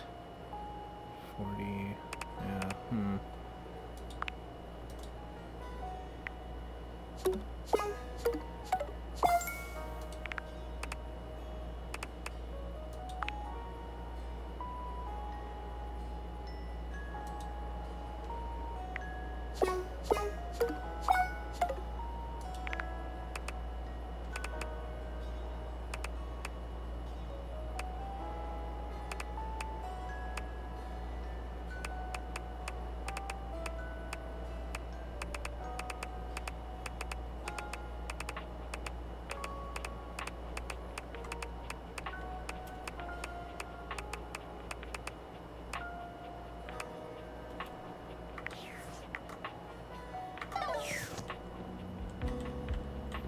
I think it's probably time for me to end the stream and go to bed.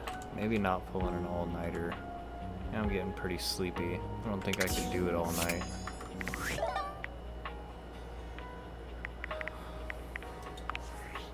Plus, this isn't really too much of an action-packed game. It's gonna keep me going, you know, super late anyways.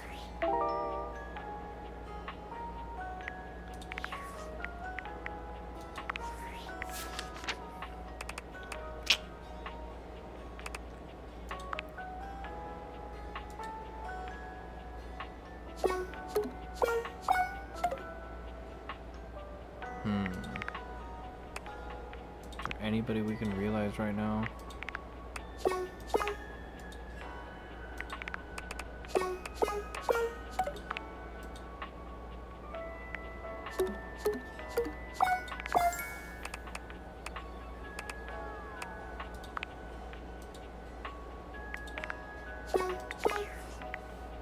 Yeah, man, have a good night.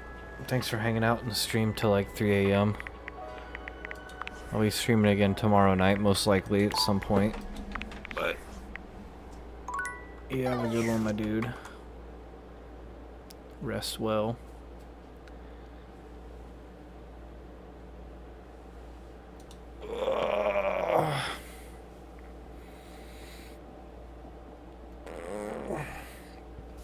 And since I think everybody else is sleeping or lurking, if you haven't heard about it yet, you should look up the buried treasure in our city, because I'm kind of feeling like I might go looking for that tomorrow.